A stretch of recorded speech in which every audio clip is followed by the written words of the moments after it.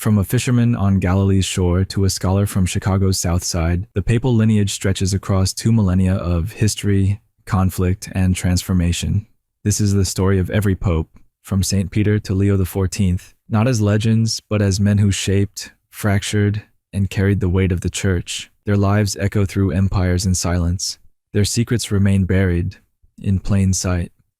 1. St. Peter. The first in the long line of popes, St. Peter occupies a foundational place not only in Catholic theology, but in the historical memory of the Church. He was a fisherman by trade, originally named Simon, who lived in the Galilean town of Bethsaida. According to the Gospels, he was among the first disciples called by Jesus. Christ later gave him the name Peter, Petros in Greek, meaning rock, and declared that on this rock he would build his church. This moment, recorded in the Gospel of Matthew, is seen by the Catholic Church as the moment Peter was appointed as the first bishop of Rome, and by extension, the first pope.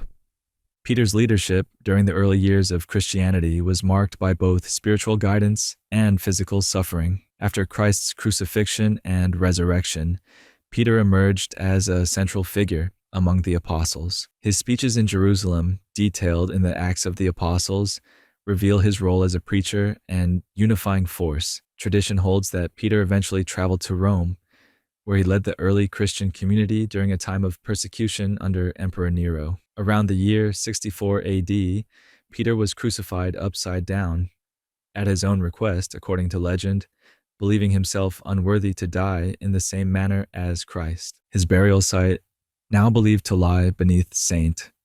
Peter's Basilica in Vatican City, became a place of pilgrimage. His legacy as a martyr and spiritual leader established a precedent for the spiritual authority of the Bishop of Rome that would extend across centuries. The succession after Peter would not only preserve his memory, but also confront the challenges of guiding a growing and persecuted faith, one that would soon pass into the hands of Linus, second Pope Linus. Pope Linus, traditionally considered the second Bishop of Rome, succeeded St. Peter and led the Church during a critical period of survival and consolidation.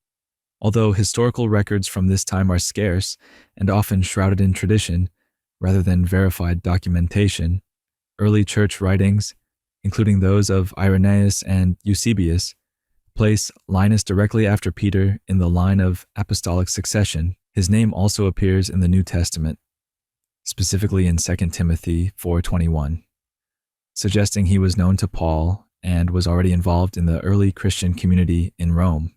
Linus's papacy is believed to have begun around the year 67 AD and lasted until roughly 76 AD. This was a period of mounting persecution against Christians under Roman imperial rule, especially in the aftermath of Nero's aggression. Linus is traditionally credited with organizing the Christian community in Rome more formally, perhaps introducing protocols around liturgical practice and clerical structure. Some accounts attribute to him the rule that women should cover their heads in church, though such claims are impossible to verify with certainty. While much of Linus's life and work remain elusive, his position immediately following Peter affirms the emerging institutional continuity of the Church. The Church's ability to name him at all is itself a testament to its organizational memory, even during periods of intense adversity. The burden of holding this fragile community together in the face of persecution would fall next to Anacletus, a name lesser known, but essential in the endurance of Rome's early Christian leadership. Third Pope Anacletus. Pope Anacletus, also referred to as Cletus in various early sources, served as the third Bishop of Rome. His pontificate, estimated to span from approximately 76 AD to 88 AD, marked another chapter in the Church's evolution from an informal network of believers into a more structured religious institution. Anacletus is often viewed as a transitional figure, his leadership taking place in the lingering shadow of both Peter and Linus, yet beginning to take on responsibilities that looked more like the role of a modern bishop. According to early church tradition, Anacletus was of Greek origin, and he is credited with having divided the city of Rome into distinct parishes for administrative and pastoral purposes, a step toward creating a system of ecclesiastical governance. He is also said to have ordained numerous priests, underscoring a growing emphasis on apostolic succession and clerical hierarchy. His name appears in the Roman canon of the Mass, indicating the level of reverence he eventually attained within church liturgy. Though details of his martyrdom are uncertain, he is traditionally believed to have died for the faith, continuing the precedent set by Peter. The respect afforded to him in early liturgical prayers speaks to his significance during a time when formal records were minimal, but memory was deeply ritualized. As the Christian identity solidified in the Roman Empire's capital, Anacletus would pass the mantle to Clement I, a pope whose writings would echo through centuries of Christian thought. Fourth Pope Clement I. Pope Clement I, also known as Saint Clement of Rome, was the fourth pope and one of the most significant figures in the earliest era of the Church. His papacy, likely from 88 AD to 99 AD, is notable for the letter known as the First Epistle of Clement, written to the Church in Corinth. This text is considered one of the earliest examples of papal intervention in another Christian community's internal affairs, and is highly valued for its theological insight and literary quality. In his epistle, Clement addresses divisions within the Corinthian Church, calling for unity and the restoration of its deposed presbyters. He appeals not only to Scripture, but to the apostolic tradition handed down from Peter and Paul, who, according to the letter, had both preached and suffered in Rome. The epistle reflects a developing concept of Roman primacy, that the Bishop of Rome could offer guidance and correction even to distant Christian communities. Its tone of calm authority and appeal to order helped establish a model for future papal letters and decisions. Though later tradition holds that Clement was martyred, allegedly tied to an anchor and cast into the sea, this story cannot be definitively proven. Nonetheless, his spiritual authority and intellectual legacy have endured. His letter remained influential enough to be included in some early Christian scriptural collections, indicating the weight of his voice among the early church fathers. Following Clement, the church would be led by Evaristus, whose quieter legacy would unfold under continued imperial hostility and mounting organizational needs. Fifth Pope Evaristus. Pope Evaristus, the fifth bishop of Rome, led the church during the reigns of Roman emperors Domitian and Trajan, years that saw the ongoing marginalization and persecution of Christians within the empire. His papacy is estimated to have occurred between 99 AD and 107 AD. Though direct evidence of his actions remains scarce, later church tradition assigns to him several key organizational developments that continued the institutional trajectory initiated by his predecessors. Evaristus is often credited with further structuring the Roman Church by appointing presbyters to specific duties and assigning deacons to particular regions of the city, a gesture toward the growing complexity of a community, transitioning from a persecuted sect into a more centralized faith. It is also believed he divided Rome into titles, or parishes, for the administration of pastoral care, laying groundwork that would persist in the church's governing model. Some traditions also hold that he instituted the practice of bishops consecrating other bishops, reinforcing the principle of apostolic succession and the sacred continuity of clerical authority. Evaristus is believed to have been martyred, although, as with many early popes, exact details are uncertain. His burial near the body of St. Peter on Vatican Hill was later recorded by early martyrologies, attesting to the esteem in which he was held. The mantle of leadership then passed to Alexander I, whose name would become entwined with early liturgical reforms and the evolving sacramental life of the Church. Sixth Pope Alexander I. Pope Alexander I, who served from approximately 107 AD to 115 AD, is remembered as the sixth successor to St. Peter, and as a figure traditionally associated with several innovations in church liturgy, though the historicity of many of these attributions remains debated. Born in Rome, Alexander's papacy took place under Emperor Trajan and the early years of Hadrian, a time when the practice of Christianity remained formally illegal and often subject to localized persecution. According to later tradition, Alexander introduced the use of holy water mixed with salt for the purification of Christian homes and people. He is also said to have instituted parts of the Eucharistic prayer now known as the Roman Canon, including elements of the consecration formula. While scholars question whether these reforms can definitively be attributed to Alexander himself, their association with his name suggests the beginnings of a conscious effort to define liturgical identity and differentiate Christian worship from both Jewish traditions and pagan rites. His martyrdom is a matter of legend rather than verifiable fact, but his feast day and veneration in the Roman martyrology indicate that he was considered a holy and significant leader.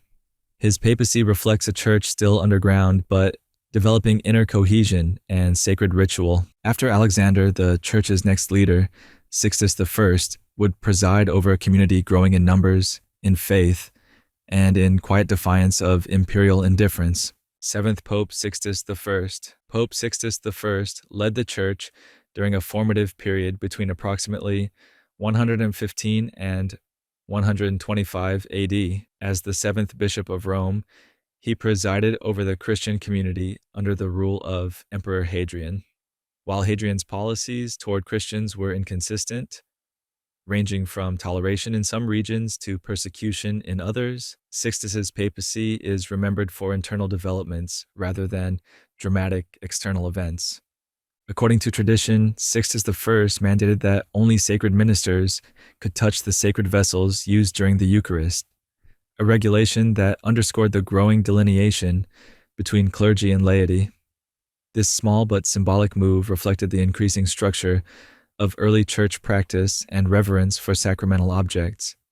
He is also thought to have required bishops to issue written authorization for the celebration of the Mass, reinforcing hierarchical order within the Church. These measures marked a shift from the informal gatherings of early Christians to a more uniform and disciplined community. Sixtus I is believed to have been buried near St. Peter, continuing the tradition of honoring papal predecessors with proximity to the Apostles' tomb. Though historical details are minimal, his name endured in early church calendars, confirming his place in the lineage of Rome's bishops. His successor, Telesphorus, would bring with him both military discipline and spiritual rigor, qualities forged in a background distinct from those who had come before. 8. Pope Telesphorus. Pope Telesphorus served as the 8th bishop of Rome, with a papacy generally dated from around 125 to the 136 AD. He is unique among the early popes in that he was of Greek origin, possibly from Calabria, and, according to some accounts, a former hermit who had lived in strict asceticism before taking on the responsibilities of the papal office. His background suggests a man of deep spiritual discipline, shaped by solitude and contemplation, qualities that left a notable mark on the emerging Christian liturgical calendar. Telesphorus is traditionally credited with instituting the celebration of Christmas at midnight, a practice that would become central to Christian observance of the Nativity. He is also thought to have introduced the singing of the Gloria in Excelsis Deo during the liturgy, though such attributions, while plausible, are difficult to confirm historically.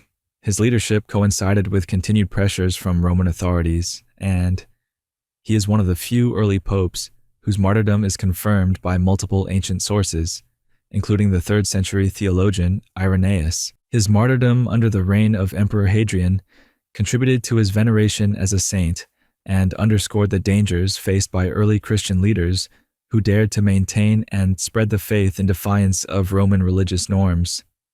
Telesphorus's efforts to institutionalize key Christian observances point to a church becoming more confident in its identity, even under threat. After Telesphorus, the church would look to Pope Hyginus, whose brief but complex tenure would attempt to bring theological disputes and hierarchical tensions under control. 9th Pope Hyginus. Pope Hyginus assumed the papacy around 136 AD and served until approximately 140 AD. Born in Athens, his Greek heritage introduced a philosophical dimension to his leadership during a time when the church was grappling not only with external persecution but also with internal challenges to orthodoxy. His papacy occurred during the reign of Emperor Antoninus Pius, a relatively calm period politically, but one that exposed the church to new ideological threats as it expanded in influence and population. One of Hyginus's principal concerns was the rise of heretical movements, especially Gnosticism, which proposed a dualistic universe in which material reality was inherently evil and salvation was reserved for those with hidden esoteric knowledge. Two significant Gnostic teachers, Valentinus and Serdo, were active in Rome during his time. Hyginus resisted these teachings and worked to affirm the unity of God and the goodness of creation, defending doctrines that would later be central to the Church's formal theology. He is also said to have defined the hierarchical roles of bishops, priests, and deacons more clearly, further solidifying the clerical structure of the early Church. Though martyrologies list him as a martyr, evidence is inconclusive. Nonetheless, his contributions to ecclesiastical order and doctrinal clarity helped stabilize the Church during a time of growing internal fragmentation. This struggle for clarity and continuity would be carried forward by Pope Pius I, a figure whose theological firmness and enduring legacy would extend deep into the doctrinal backbone of early Christianity. 10th Pope Pius I. Pope Pius I reigned from around 140 to 154 AD and stands out as one of the first popes whose leadership straddled a church growing not only in numbers but in doctrinal complexity. Likely born in Aquileia, a city in what is now northern Italy, he is believed to have been the brother of Hermas, the author of The Shepherd, an early Christian text that blends apocalyptic visions, ethical exhortation, and allegorical imagery. Though the book was never accepted into the New Testament canon, its popularity at the time reflects the vibrant theological experimentation that surrounded Pius's tenure. During his papacy, Pius I is credited with opposing several Gnostic and heretical sects, continuing the work of Hyginus in confronting doctrines that deviated from apostolic teaching. He oversaw the formulation of clearer Christological doctrine, particularly on the nature of Christ, as both fully divine and fully human, which became necessary in response to Docetism and Marcionism. Marcion, a radical figure active in Rome during this period, sought to create a Christianity stripped of its Jewish roots and its association with the Old Testament. Pius I rejected this effort and is believed to have excommunicated Marcion, reinforcing the continuity between the Jewish scriptures and the Christian message. Liturgically, Pius I may have been involved in setting Easter's celebration as a distinct Christian observance, further shaping the rhythm of Christian worship. His administrative and theological decisions reflect a church beginning to see itself as a universal body with authoritative teachings. The questions of doctrine and identity Pius addressed would only deepen with his successor, Pope Anicetus, a man whose name would become tied to one of the earliest major debates within the church, the calculation of Easter. Pope Anicetus. Pope Anicetus held the office of Bishop of Rome from approximately 154 to 167 AD, a period marked by subtle shifts in the Church's internal power dynamics and early stirrings of theological standardization. He was a Syrian by birth, most likely from Emesa, adding to the growing diversity among early pontiffs. His tenure was largely defined by his efforts to defend orthodoxy and resolve one of the first liturgical disputes to gain wide attention in Christian communities: the dating of Easter.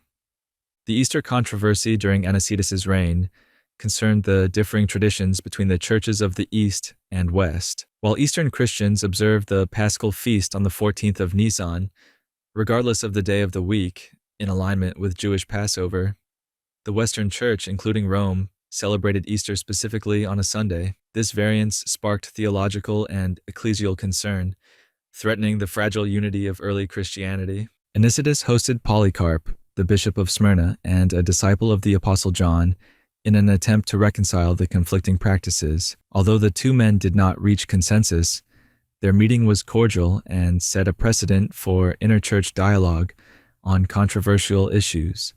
Anicetus's willingness to entertain open discourse, even without resolving the debate, demonstrated a maturing leadership that prioritized cohesion over uniformity. Despite his theological convictions, Anicetus is traditionally believed to have died a martyr, a claim that continues to lack historical verification. Still, his papacy stands as a turning point, bridging apostolic memory with emerging doctrinal institutionalism. Following him came Soter, a pope remembered not only for his policies on church discipline, but also for deepening the church's sacramental language. in a time when unity needed more than just common dates. It needed shared meaning. 12th Pope Soter. Pope Soter served as Bishop of Rome from around 167 to 174 AD during the rule of Emperor Marcus Aurelius, a philosopher-emperor under whom persecution of Christians quietly escalated. The papacy of Soter is often overshadowed by flashier theological disputes of his predecessors and successors, but his contributions reveal an evolution in the Church's understanding of both its pastoral duties and sacramental life. Soter is credited with issuing formal instructions on Christian morality and the proper administration of sacraments, especially concerning who was eligible to perform and receive them. He insisted that the Eucharist could only be received by those whose lives were consistent with Church teachings, a boundary-setting move aimed at reinforcing moral cohesion. The sacrament was no longer just a ritual meal. It was becoming a litmus test for communal belonging and spiritual integrity. Soter's correspondence with other Christian communities, especially his letter to the Church in Corinth, emphasized Rome's growing role as a central moral and doctrinal authority. In it, he expressed gratitude for their charitable acts, while urging vigilance against theological laxity. This shows an emerging Roman papacy asserting itself not merely as a symbolic leader, but as an active pastoral voice for the wider Christian world.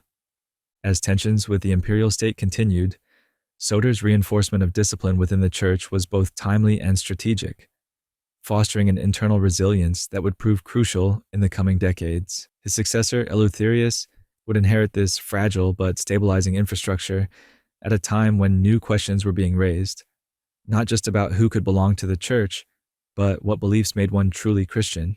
13th Pope Eleutherius. Pope Eleutherius governed the Church between approximately 174 and 189 AD, a tenure that straddled the end of Marcus Aurelius's reign and the ascension of Commodus, a time of transition for both Rome and Christianity. Eleutherius was Greek by origin, and his papacy is marked by a notable milestone in the growing theological dialogue within the Church, the developing criteria for orthodoxy in a faith increasingly beset by heresy. Among the more enduring legacies attributed to Eleutherius is his stance on dietary laws. According to a letter preserved by later writers, he affirmed that Christians were not bound by Jewish dietary restrictions, an important declaration at a time when the faith was still closely associated with its Jewish roots. By lifting these restrictions, Eleutherius helped carve out a more distinct Christian identity, reinforcing the sense of separation from the Old Covenant and aligning with the Pauline vision of a universal church unrestricted by Mosaic law. His papacy also coincided with the rise of Montanism, a prophetic movement out of Phrygia that claimed the Holy Spirit was revealing new truths through its charismatic leaders. Montanus and his followers prophesied the imminent end of the world and called for extreme asceticism. Eleutherius was initially sympathetic, but ultimately distanced the Church from the movement, reaffirming Rome's role as the arbiter of doctrinal legitimacy. Though little is known about his death, Eleutherius is venerated as a saint, and his name is remembered as one who quietly but firmly shaped the contours of Christian freedom and doctrinal boundaries. The question of orthodoxy, however, would become even more pressing for his successor, Victor I, who would face head-on the limits of unity in a church more global and conflicted than ever before. 14th Pope Victor I. Pope Victor I, who held the papacy from approximately 189 to 190 AD, was a significant figure in the Roman Church's shift toward greater assertiveness and centralization. Born in the Roman province of Africa, likely in what is now modern-day Tunisia or Libya, Victor was the first pope of African origin, marking the growing ethnic and geographical diversity of early Christian leadership. His papacy is most famous for its role in the Quartodeciman controversy, a doctrinal and political struggle over the correct date to celebrate Easter, which had long divided Christians in the East and West. Victor sought to enforce the Roman practice of observing Easter on Sunday, rather than the 14th of Nisan as maintained by the churches in Asia Minor. When leaders like Polycrates of Ephesus resisted, Victor attempted to excommunicate their communities. This move provoked considerable backlash, even from prominent bishops like Irenaeus of Lyon, who urged Victor to pursue peace over uniformity. Although Victor ultimately backed down, the episode is historically significant. It was the first known instance of the Bishop of Rome asserting such disciplinary power over other Christian communities, foreshadowing the central authority the papacy would later wield. Victor's papacy also saw developments in liturgical language and practice. He may have been the first pope to conduct Christian rites in Latin rather than Greek, reflecting the changing linguistic landscape of Roman Christianity. His decisions position Rome not just as a symbolic center, but as a doctrinal compass for an increasingly widespread church. Victor's boldness set a precedent for future popes, but also sparked tensions that would outlast him. His successor, Zephyrinus, would inherit a church more assertive in Rome, yet deeply unsettled by theological rifts that questioned the very nature of Christ. 15th Pope Zephyrinus. Pope Zephyrinus reigned from about 199 to 217 AD, a lengthy and tumultuous papacy that intersected with significant doctrinal crises. A Roman by birth, Zephyrinus is often portrayed by ancient critics as a passive and indecisive leader, especially in the writings of Hippolytus, who would later break with the church and become the first antipope. Yet this reputation belies the complexity of Zephyrinus's position. He led the church at a time when it was expanding, diversifying, and struggling with internal definitions of orthodoxy in the face of philosophical heresies. The central challenge of Zephyrinus's tenure was the Christological controversy posed by modalism, also known as Sabellianism, which denied the distinct persons of the Trinity by asserting that the Father, Son, and Holy Spirit were merely modes of the same divine being. Zephyrinus, alongside his deacon Callixtus, tried to walk a fine line, condemning heresy while maintaining unity within the church. His refusal to fully alienate the modalists earned him harsh criticism from theologians like Hippolytus, who accused him of doctrinal weakness. But to label Zephyrinus a failure is to misunderstand the scope of his papacy. He preserved the cohesion of the Roman Church during a theological minefield, established clearer lines of ecclesial authority, and likely oversaw the early development of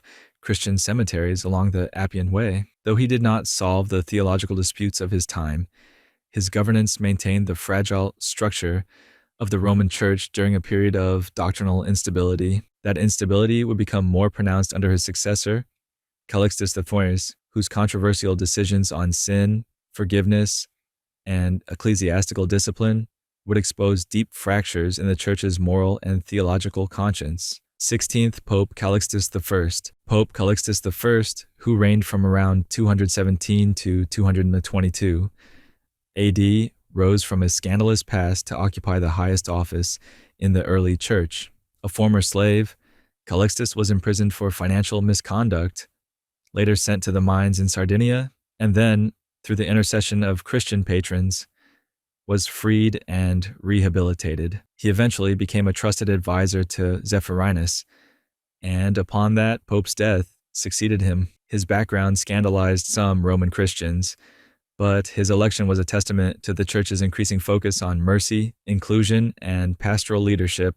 Callixtus's papacy was marked by fierce controversy. He took a radically inclusive stance on forgiveness, advocating for the readmittance of serious sinners, including those guilty of adultery and murder, after proper penance.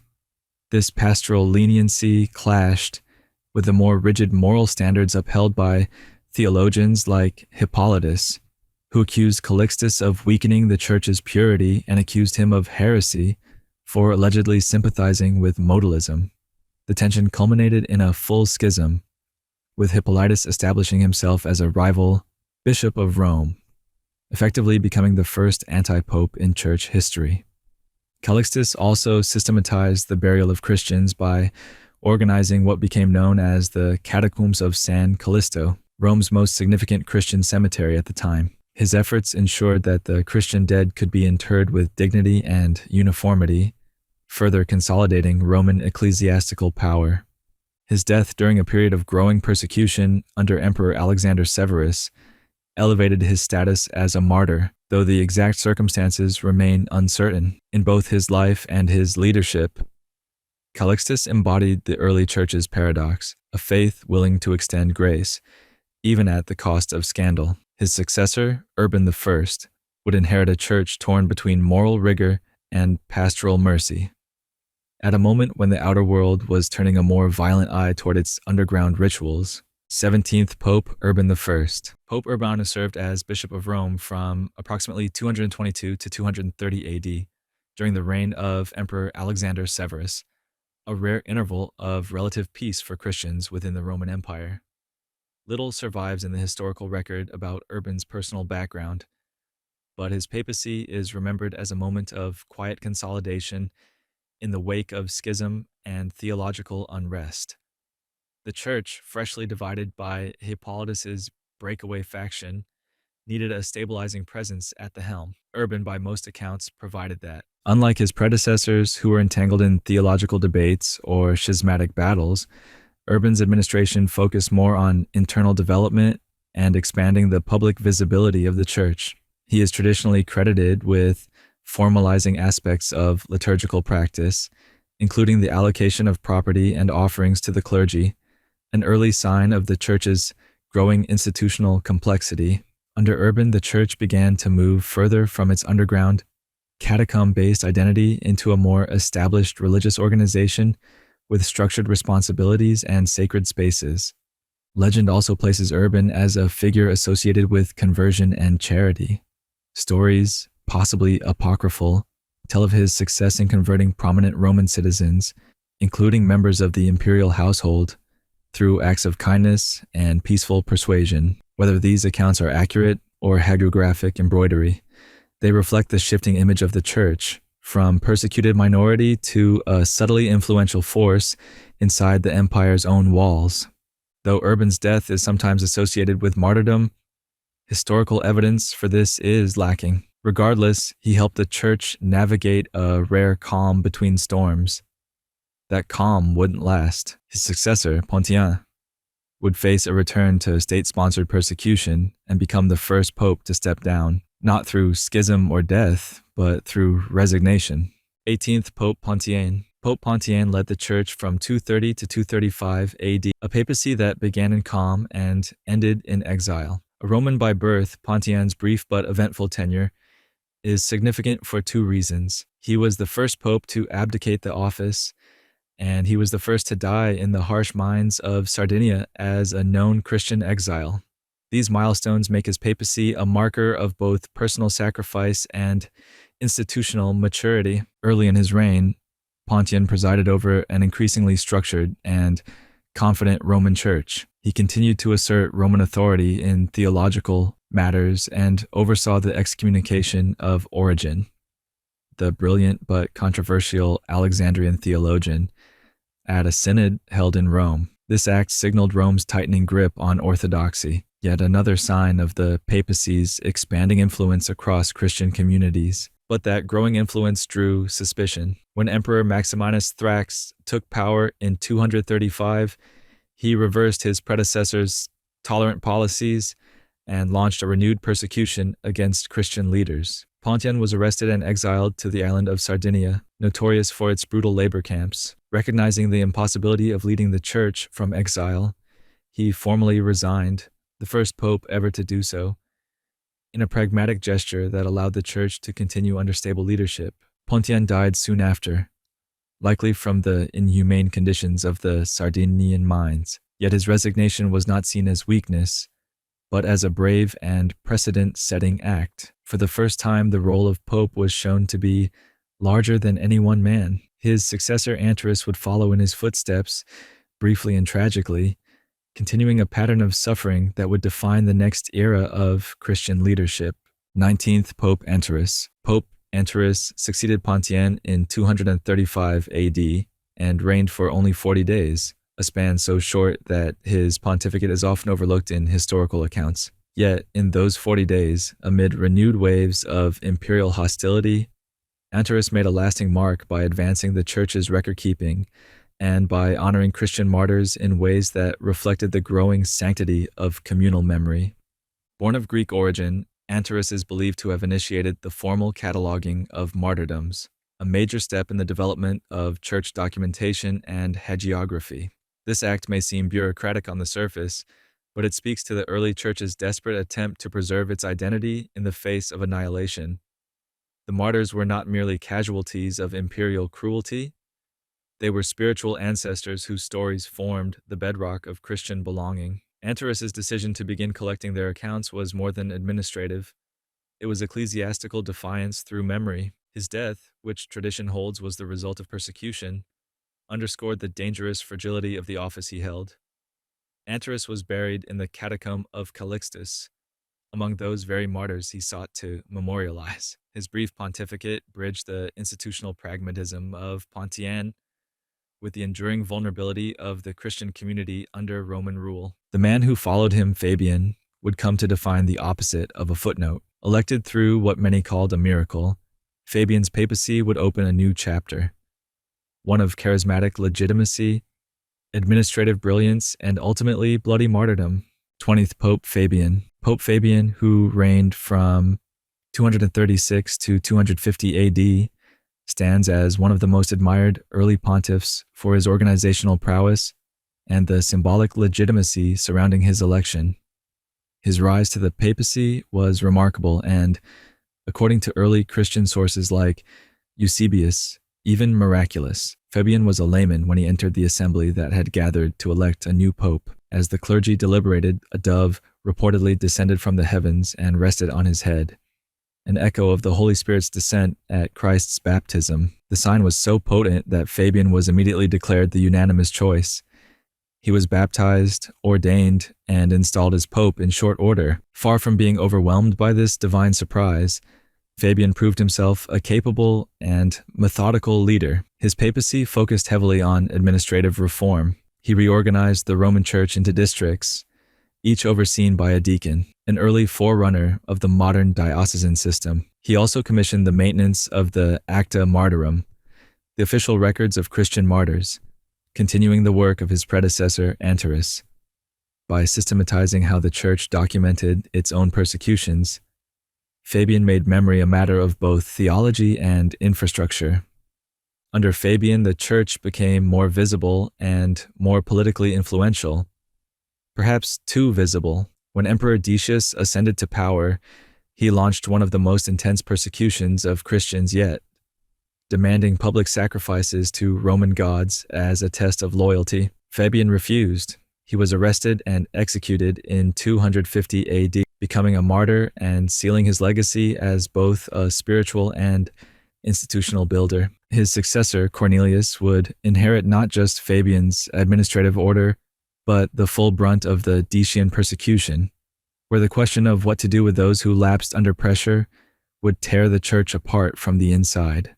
21st Pope Cornelius. Pope Cornelius served as Bishop of Rome from 251 to 253 AD during one of the most theologically divisive and emotionally charged moments in early church history. Elected in the immediate aftermath of Fabian's martyrdom and the trauma of the Decian persecution, Cornelius faced a fractured and uncertain Christian community. Thousands of believers had apostatized under duress, offering sacrifices to pagan gods to avoid death.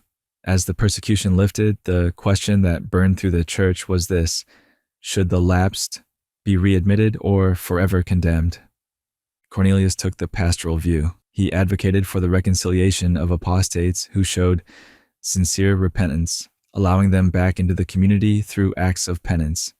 This position enraged the rigorous faction, led by Novatian, a Roman priest who saw any compromise as a betrayal of the faith. Novatian declared himself pope and was quickly excommunicated, becoming the second major anti-pope in church history. The schism between the lenient majority and the unyielding minority exposed just how deeply persecution had wounded the church's moral conscience. Despite the controversy, Cornelius's stance prevailed. Supported by bishops like Cyprian of Carthage, he emphasized mercy over purity, community over exclusion. His papacy set the precedent for the church's approach to post-persecution reconciliation, a theology of healing rather than permanent exile. But the calm did not last. Emperor Gallus renewed persecution, and Cornelius was exiled to Centum Cellae, modern Civitavecchia, where he died in 253 AD, likely from the harsh conditions. His death was honored as martyrdom, and he was buried in the catacomb of Callixtus, beside the bones of his papal forebears.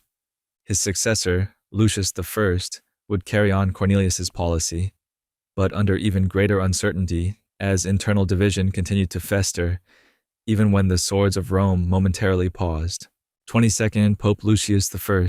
Pope Lucius I ascended to the papacy in 253 AD, following the exile and death of Cornelius. His reign was brief, only 8 months, but fell at a delicate moment when the Church was still recovering from the trauma of persecution and the internal fracture caused by the Novatianist schism. Lucius inherited not just a theological dispute, but the burden of spiritual triage. How to lead a broken community still bleeding from state-sponsored violence and personal betrayal. Almost immediately after his election, Lucius was arrested by Roman authorities and exiled, just as his predecessor had been. Yet, unlike Cornelius, Lucius returned. The precise circumstances of his release are unknown, but some sources suggest a temporary lapse in persecution under Emperor Valerian. Upon his return to Rome, Lucius reaffirmed Cornelius's policy of readmitting lapsed Christians after appropriate penance. His actions further entrenched the Church's commitment to mercy and spiritual rehabilitation, much to the continued dismay of the Novatianist faction, who still rejected any leniency toward apostates. Lucius's efforts were celebrated by contemporaries like Cyprian of Carthage, who praised his firmness and pastoral care. Though he died not long after returning from exile, likely of natural causes, he was venerated as a confessor of the faith, a title given to those who suffered for Christ but did not die directly by martyrdom. The brief light of Lucius's leadership faded quickly, but it helped cement the Church's direction in dealing with post-persecution crises.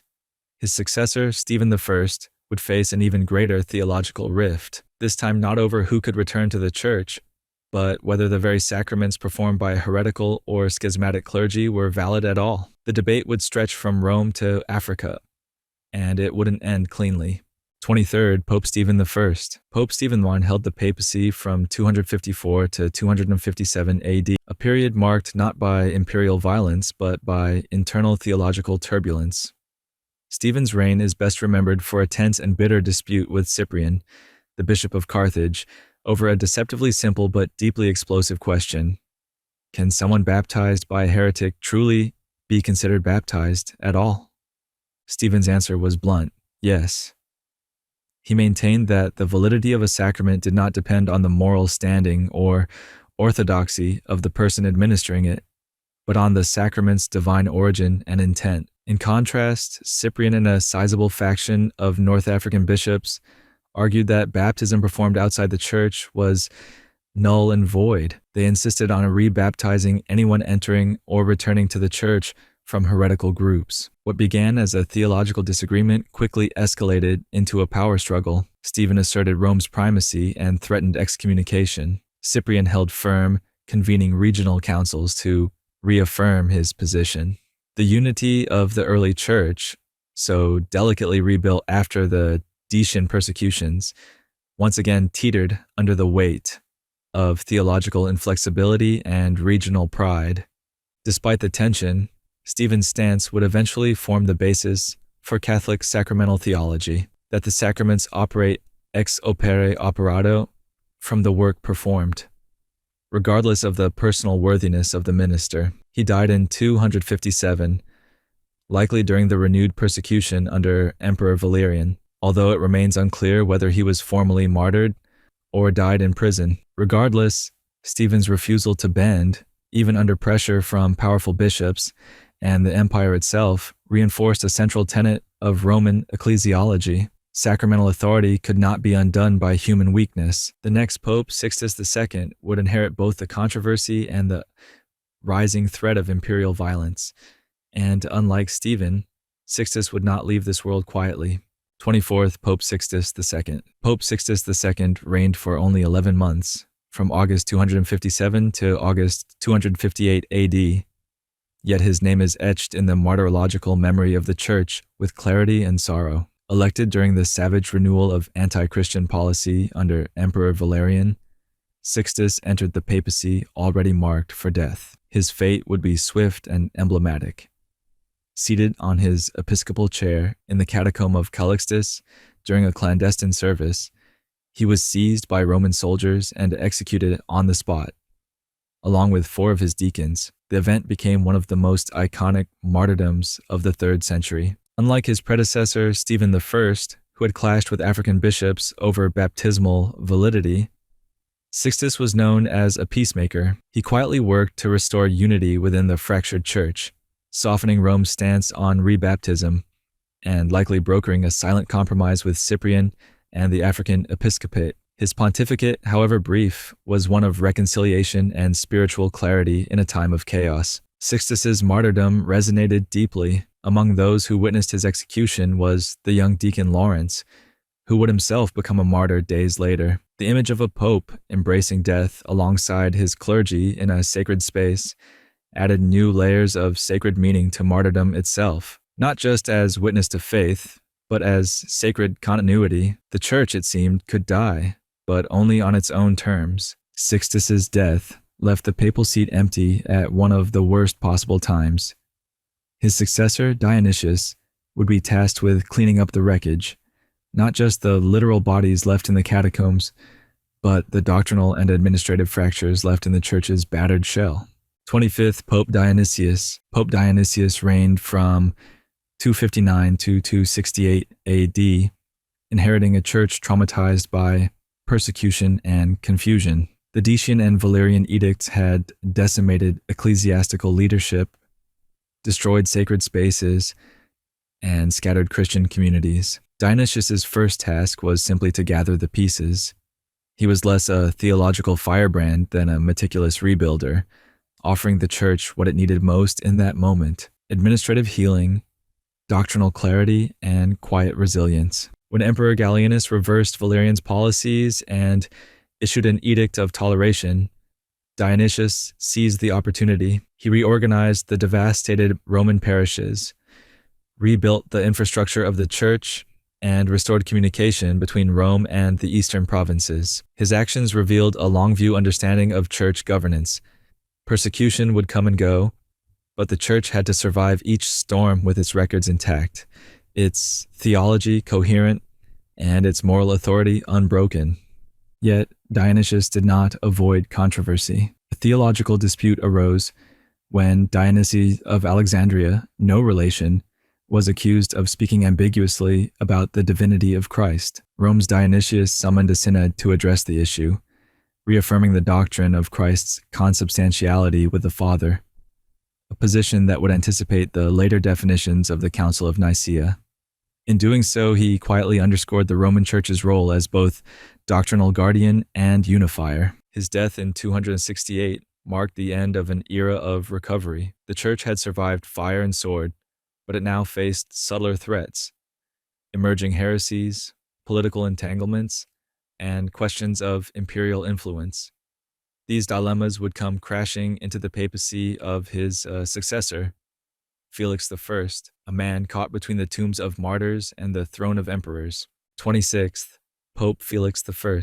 Pope Felix of Brands governed the church from 269 to 274 AD, during a critical period in which imperial politics and theological speculation intertwined in new, increasingly destabilizing ways. The age of open persecution had momentarily abated, but beneath that uneasy peace lay deeper tensions about the church's very self-definition, particularly its understanding of Christ, his nature, and his relationship to God the Father. Felix's papacy would be shaped by these intellectual pressures, as well as by the political shadow of a powerful and unpredictable empire. One of the most notable controversies of his time was the growing influence of Paul of Samosata, the Bishop of Antioch. Paul taught a form of adoptionism, essentially that Jesus was born a mere man and only became divine by the indwelling of the Logos. This doctrine threatened the emerging consensus about Christ's eternal divinity, and it alarmed theologians across the empire. A synod at Antioch condemned Paul's teachings and deposed him, but the political situation muddied the waters. The Roman Emperor Aurelian sided with the synod, but not for theological reasons. He simply wanted order, and A bishop whom other bishops rejected was too much of a liability. Felix III supported the synod's conclusions and reaffirmed the doctrine that Christ is of one substance with the Father, an articulation that foreshadowed the decisive language of the later Nicene Creed. This seemingly simple affirmation placed Rome at the theological vanguard and asserted its doctrinal authority over one of the Church's oldest and most significant episcopal sees. Felix also formalized the practice of celebrating the Eucharist over the tombs of martyrs, further blending liturgy, memory, and place in a way that would define Christian worship for centuries. Though not martyred, Felix died during a time of instability and was later venerated as a saint. His efforts to defend orthodoxy under imperial scrutiny would prove prophetic. The next pope, Eutychian, would inherit a church still unsure of whether it was building a new world or simply surviving the whims of an old one. 27th Pope Eutychian. Pope Eutychian reigned from 275 to 283 AD, a relatively quiet papacy on the surface, but one marked by subtle shifts in the Church's culture of memory and authority. Very little is known about Eutychian with certainty, and that lack of clarity has made his legacy something of a palimpsest, written over, reinterpreted, and in some ways lost to time. Yet, in the absence of hard data, the whispers of tradition often reveal deeper truths. Eutychian is remembered, rightly or wrongly, for instituting the practice of blessing agricultural produce, particularly grapes and beans. While this may sound trivial to modern ears, such a move reflected a significant evolution, the merging of Christian liturgy with agrarian life. In an era when Christians were beginning to reassert their presence in daily Roman society, not just in catacombs or secret masses, but in the open rhythms of rural labor, this act symbolized a slow sanctification of the ordinary. Earthly toil, under Eutychian, became worthy of divine blessing. He is also credited, perhaps apocryphally, with personally bearing hundreds of martyrs, a claim likely exaggerated, yet one that speaks to the era's psychological need to honor its dead. The age of frequent persecution had etched martyrdom into the DNA of Christian identity. Even in a relatively peaceful interlude, the Pope was expected to be custodian of that memory. Whether or not Eutychian buried 342 martyrs with his own hands, the legend itself reflects the Church's longing to stay rooted in sacrifice. Eutychian died in 283 and was buried in the Catacomb of Callixtus, near the bones of popes and saints. His death, quiet and undisturbed by persecution, stood in sharp contrast to what would follow. The next pope, Caius, would live through the final years before the Roman Empire turned once again with full violence against the faith it could not fully comprehend. 28th, Pope Caius. Pope Caius, who held the pontificate from 283 to 296 AD, stands as a transitional figure, a man whose papacy quietly preceded the storm of the Diocletian persecution, yet bore the gathering clouds in his bones. He reigned during a time when Christianity was increasingly visible, tolerated in some quarters and feared in others. This liminal position between acceptance and annihilation defined much of his tenure, and his name would later echo as both a warning and a reassurance in church memory. Caius, sometimes called Gaius, in earlier records was traditionally believed to be related to Emperor Diocletian, though this is likely a pious embellishment. What's more certain is that he oversaw a church that was beginning to develop clearer structures of clerical advancement. Under his administration, the sequence of ecclesiastical orders, porter, lector, exorcist, acolyte, subdeacon, deacon, and priest, was formalized as a ladder toward the episcopate. This stratification wasn't just bureaucratic, it reflected a growing self-awareness within the church of its institutional identity. If martyrdom had once been the ultimate expression of faith, now so too was orderly service. Caius was also reportedly responsible for establishing that bishops should not be appointed without rising through the prior ranks, perhaps an effort to ensure that spiritual authority came with lived experience. This move toward internal rigor was likely in anticipation of external pressure. By the end of his papacy, tensions with the imperial system were mounting, and Diocletian's reign, while initially tolerant, was beginning to tilt toward suspicion. Caius died in 296 and was buried in the catacomb of Callixtus. His papacy was peaceful in form but anxious in spirit, a calm before the storm. That storm would arrive with his successor, Marcellinus, under whose pontificate the Church would face one of its greatest moral catastrophes: apostasy not by the fringe, but from the center. 29th Pope Marcellinus. Pope Marcellinus served as Bishop of Rome from 296 to 304 AD, a papacy that unfolded under the shadow of the most violent and far-reaching persecution the early Church would ever endure, the Diocletian persecution. This era, which erupted in full in 303, did not just test the faith of the Church's laity, it exposed the vulnerabilities and fallibilities of its leadership. And Marcellinus, a pope once regarded as a pillar of orthodoxy, became an emblem of one of the most haunting questions in Church history: what happens when the shepherd flees the wolves? The early years of Marcellinus's pontificate were relatively stable. The Church continued its cautious integration into Roman civic life, and Christians operated more openly than ever before. But this visibility came at a cost. When Diocletian, under pressure from co-emperor Galerius, unleashed an empire-wide assault on Christian scriptures, churches, and clergy, Marcellinus was confronted with an impossible choice. According to early sources, though disputed by some, he reportedly capitulated to imperial demands and offered incense to the Roman gods. In the Christian imagination, this was not merely cowardice, it was apostasy. Yet the story does not end there. Some traditions say that Marcellinus, overwhelmed by remorse, repented and was ultimately martyred for his faith. Others maintain that he was never a traitor at all, but rather a victim of slander or confusion in chaotic times. The ambiguity of his legacy created a fracture in how the Church would define courage, failure, and redemption. For centuries, his name was left off official lists of popes, only later restored with a complex asterisk, acknowledged but not fully resolved.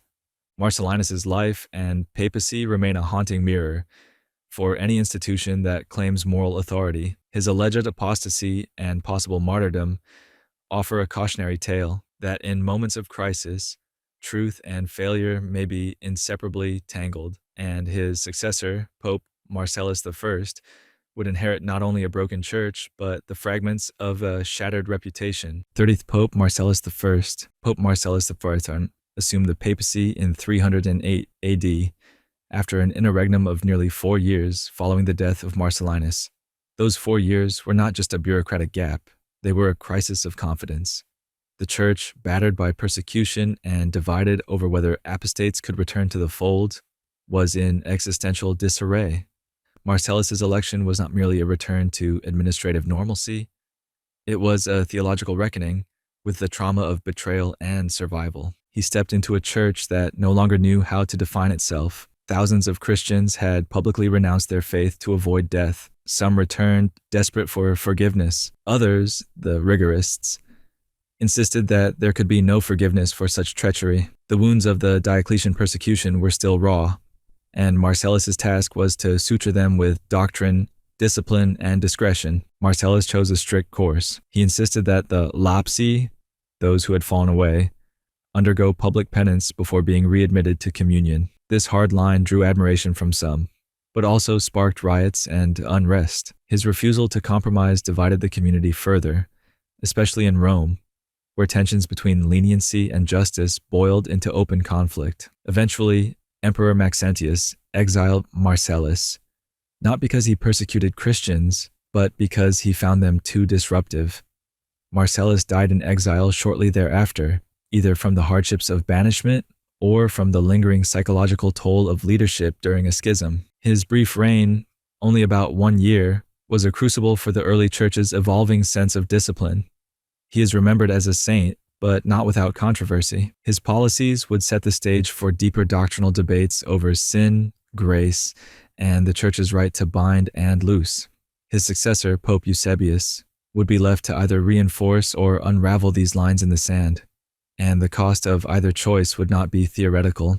31st Pope Eusebius. Pope Eusebius's tenure, lasting only a few months in 310 AD, was marked by a volatile echo of his predecessor's dilemma: how to treat the lapsi, the Christians who, under the threat of death during the Diocletian persecution, had renounced their faith.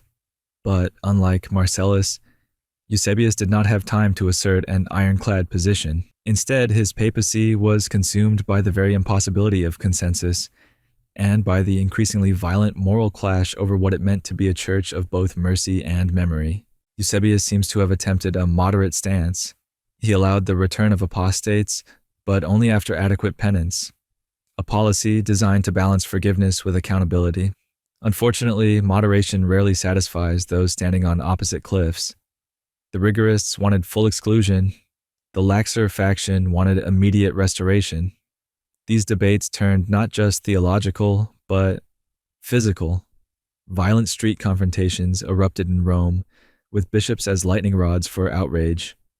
Eventually, the emperor, again Maxentius, expelled Eusebius from the city, likely to prevent civil breakdown rather than out of concern for doctrine. Eusebius died in exile in Sicily later that year, reportedly from the hardships of banishment. He was buried in the catacombs of Callixtus, and his epitaph, written by Pope Damasus decades later, framed him as a man of peace, torn apart by factions. His legacy is one of impossible arbitration, a pope trapped between justice and forgiveness, order and chaos. Though his time was short, Eusebius revealed an uncomfortable truth. Even after persecution ends, the trauma remains. The body may heal, but the memory festers. And the next pope, Miltiades, would face a church not just reeling from recent violence, but confronting a new and dizzying paradox: imperial favor.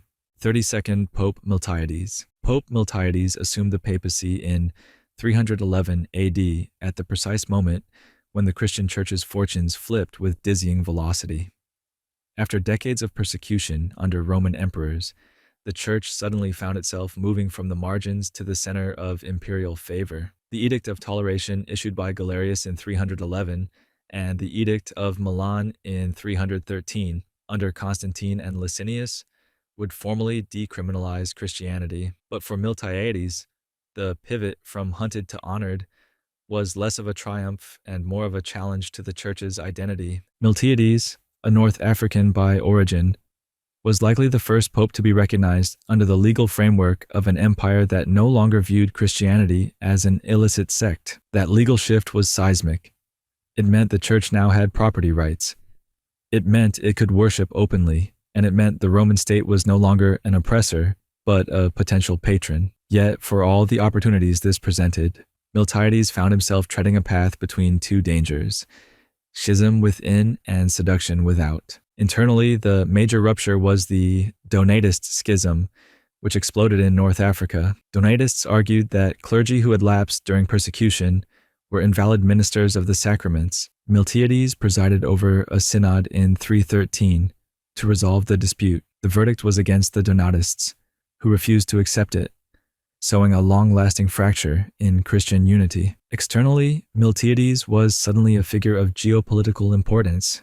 Constantine gifted the Lateran Palace to the Bishop of Rome, making Miltiades the first pope to hold it as an official residence, a symbol of the new alliance forming between altar and throne. Miltiades died in 314, having reigned for just 3 years, yet his tenure marked the dawn of a new age. No longer would the church define itself solely through martyrdom and resistance. From this point on, it would have to navigate power, privilege, and political compromise. And as his successor Sylvester I would learn, empire's embrace could be just as dangerous as its sword. 33rd Pope Sylvester I.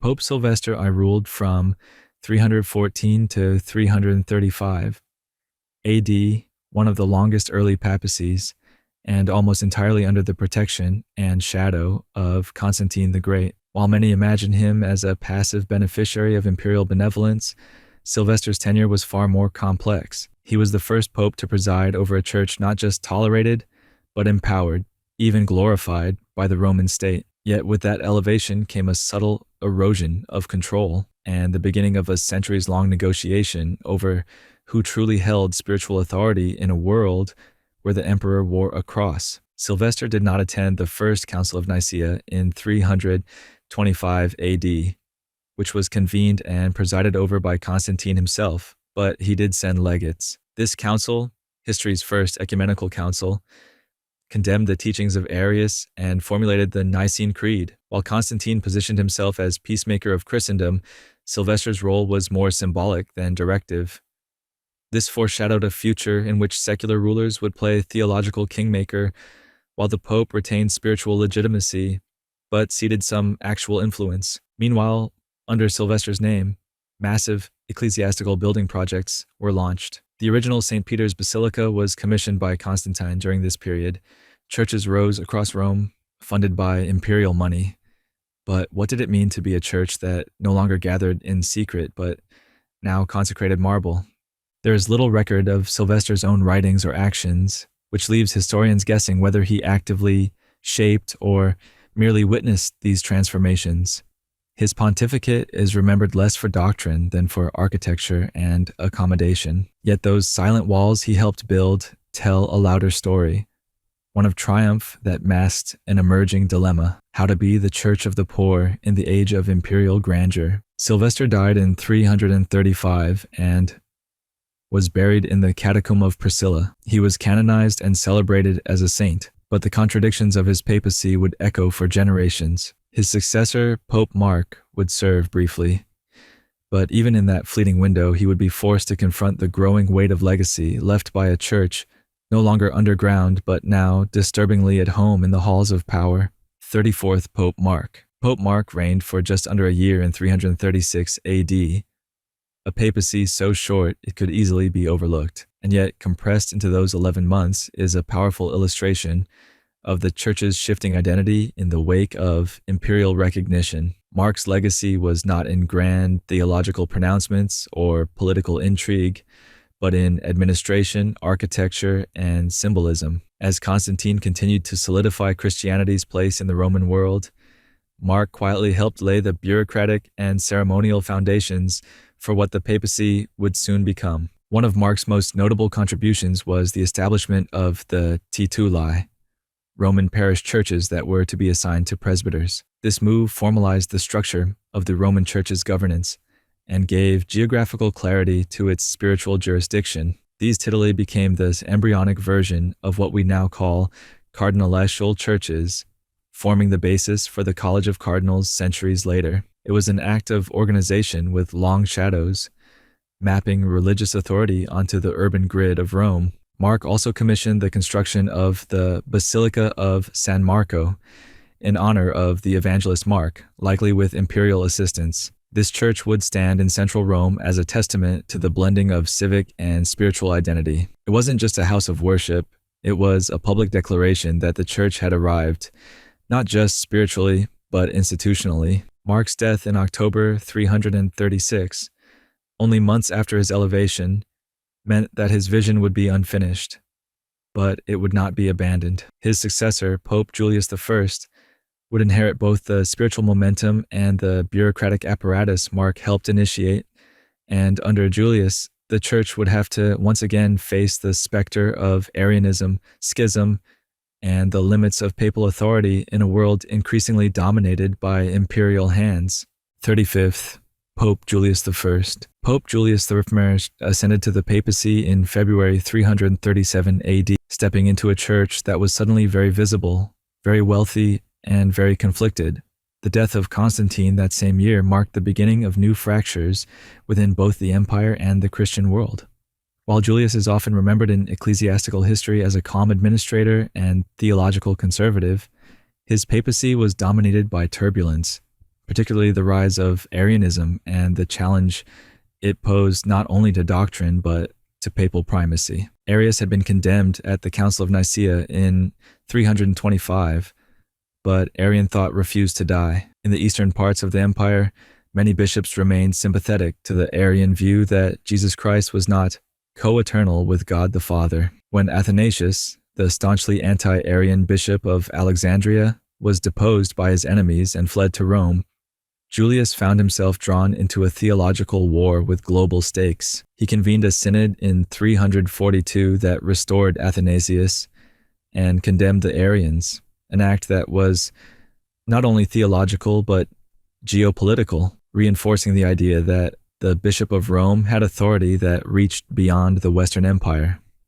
This defense of orthodoxy wasn't just about defending creeds, it was about defending the idea that the Church, not the emperor, determined theological truth. The Eastern bishops rejected Rome's intervention, leading to the Council of Sardica, which only partially succeeded in reasserting papal influence in the East. Nevertheless, Julius's papacy laid groundwork for the Roman bishops' claim to final authority, a claim that would slowly evolve into the doctrine of papal supremacy. Julius also helped formalize the Christian liturgical calendar, solidifying December 25th as the date to celebrate the birth of Christ, a decision rooted as much in symbolic competition with pagan festivals as in theological reasoning. His commitment to order and clarity in liturgical life was mirrored in his ecclesiastical appointments and his support of building projects that expanded the Roman Church's infrastructure.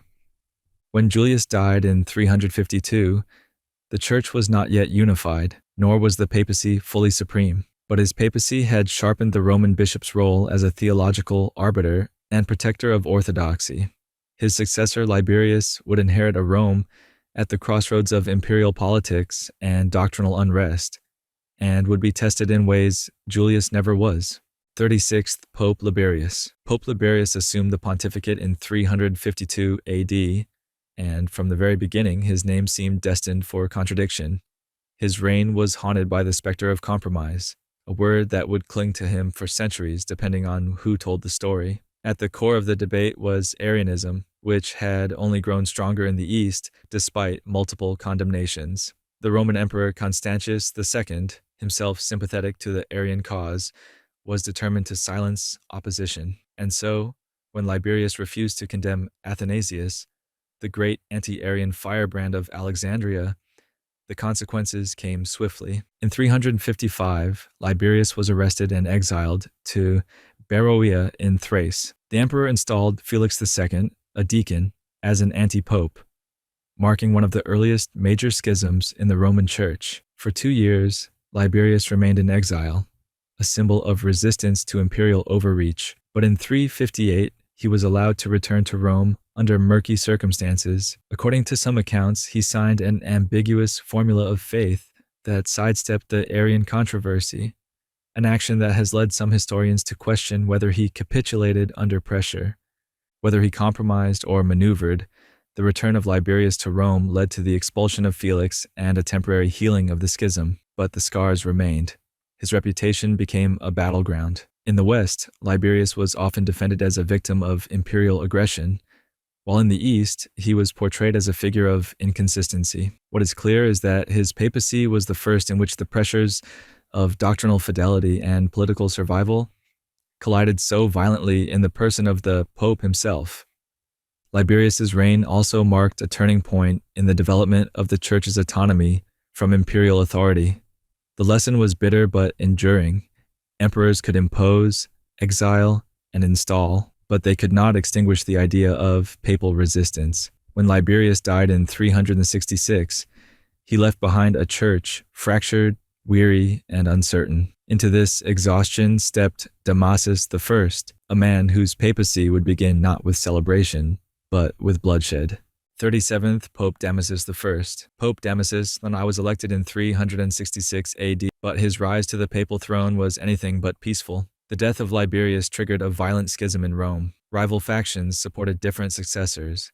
Damasus, a well-connected deacon with ties to the Roman aristocracy, and Ursinus, a former archdeacon. The conflict exploded into the streets, resulting in riots, massacres, and the storming of churches. Reports from the time describe scenes of brutality, 137 dead in a single basilica, testifying to how volatile the church had become when fused with Roman politics. Damasus eventually prevailed with imperial backing, but the memory of that bloody accession haunted his early years. His opponents accused him of corruption, ambition, and even murder. Yet once in power, Damasus turned his gaze toward consolidating Rome's spiritual prestige. He commissioned the scholar Jerome to produce a Latin translation of the Bible, a project that would become the Vulgate, the official Bible of the Catholic Church, for over a millennium. In doing so, Damasus not only promoted scriptural clarity, but tied the authority of the Roman bishop to the very text of Christian truth. He also asserted Rome's ecclesiastical primacy over other sees, emphasizing the apostolic lineage from St. Peter. Damasus styled himself as a successor not just to his immediate predecessors, but to Peter himself, a claim that would gradually evolve into the full doctrine of papal primacy. He referred to Rome as the Apostolic See and began reshaping the tombs of martyrs with elaborate inscriptions, creating a topography of sacred memory across the city. Damasus ruled for nearly 2 decades, during which he became both a consolidator and myth maker. By the time he died in 384, the idea of the Roman papacy as a central authoritative force within global Christianity was no longer abstract. It was institutionalized. But the next pope, Siricius, would take that authority even further, not just through words, but by issuing the first surviving document in papal history that reads like an edict. A new chapter of centralized power was about to begin. 38th Pope Siricius. Pope Siricius assumed the papacy in December 384 AD, stepping into an office that was finally beginning to resemble what we now think of as the papacy. If Damasus I helped frame the mythology of Roman supremacy, Siricius was the first to wield that supremacy like a weapon. His papacy marked a key milestone in the Church's self-definition. For the first time, a pope issued a decretal, a formal letter with binding authority, on matters of doctrine and discipline. In short, Siricius behaved not merely as a bishop among bishops, but as a legislator of Christendom. The decretal in question was issued to Bishop Hymerius of Tarragona, who had asked Rome for guidance on several ecclesiastical matters. Siricius responded with sharp, sweeping rulings, condemning the rebaptism of heretics, reinforcing clerical celibacy, and establishing that priests and deacons should abstain from sexual relations even within marriage. These weren't suggestions, they were mandates. By issuing these rulings with a tone of universal jurisdiction, Siricius laid the foundation for the Pope as a universal pastor and final arbiter of orthodoxy. He also began to formalize the papal bureaucracy. Under his leadership, the Church in Rome developed a more stable administrative structure with a growing role for the papal chancery, an office that would eventually become the backbone of the Roman Curia. Siricius wasn't content to be just a theological guide. He was a manager, an organizer, and increasingly, a monarch in all but name. Beyond the mechanics of governance, Siricius's tenure was marked by an insistence that Rome was not merely first among equals, but qualitatively superior. This principle, the Petrine primacy, was no longer framed merely in terms of honor, but of jurisdictional authority. The Bishop of Rome, Siricius seemed to say, was not just a steward of tradition, but the voice through which that tradition would be articulated, protected, and enforced. Siricius died in 399, leaving behind a more muscular, centralized papacy than any who had come before. And if his pen was his sword, his successors would soon discover that this power could provoke as much resistance as respect. His immediate successor, Anastasius I, would inherit not just the chair of Peter, but the responsibility of defending the legacy Siricius had boldly claimed. 39th Pope Anastasius I. Pope Anastasius III was elected in 399 AD and served a brief but strikingly assertive pontificate until his death in 401. His reign lasted barely 2 years, yet during that narrow window, he delivered one of the clearest early denunciations of a theological giant, Origen. Though Origen of Alexandria had lived and died more than a century earlier, his writings, profound, prolific, and often speculative, had gained renewed interest among theologians in both East and West. But for Anastasius, Origen's theology was not just wrong, it was dangerous. In 400 AD, he condemned Origen's work in the strongest terms, labeling it heretical and unfit for Christian instruction.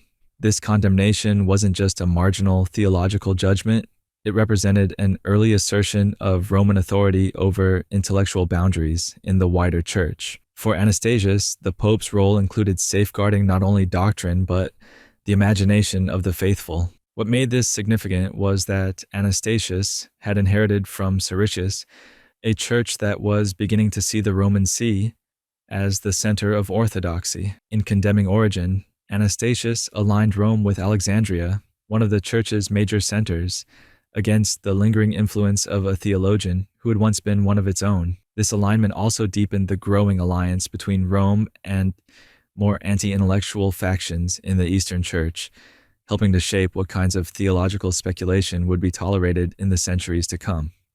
Anastasius also emphasized the importance of Scripture in clerical education, reportedly requiring that priests study the Bible regularly, a relatively novel stance at a time when liturgical function often took precedence over exegetical skill. Though little else is known about his administrative actions, his concern for theological clarity became the core of his legacy. When he died in 401, Anastasius left behind a papacy that had taken another step toward defining not just what it was for, but what it was against. His successor, Innocent I, would face a world descending into chaos, with Rome teetering on the edge of collapse and the empire fragmenting around it. The theological struggles would continue, but soon they would be overshadowed by something even more ominous, the sound of barbarian boots echoing toward the eternal city. 40th Pope Innocent I. Pope Innocent.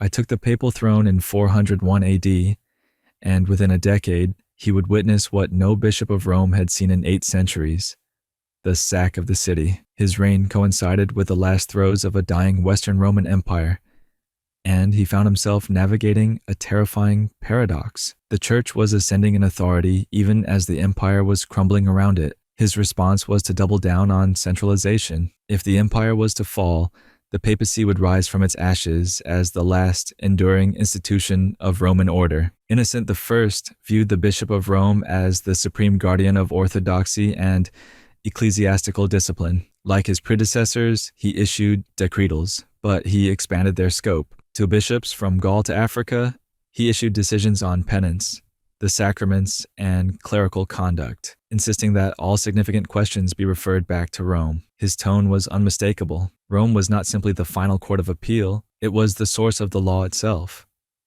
He also became deeply involved in the Pelagian controversy. Pelagius, a British monk, taught that human beings could achieve salvation through their own efforts without the necessity of divine grace, a view that alarmed many church leaders, particularly in North Africa. Innocent initially condemned Pelagianism, aligning himself with Augustine of Hippo, who had already begun to articulate a theology of grace and original sin that would shape Western Christianity for centuries.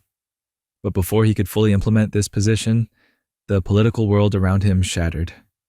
In 410, the Visigoths under Alaric I sacked Rome. It was the first time in 800 years that the city had fallen to an enemy, and its psychological impact on the Christian world was immense. Though Innocent had sought imperial assistance from Ravenna to defend the city, the help came too late. The sack wasn't merely a military failure, it was a metaphysical crisis. If Rome could fall, what else might crumble? The answer, increasingly, was everything but the Church. Innocent I died in 417, having led the Church through one of its darkest hours.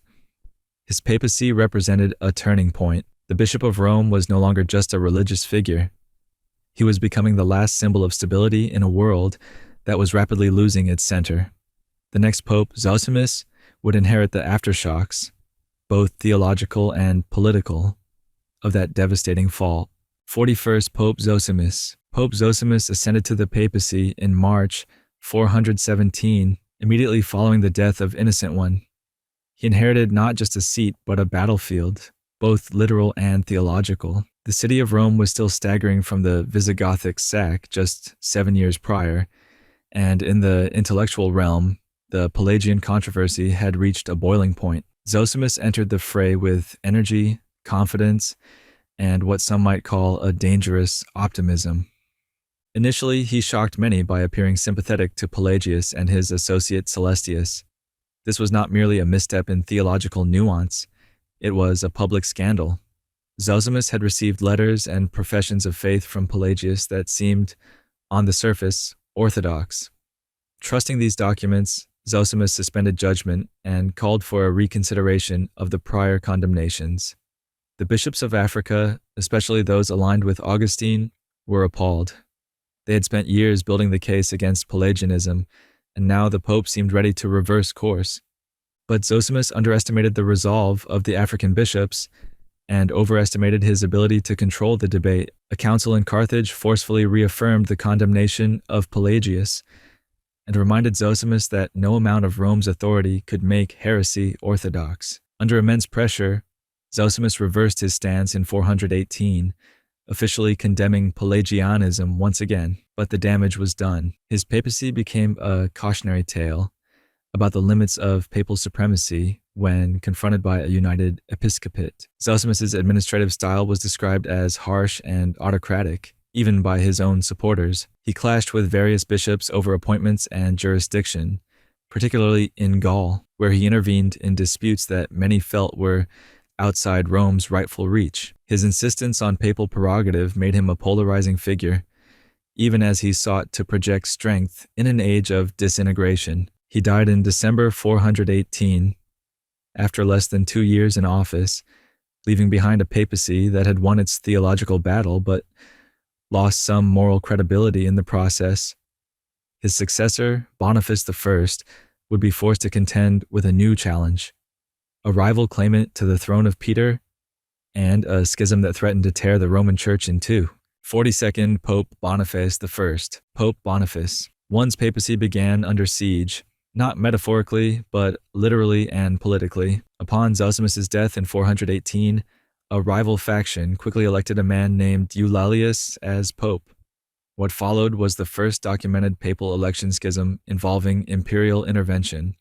For several tense months, both Boniface and Eutychian claimed the chair of Peter, each backed by opposing factions of clergy, nobility, and imperial sympathizers. The streets of Rome became the arena for a papal tug-of-war, where theology took a back seat to pure political maneuvering. Emperor Honorius, then ruling from Ravenna, initially backed Eutychian and even barred Boniface from entering Rome. But the tides shifted when Eutychian disobeyed the emperor's orders and attempted to assert his papacy unilaterally. Honorius, viewing this as an act of rebellion, reversed his decision and declared Boniface the rightful pope in April 419. Eutychian was exiled, and Boniface finally ascended to the throne, less by clerical consensus and more by surviving the chaos. Once installed, Boniface worked to heal the wounds of the schism and solidify Roman authority across a fragmented Christendom. He was a staunch opponent of Pelagianism, reinforcing the condemnations issued by his predecessors and defending Augustine's theology of grace. In doing so, he helped entrench a doctrinal path that would shape Western Christianity's understanding of sin, salvation, and the human condition. Boniface also clashed with the Eastern Church over the jurisdictional autonomy of Illyricum, a region contested by both Rome and Constantinople. He demanded the return of authority to the Roman See, invoking precedents established under earlier popes. It was another sign that Rome saw itself not just as a city or diocese, but as the theological and administrative compass for all of Christendom, a vision increasingly at odds with the ambitions of the Eastern bishops. His death in 422 brought a rare moment of quiet to the Church's political scene, but the next papacy would once again be marked by intrigue and resistance. Boniface's insistence on Roman primacy set the stage for his successor Celestine I, who would have to contend with heresies, Eastern politics, and an upstart preacher in Britain who saw demons lurking behind every hedge and altar. 43rd Pope Celestine I.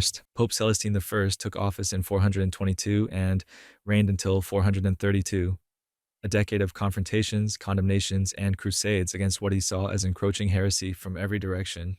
Where Boniface had tried to stabilize, Celestine marched. He had no time for theological ambiguity or ecclesiastical diplomacy. For him, right belief was not an ideal to be reasoned toward, but a truth to be enforced, and enforce it he did. One of his most visible campaigns was against the Nestorian heresy, which claimed that the human and divine natures of Christ were essentially separate, a view that many in the West, including Celestine, regarded as a direct assault on the unity of Christ's personhood.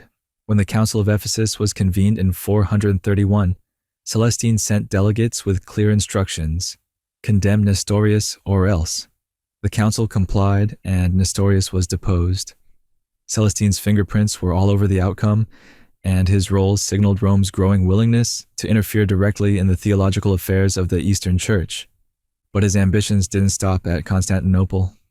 Celestine also dispatched missionaries to far-off shores, including the now legendary Palladius, who was sent to Ireland before the more famous Patrick ever set foot there. These missionary efforts reflected a broader papal strategy. Rome wasn't just defending orthodoxy at home, it was exporting it abroad. Closer to home, Celestine clashed with the semi-Pelagian tendencies emerging in southern Gaul, particularly those that sought to find a middle ground between grace and free will. To Celestine, middle grounds were just staging areas for heresy. He aligned closely with Augustine's theology and issued firm decrees, reinforcing the necessity of divine grace in the work of salvation.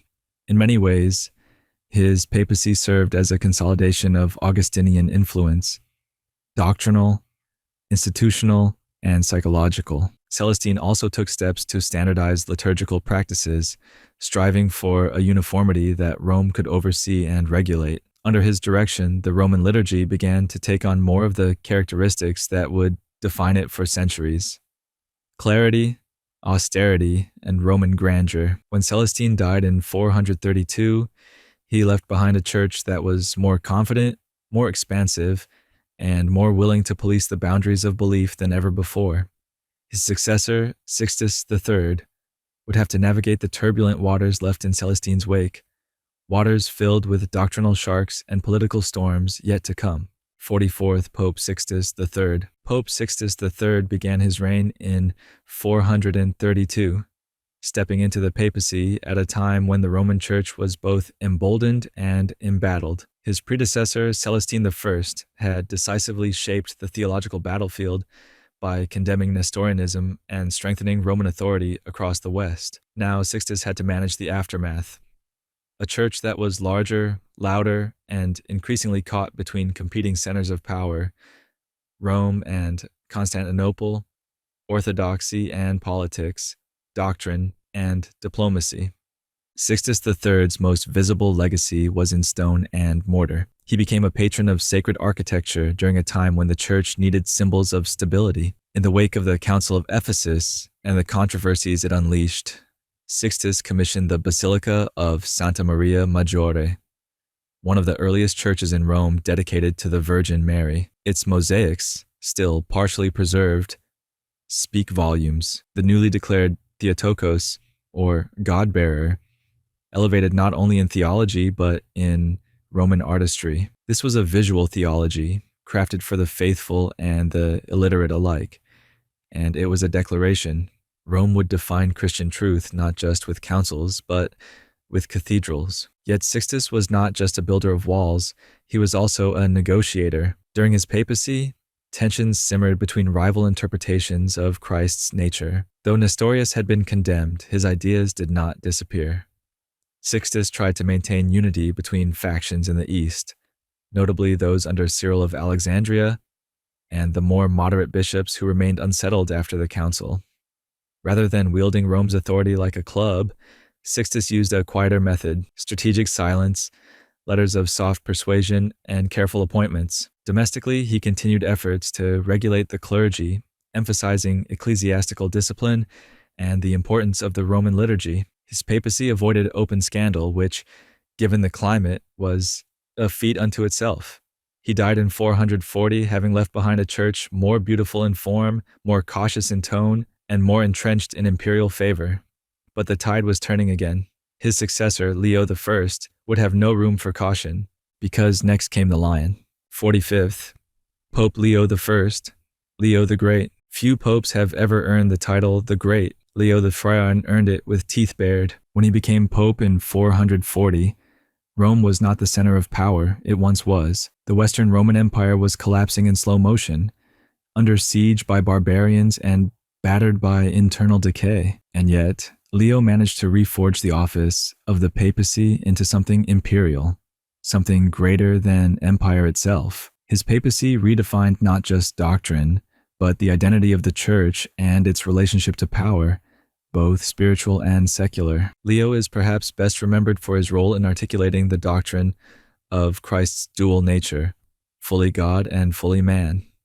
At the Council of Chalcedon in 451, his Tome of Leo was read aloud to the assembly, prompting the bishops to respond with the words, "Peter has spoken through Leo." Whether those words were spontaneous or staged remains uncertain, but the sentiment became canon. Leo's theology became the cornerstone of Chalcedonian Christianity, and the papacy emerged with new gravitas as the theological compass of Christendom. But Leo didn't just theologize. He acted. In 452, when Attila the Hun approached Rome, Leo personally met with the so-called Scourge of God. What was said between them remains a mystery, but Attila turned back. Some say Leo used diplomacy. Others say he offered gold. Still others whisper of miracles. Whatever the reason, Leo's presence in that moment forged a mythos. The Pope as protector of the city, bulwark of civilization, mediator between the sacred and the savage. Leo's vision extended beyond the battlefield. He centralized the church's administration, defined papal primacy with unprecedented clarity, and insisted on orthodoxy as both creed and institution. His letters, sermons, and policy decisions reshaped ecclesiastical governance. He asserted Rome's authority over distant bishops, not with weapons, but with words that were sharper than swords. When Leo died in 461, he left behind a papacy transformed. No longer merely the Bishop of Rome, the Pope was now seen as the heir of Peter in a tangible, political, and universal sense. His successors would struggle to live up to that legacy, but they could not ignore it. And one of them, just a few years later, would try to wield that authority against the very city that once bowed to Leo's will. 46th, Pope Hilarius. Pope Hilarius, yes, that was his real name, ascended to the papacy in 461, following the towering figure of Leo I. While his name might prompt modern chuckles, Hilarius was no comic. He inherited not just Leo's office, but the task of defending a fragile, fracturing legacy at the edge of a Western world dissolving into feudal warlordism. Hilarius had already made a name for himself as Leo's envoy at the Council of Ephesus in 449, where he stood against what would later be called the Robber Council for its support of monophysitism. He famously fled the council under threat of violence, returning to Rome with word of the scandal and positioning himself as a fierce defender of Chalcedonian orthodoxy. Now as Pope, he applied that same vigilance to the internal workings of the Church. One of Hilarius's central concerns was jurisdiction, specifically Rome's. He resisted attempts by bishops in Gaul and Spain to assert independence from Roman oversight, issuing strong directives to enforce Roman primacy. His letters to bishops in Arles, Narbonne, and Tarragona read like early blueprints for canon law, stressing the supremacy of the Apostolic See over local customs or regional councils. In Rome, Hilarius continued the construction projects begun by Leo, refurbishing churches and building new oratories to saints. These weren't just acts of piety, they were political statements. In a time when civil authority was fading, the church was stepping into the vacuum, brick by brick. He also presided over synods that tightened ecclesiastical discipline, particularly concerning the behavior of bishops and their relationships to secular rulers. If Leo had redefined the papacy as an imperial power in exile, Hilarius enforced its reach as a bureaucracy in ascension. Hilarius died in 468. His tomb placed in the Basilica of St. Lawrence outside the walls. His name may not inspire the same awe as Leo's, but his actions were no less deliberate. He set in motion the papacy's slow evolution into a legal institution, a Rome without Caesars, but with edicts all the same. And waiting in the wings was a man named Simplicius, who would face a challenge that no pope could ignore: the fall of the Western Roman Empire itself. 47th Pope Simplicius. Pope Simplicius began his reign in 468 under the creeping shadow of imperial decay. By the time of his death in 483, that shadow had consumed the Western Roman Empire entirely. In fact, Simplicius holds the dark distinction of being the last pope to serve under a Western emperor, and the first to preside over a Rome no longer ruled by one. But collapse doesn't come with a neat curtain call. Simplicius's reign was full of slow disintegration and abrupt reversals. One of his most enduring challenges was not from the streets of Rome, but from Constantinople, where Christological disputes especially over the decisions of the Council of Chalcedon, had erupted into fresh heresies, schisms, and imperial meddling. The Eastern bishops, emboldened by proximity to the emperor, often rejected Roman decisions outright. Simplicius found himself issuing letters into a storm, defending Chalcedon and condemning figures like Peter the Fuller, the Monophysite bishop installed in Antioch. Yet his voice in these matters was not always heeded. The Eastern Church, increasingly influenced by emperors like Zeno, treated Rome's theological claims with growing skepticism. Simplicius's protests against the usurpation of orthodoxy in the East met silence, then defiance. He condemned the Henoticon, a pseudo-compromise between Chalcedonian and Monophysite positions, before it even reached full publication. Back home, he faced a more existential problem. In 476, Odoacer, a Germanic warlord, deposed Romulus Augustulus, the last Western emperor. Though the empire still technically existed in the East, Rome itself had no emperor for the first time in nearly a millennium.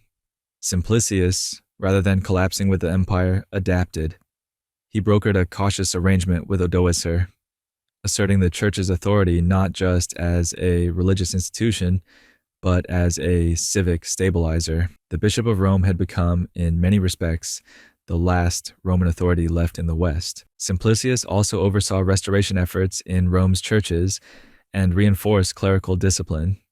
While the world fell apart outside, he turned his focus inward, preparing the church to survive an era with no Caesar on the throne. What remained was a paradox, a Rome that no longer ruled the world, and a papacy that suddenly stood alone atop its ruins, and the man to follow would have to navigate both rubble and revolt. 48th Pope Felix III. Pope Felix III, who took office in 483, was not a man inclined to negotiate with heretics. His papacy marked a new tone, one that would reverberate through centuries of ecclesiastical policy.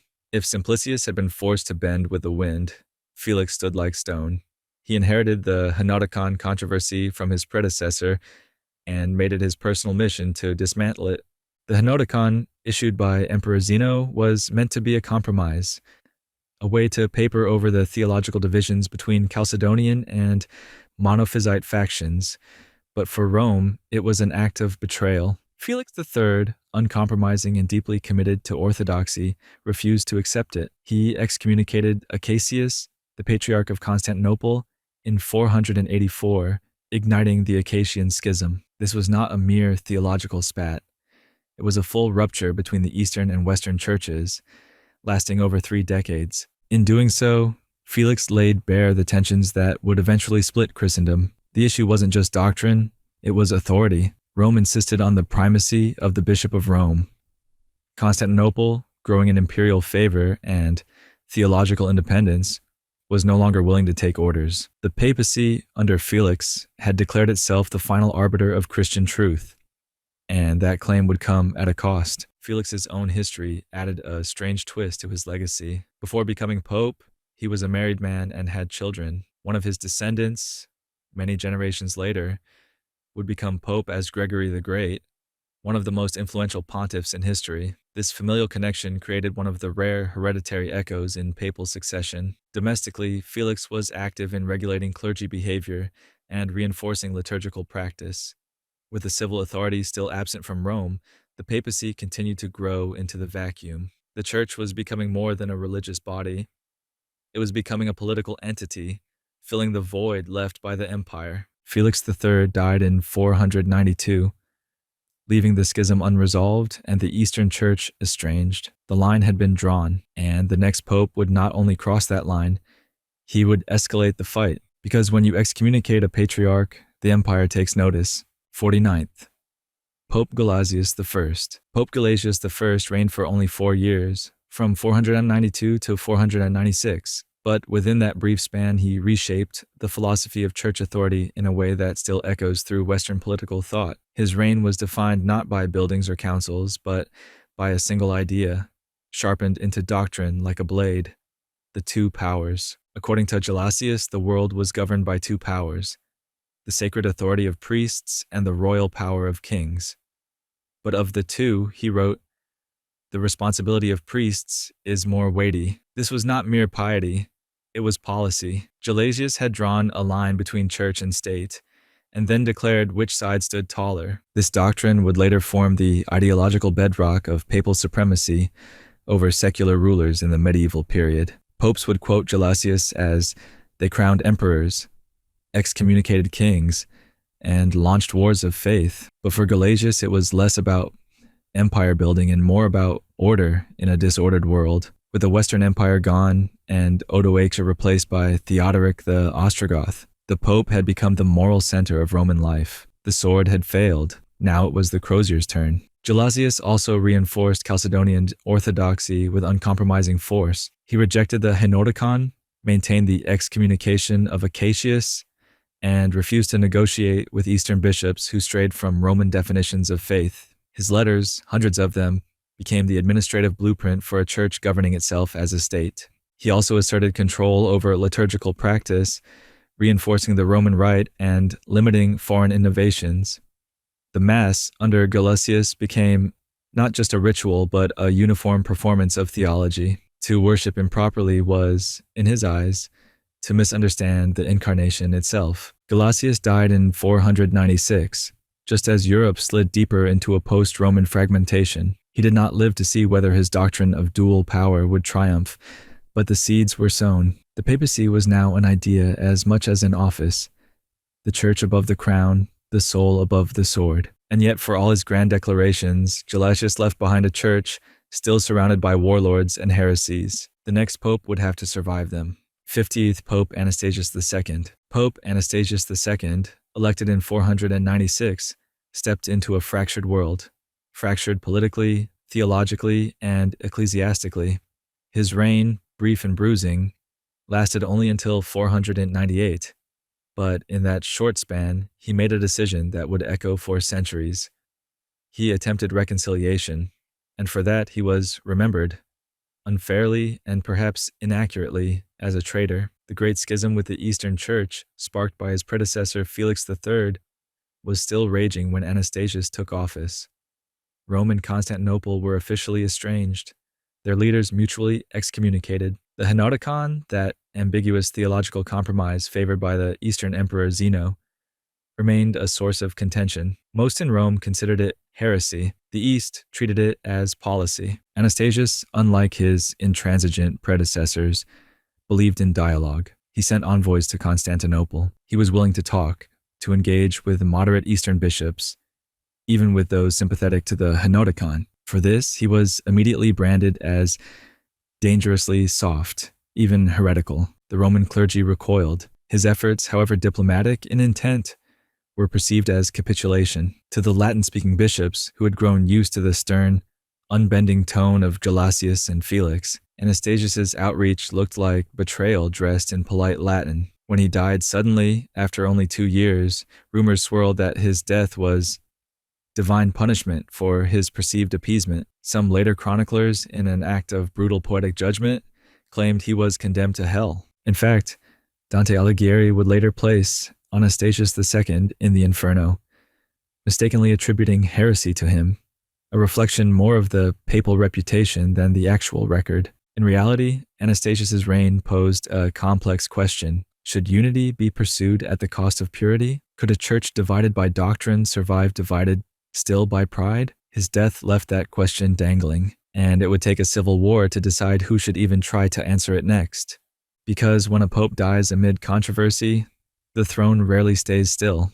51st Pope Symmachus. Pope Symmachus was not elected so much as contested. His papacy, which began in 498 and lasted until 514, emerged from a schism not with the East, but from within Rome itself. For the first time since the days of the anti-popes, the church was plunged into internal civil war. When Anastasius II died, the papal election that followed split the clergy. One faction elected, the other elected Laurentius.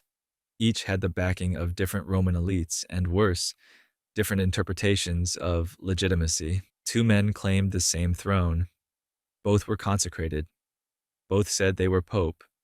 And so began the Laurentian Schism. Born in Sardinia and aligned with the more conservative elements of the church, was supported by the Gothic king Theodoric the Great, who still ruled Italy. Laurentius, in contrast, was seen as the choice of those more sympathetic to Eastern theology and imperial diplomacy. What followed was not just a theological debate, it was a campaign of bribes, riots, political intrigue, and violence. Theodoric eventually sided with Symmachus, but only after investigations and accusations of corruption had stained both camps. Symmachus fled Rome at one point.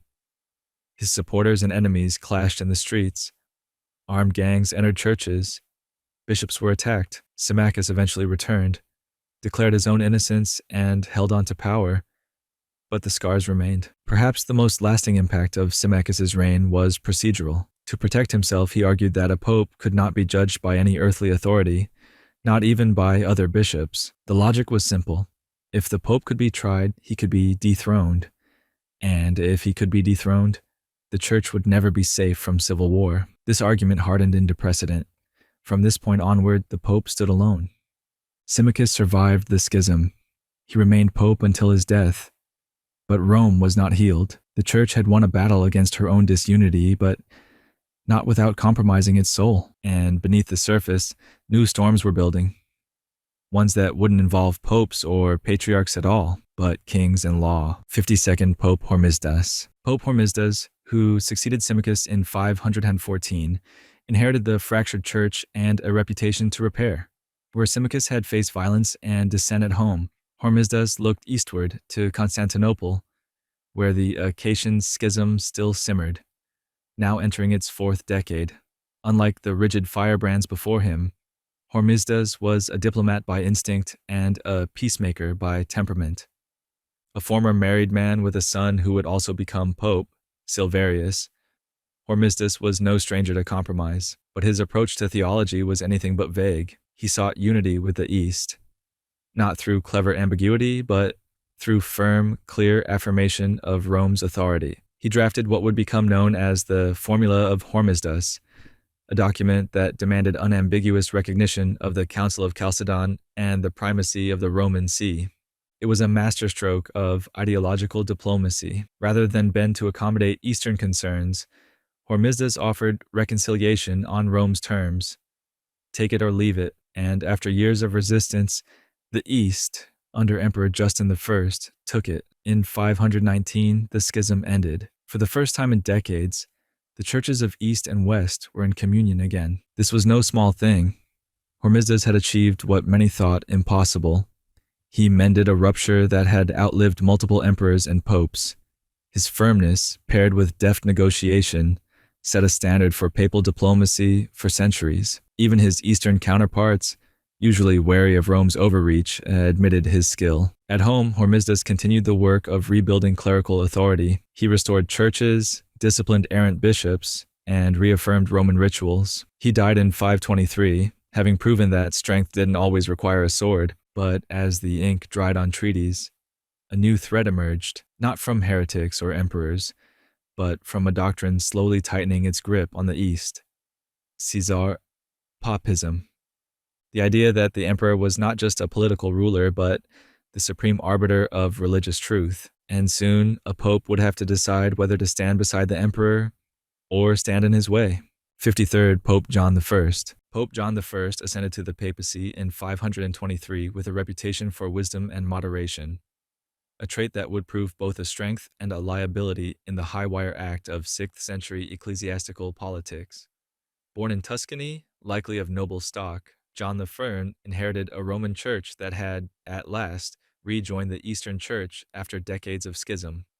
But his papacy would be tested by an entirely different conflict, one that pitted him not against fellow Christians, but against the very ruler who had placed him on the throne. That ruler was Theodoric the Great, the Ostrogothic king of Italy. Though Theodoric was an Arian Christian, a theological outlier who denied the full divinity of Christ, he had, for the most part, tolerated his Catholic subjects, but his patience was wearing thin. Theodoric grew increasingly paranoid, especially after the Eastern Roman Emperor, Justin I, began cracking down on Arians in Constantinople. Suspecting a plot among the Catholic elite in Italy to betray him to Constantinople, Theodoric demanded action. John was sent to Constantinople in 525 as Theodoric's envoy, not to argue for theological unity, but to persuade Justin to ease the persecution of Arians. It was a near impossible diplomatic mission. In the imperial city, Pope John I was received with fanfare and reverence, the first pope to ever visit Constantinople. The emperor and the people honored him. Liturgy was celebrated in grandeur, but despite the celebration, the pope's efforts at negotiation yielded only partial success. When he returned to Italy, Theodoric, suspicious and unforgiving, accused him of conspiring with the emperor. John was arrested, imprisoned in Ravenna, and denied basic necessities. He died in custody in 526, likely from starvation or neglect. His body was returned to Rome and interred in the Basilica of St. Peter, where the church declared him a martyr, not for dying in defense of the faith, but for refusing to become a political pawn in a game rigged against him. With John's death, the illusion of balance between church and state shattered once more, and into that fracture would step a man who saw clearly what John had only sensed, that the struggle ahead would be not just spiritual but systemic. 54th Pope Felix IV. Pope Felix IV took the seat of Peter in the wake of John I's suspicious death, and from the beginning his papacy bore the fingerprints of politics. Chosen in 526 with the backing of Theodoric the Great, who still ruled from Ravenna with an iron hand, Felix was seen by many as a king's pope, a necessary appointment to ease the king's conscience after the death of his predecessor. Felix was born in Samnium, of a family likely aligned with the Roman senatorial class, but it was his willingness to cooperate with the Gothic regime that defined his papacy. His most consequential act, ironically, had little to do with theology or doctrine and everything to do with power. Just before his death in 530, Felix tried to do something no pope before him had ever done. He attempted to appoint his successor. By choosing the deacon Boniface, he broke with centuries of tradition in which papal succession had nominally been decided by election. Felix's defenders argued that the move was pragmatic, intended to prevent a chaotic power vacuum and to preserve stability in the church after a period of persecution and political intrusion. His critics saw something else: a pope attempting to turn an elected office into dynastic succession. The Roman clergy balked. Though Boniface would eventually become pope after a contested election and widespread dissatisfaction, the precedent Felix tried to set would haunt the church for centuries. Apart from politics, Felix also played a part in formalizing the structure of the church's property holdings. With Gothic support, he secured new basilicas, including the transformation of a pagan temple into the Church of Saints Cosmas and Damian in the Roman form, a symbolic act of Christian dominance over the old gods of empire. Felix died quietly, but the tension he left behind, between election and appointment, church autonomy, and royal influence, remained volatile. And in the next pontificate, that tension would explode into something more dangerous than division, a crisis of legitimacy. 55th Pope Boniface II. Pope Boniface II came to the throne in 530 under the cloud of his predecessor's decree. He was the first Germanic pope of Ostrogothic descent, and his very elevation seemed to confirm fears that the papacy was becoming a plaything of the Gothic court. Boniface's reign, which lasted until 532, was defined not by theological controversy, but by a fierce struggle over who had the right to wear the tiara and who had the right to crown him. The controversy started at his election. Though Felix IV had named Boniface as his successor, the Roman clergy had not agreed. On the same day Boniface was consecrated, a rival candidate, Dioscorus, was also elected pope by a competing faction. For several weeks, the city of Rome once again had two popes. It was only the sudden death of Dioscorus, barely a month into the schism, that resolved the crisis in Boniface's favor. But even then, Boniface was on shaky ground. His legitimacy was questioned, and the precedent of papal appointment by a predecessor drew sharp criticism from bishops and scholars alike. Perhaps sensing the political and theological danger, Boniface convened a council in 531, during which he condemned the practice of naming successors, and even burned the written decree Felix had made to appoint him. It was a moment of unusual self-denial, revoking the very mechanism that had handed him the papacy. Boniface's doctrinal contributions were minimal, but he played an important role in the long, slow restoration of Rome's independence from Gothic control. His efforts to unify the Church after the chaos of the Laurentian and Dioscorian schisms laid the groundwork for a more stable papacy, at least in structure, if not yet in spirit. Still, the scars of factionalism remained raw, and if the papacy had managed to survive interference from barbarian kings, it would soon be tested by something subtler and more dangerous: ambition from within. 56th, Pope John II. Pope John II took office in 533, but the man who accepted that name was born with another, Mercurius. His decision to adopt the name John marked a significant turning point, the first time in papal history a pontiff had changed his birth name upon election.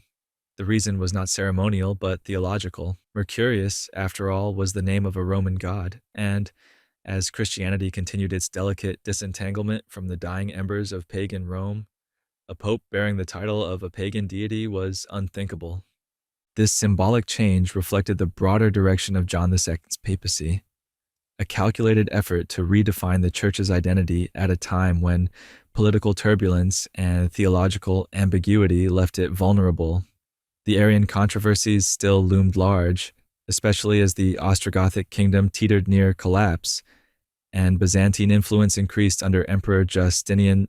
John II had to navigate a shifting empire, where theological clarity was often sacrificed at the altar of political expediency. One of his most urgent tasks involved condemning a group of theologians in Constantinople who supported what was called semi-Pelagianism, a doctrine that softened the doctrine of original sin and suggested humans could initiate salvation without divine grace. Justinian, determined to impose theological unity from the top down, demanded Roman approval. John II, cautious but firm, agreed, issuing an anathema against the semi-Pelagians. This aligned Rome with Constantinople temporarily, but also hinted at the growing power of emperors over popes. But John II also had to deal with corruption inside the Church itself. Upon election, he faced allegations that the Roman clergy had openly bribed their way into office and influence. With the support of Justinian, an edict was passed outlawing simony, the buying and selling of church offices, and promising severe consequences for clerical corruption. It was a small but necessary reform in a church that often blurred the line between apostolic authority and aristocratic greed. His reign was brief, just under 3 years, but John II's legacy lived on in the name he chose. After him, many popes would follow suit, adopting new names to reflect the spiritual weight of their office. It marked a shift away from the personal and toward the symbolic, setting the tone for a papacy that would increasingly define itself in contrast to the world it had once emerged from. And with the empire tightening its grip over ecclesiastical matters, the next pope would be caught between imperial command and doctrinal resistance in a war of letters that reached far beyond the walls of Rome. 57th Pope Agapetus I. When Pope Agapetus took the seat of Peter in 535, the balance of power between church and empire was not just lopsided, it was actively under siege. The Ostrogothic king of Italy, Theodahad, had placed him there, but Agapetus's papacy would quickly become entangled in a more expansive drama: the Byzantine reconquest of Italy and the simmering theological war between Rome and Constantinople. Agapetus was born into an aristocratic Roman family with deep senatorial roots, a pedigree that gave him both credibility and leverage. His rise to the papacy came at a moment when the political terrain was shifting rapidly. The Gothic regime in Italy was collapsing under the weight of internal decay and external pressure, while Justinian I in the east was preparing to restore the empire's lost territories, starting with Italy.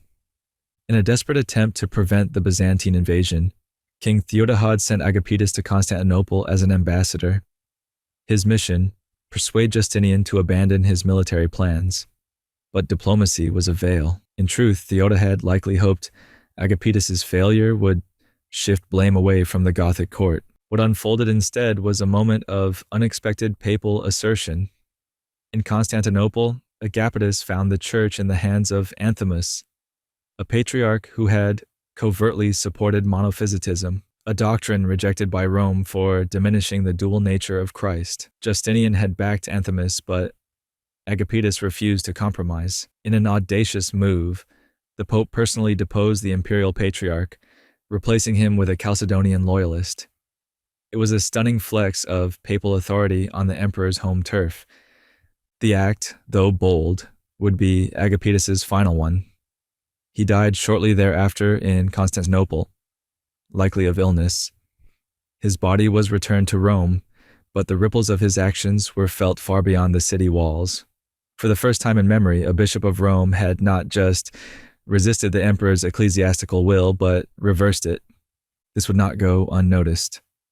The next pope would inherit both a papacy emboldened by defiance and a church rattled by the imperial backlash it was about to endure. 58th Pope Silverius. Pope Silverius was elected under the shadow of his father, Pope Hormisdas, and in the deeper shadow of Byzantine ambition.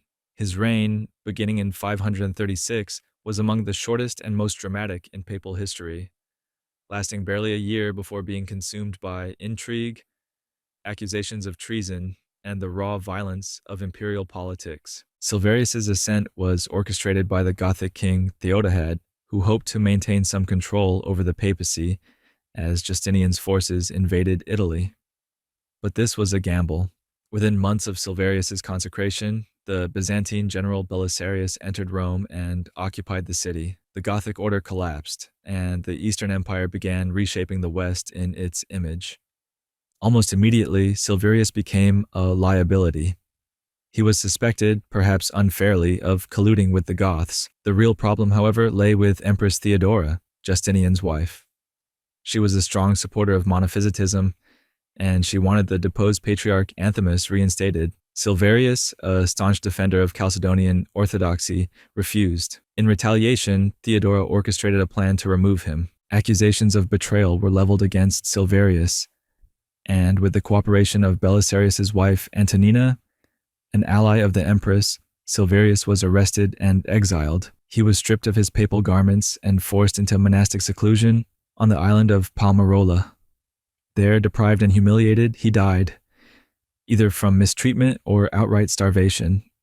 His replacement, Vigilius, had curried favor with Theodora and was installed without public election, setting a chilling precedent for direct imperial control over papal succession. The death of Silverius marked not just a shift in papal leadership, but a darkening of the church's autonomy.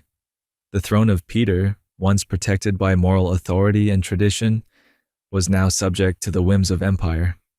And the man who followed, handpicked, compromised, and morally conflicted, would be forced to navigate a minefield of guilt, loyalty, and heresy that would define one of the most ethically complex papacies in history. 59th Pope Vigilius. Pope Vigilius ascended to the papacy not by popular acclaim, nor by the slow deliberation of Roman clergy, but by the machinations of an empress. Theodora had handpicked him to replace the exiled Silverius, promising the throne in exchange for theological concessions, chiefly the restoration of the monophysite patriarch Anthimus in Constantinople. Vigilius agreed, and so, in March 537, under Byzantine protection, he became Bishop of Rome. But a deal made in the shadow of imperial favor rarely survives the light of responsibility. Once enthroned, Vigilius found himself pulled in opposite directions. On one hand, the expectations of his imperial benefactors. On the other, the indignant orthodoxy of the Western Church, which had not forgotten Chalcedon or forgiven the East's leanings toward monophysitism. Vigilius hesitated, then he stalled, then he backtracked. This seesaw defined his papacy. When Theodora insisted he reinstate Anthimus, Vigilius refused, fearing backlash from the bishops of the West. When Justinian summoned him to Constantinople to address the so-called Three Chapters controversy, an attempt to condemn certain Nestorian-leaning theologians, Vigilius initially resisted, then capitulated, then revoked his capitulation, then reissued it. He became a living embodiment of theological paralysis. For years, Vigilius was kept in Constantinople, effectively a prisoner, while correspondence flowed back and forth across the Mediterranean. Roman bishops denounced him. Eastern theologians demanded clarity. The emperor grew impatient. Vigilius, caught in this trans-imperial storm, attempted to thread an impossible theological needle, condemning heretics without undermining the Council of Chalcedon's authority. He failed, but not for lack of effort. Eventually, exhausted and broken, he agreed to a vague compromise that satisfied no one fully. In 555, after 8 years in Constantinople, he was allowed to return to Rome, but he died en route in Syracuse, sick and weakened by captivity and stress. His papacy is remembered less for what he accomplished and more for what he symbolized: a church caught between doctrine and empire, principle and politics. The lesson of Vigilius was stark. Even the vicar of Christ, once enthroned, could become a pawn. And yet, what followed was not resolution, but an even deeper entanglement of politics, theology, and imperial influence, in the form of a pope who would inherit not just a throne, but a trap. 60th Pope Pelagius I. When Pope Pelagius assumed the papacy in 556, it was under a cloud of controversy so thick it nearly choked his legitimacy before his pontificate began. He had been a close advisor to Vigilius and a loyal diplomat to Emperor Justinian. Many in the West saw him as too close, perhaps dangerously close, to the imperial court that had orchestrated Silverius's downfall and Vigilius's captivity. His acceptance of the papacy appeared to his critics less like divine calling and more like imperial appointment. And then there was the matter of the 3 chapters. Pelagius had initially opposed their condemnation, siding with many Western bishops who feared that Justinian's pressure campaign would erode the authority of the Council of Chalcedon. But once Pope, Pelagius did a swift about-face, accepting Justinian's decrees. To many, this was betrayal. Some bishops broke communion with him. Others refused to recognize his election at all. Pelagius responded with a campaign of consolidation. He worked to restore Rome's battered infrastructure, devastated by the Gothic Wars. He redistributed grain to the poor, re-established clerical discipline, and attempted to mend ties with dissenting bishops. Yet suspicion never fully faded. Rumors circulated that Pelagius had been complicit in the death of Pope Silverius. Rumors he vehemently denied but could never conclusively dispel. Despite the acrimony, Pelagius was a reformer at heart. He pushed for stricter rules governing clerical property and inheritance, trying to wrest church wealth from family dynasties who treated ecclesiastical positions as feudal sinecures. He reorganized papal charities and promoted monastic discipline, perhaps in an effort to reinforce the church's spiritual authority amid its political compromises. Pelagius died in 561. His pontificate defined by ambiguity and damage control. He tried to be a bridge between East and West, between doctrine and diplomacy, but often ended up standing alone, neither trusted by Constantinople nor embraced by the Roman faithful. And with trust in papal independence at a low ebb, his successor would have to choose: double down on imperial alignment or rebuild moral authority from the ground up. The choice would not be his alone to make. 61st Pope John III. Pope John III, elected in 561, inherited a Rome physically shattered and spiritually fractured. The long Gothic War had left the Italian peninsula in ruins. Entire towns were depopulated, infrastructure destroyed, and famine common. But the more enduring damage was not to Rome's walls, but to its trust in leadership. After decades of papal appointments influenced, if not dictated, by imperial interests, the clergy and laity alike were left disillusioned. John III came from Roman aristocracy, educated, respected, fluent in Greek and Latin, and this dual fluency was symbolic of his role. He acted as a cultural mediator between East and West, attempting to soothe the wounds left by the 3 chapters controversy. Though he continued to endorse their condemnation, he did so with greater political subtlety than Pelagius I, avoiding direct confrontation with local bishops who opposed them. It was an uneasy peace, but a peace nonetheless. Yet peace was not to last. A new threat was emerging from the north. The Lombards, a Germanic tribe, invaded Italy in 568, quickly overrunning large swaths of land and challenging Byzantine control. John III appealed to Emperor Justin II for military aid, but Constantinople, stretched thin by conflicts elsewhere, offered only token resistance. Rome once again found itself functionally abandoned. In desperation, John III turned to Narses, the elderly general who had once reconquered Italy for Justinian. Though officially disgraced by the imperial court, Narses still held influence. But the Roman population, weary of war and taxation, blamed Narses for their suffering and revolted when John brought him back. The Pope was forced to flee the city and take up residence in the catacombs outside the walls, a symbolic exile from the very church he led. Eventually, tensions cooled and John returned to Rome. He spent the remainder of his papacy stabilizing church finances, maintaining tenuous relations with the Eastern Empire, and managing the ecclesiastical chaos sown by barbarian incursions. He died in 574, having walked a tightrope suspended between political realism and theological rigidity. But the fires were still burning. The next pope would have to lead not a church under siege, but one standing alone. 62nd Pope Benedict I, Pope Benedict, assumed the papacy in 575 during what might be politely called a historical bottleneck of crises. The church was exhausted, the empire was distant, the Lombards were everywhere, famine stalked the cities, and Rome itself, once the capital of an empire, was little more than a frightened shadow behind cracked walls. Against this landscape, Benedict's pontificate began not with a flourish, but with silence. A full 11 months passed between the death of John III and Benedict's confirmation by the imperial court. That silence said it all. Communication with Constantinople was broken or delayed, making Benedict's authority a formality more than a function. He governed as best he could, but resources were scarce.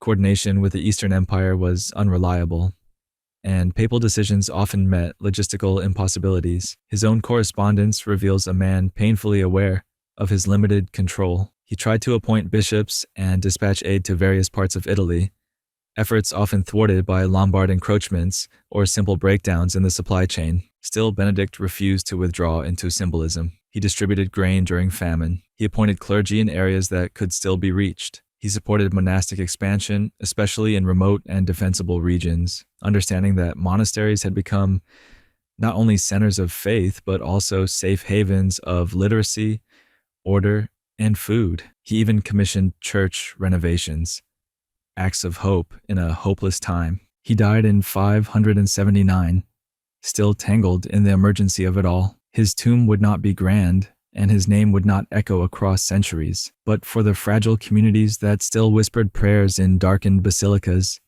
Benedict was a shield, a quiet figure who held the line when lines were breaking. But the problem of the Lombards remained, and the Eastern Empire's neglect was no longer tolerable. Benedict's successor would be chosen with a new urgent priority: survival. 63rd Pope Pelagius II. Pope Pelagius II was elected immediately following Benedict's death in 579. But unlike many of his predecessors, he did not wait for imperial approval. There was no time. Rome was surrounded by Lombards. The Byzantine Emperor Tiberius II Constantine was either unable or unwilling to intervene. So Pelagius did what no pope had done in over a century. He acted first and dealt with the consequences later. Born of Gothic ancestry, Pelagius II represented something of a liminal figure, neither fully Eastern nor Western, Roman nor barbarian. His identity mirrored the hybrid church he came to lead, one struggling to preserve Roman tradition while negotiating with the post-Roman realities of shifting power and culture. He reached out diplomatically to the Lombards, but with little success. Their invasions continued, pillaging towns and isolating Rome from its former administrative reach. So Pelagius tried another route. He looked westward to the Franks. Hoping for a military alliance that would expel the Lombards, he sent envoys to the Frankish kings. Yet this too faltered. The Franks offered aid on paper but acted sluggishly, seeing opportunity rather than obligation in Italy's disarray. Meanwhile, the Tiber River flooded Rome, and with it came a pestilence that ravaged the population. Pelagius himself became infected. The sickness, believed to be bubonic plague, devastated the city. With famine, war, and now plague, the eternal city seemed perpetually on the brink of final collapse. Still, Pelagius focused on rebuilding. He restored aqueducts and churches, reorganized clerical assignments, and worked to maintain charitable distributions despite the shrinking grain supply. And in one of his most important decisions, he appointed a new deacon who would become his chief administrative assistant, Gregory, the son of a Roman senator, former prefect of the city, and a reluctant monk with a sharp mind for strategy. That choice would become his most enduring legacy, because the man he mentored would soon become one of the most defining figures in papal history. 64th Pope Gregory I, Gregory the Great. Pope Gregory I did not want the job. When Pelagius II died in 590 from the plague, the people of Rome demanded Gregory succeed him. Gregory responded with flight, literally. He tried to escape the city in disguise, but was recognized and returned. The clergy, the people, even the Byzantine emperor eventually endorsed his election, and so the reluctant monk was enthroned as Pope Gregory I. The church he inherited was more like a triage ward than an institution. Rome was falling apart. The Lombards were entrenched. Constantinople was disinterested, and the papacy itself had become less a theological authority and more a last-ditch civil administration. Gregory embraced this shift with revolutionary pragmatism. He redefined what it meant to be pope. His papacy was marked not just by theological depth, but by practical genius. He reorganized papal lands, turning church estates into productive farms with proceeds directed toward food distribution and defense. He negotiated directly with Lombard kings, bypassing the Byzantine hierarchy. In a sense, Gregory became Rome's mayor, bishop, general, and ambassador. And yet, he wasn't merely a bureaucrat. Gregory's writings, especially the Pastoral Rule, redefined ecclesiastical leadership for centuries. His homilies, letters, and commentaries were copied and studied for a millennium. He championed missionary work, dispatching Augustine of Canterbury to re-Christianize England. He codified what became known as Gregorian chant, and his doctrine of purgatory, though debated, took lasting root in Western Christian thought. But Gregory was also haunted by apocalypse. He believed the world might be ending, a sentiment not entirely irrational given the endless war, famine, and plague. He emphasized penance, humility, and the transient nature of earthly life. In doing so, he gave Christianity a darker, deeper moral compass, one shaped by suffering but anchored in divine mercy. He died in 604, exhausted but revered.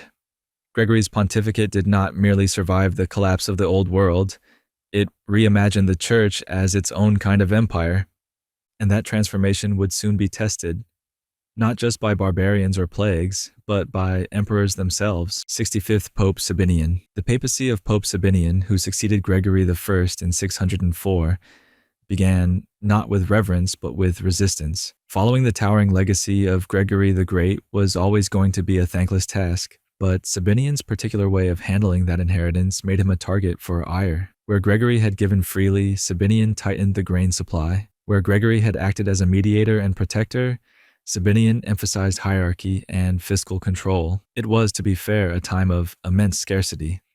But perception mattered more than intention. And Sabinian was perceived not as a protector, but as a bureaucrat. Born in Blera and previously sent as Gregory's envoy to Constantinople, Sabinian returned to Rome with a healthy skepticism of imperial intentions and a cautious approach to church governance. His brief pontificate, lasting only until 606, was marked by administrative rigidity and what some contemporaries saw as a failure of compassion. During a period of renewed famine, he chose to sell grain from the church's reserves instead of distributing it freely, triggering public outrage and solidifying his reputation as a cold counterpoint to his predecessor's warmth. Ironically, the structure that Sabinian insisted on strengthening, clerical order, parochial oversight, internal church discipline, would prove critical in the decades to come. But his unpopular policies, coupled with a Roman population still traumatized by plague and war, made him a scapegoat for everything that had gone wrong. After his death, mobs reportedly tried to prevent his body from receiving an honorable burial. His legacy was one of caution, misinterpreted as cruelty. But the dilemma he faced, how to ration dwindling resources without destroying the church's moral authority, was real. and it would not be the last time a pope struggled to balance charity with survival. The next pontiff, however, would not be chosen for austerity, but for clarity. 66th Pope Boniface III. Pope Boniface III held the chair of St. Peter for just 9 months in the year 607. But in that narrow span of time, he made one of the most decisive moves in the shaping of the modern papacy. A former deacon and envoy to Constantinople, Boniface was steeped in the delicate dance of East-West relations. His predecessor's chilly distance from Byzantium had bred a climate of mutual suspicion. Boniface took a different approach: cooperation without submission. His brief pontificate is remembered for a single monumental act, securing an imperial decree from the Byzantine Emperor Phocas that formally recognized the Bishop of Rome as the head of all the churches. The timing was strategic.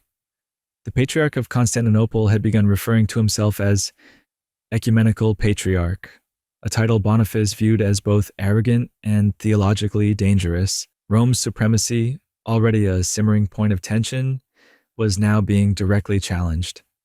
So Boniface acted not with theological treatises, but with political maneuvering. He secured from Phocas a public repudiation of the Patriarch's title and a formal declaration of Roman primacy. It was a win for the Roman See, even if it was brokered through the patronage of a brutal and increasingly unstable emperor. Boniface also implemented reforms to curb simony and ensure the integrity of papal elections. He decreed that no discussion of a papal successor could occur during a pope's lifetime, and that elections should not proceed until 3 days after a pope's burial. Simple but critical measures that would have far-reaching effects in later centuries. He died later that year before these changes had a chance to bear fruit, but his moves marked a shift. The pope was no longer just a bishop among bishops. He was now the official spiritual head of Christendom, backed not by swords, but by imperial decree. That delicate alliance with the East, however, would be short-lived, and the next pope would find himself caught between politics and the plague once again. 67th Pope Boniface IV. Pope Boniface IV, elected in 608, inherited more than just the chair of Peter.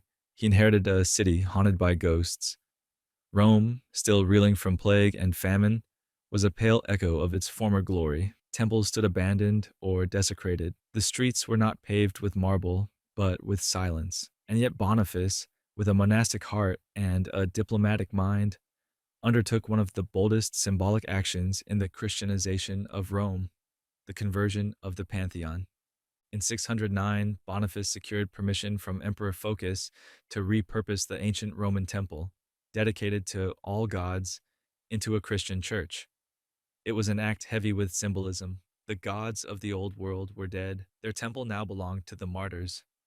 The bones of Christian saints were exhumed from the catacombs and reinterred inside the newly consecrated church, renamed Sancta Maria ad Martyres. A building of conquest became a shrine of suffering. Boniface's move was more than theological theater.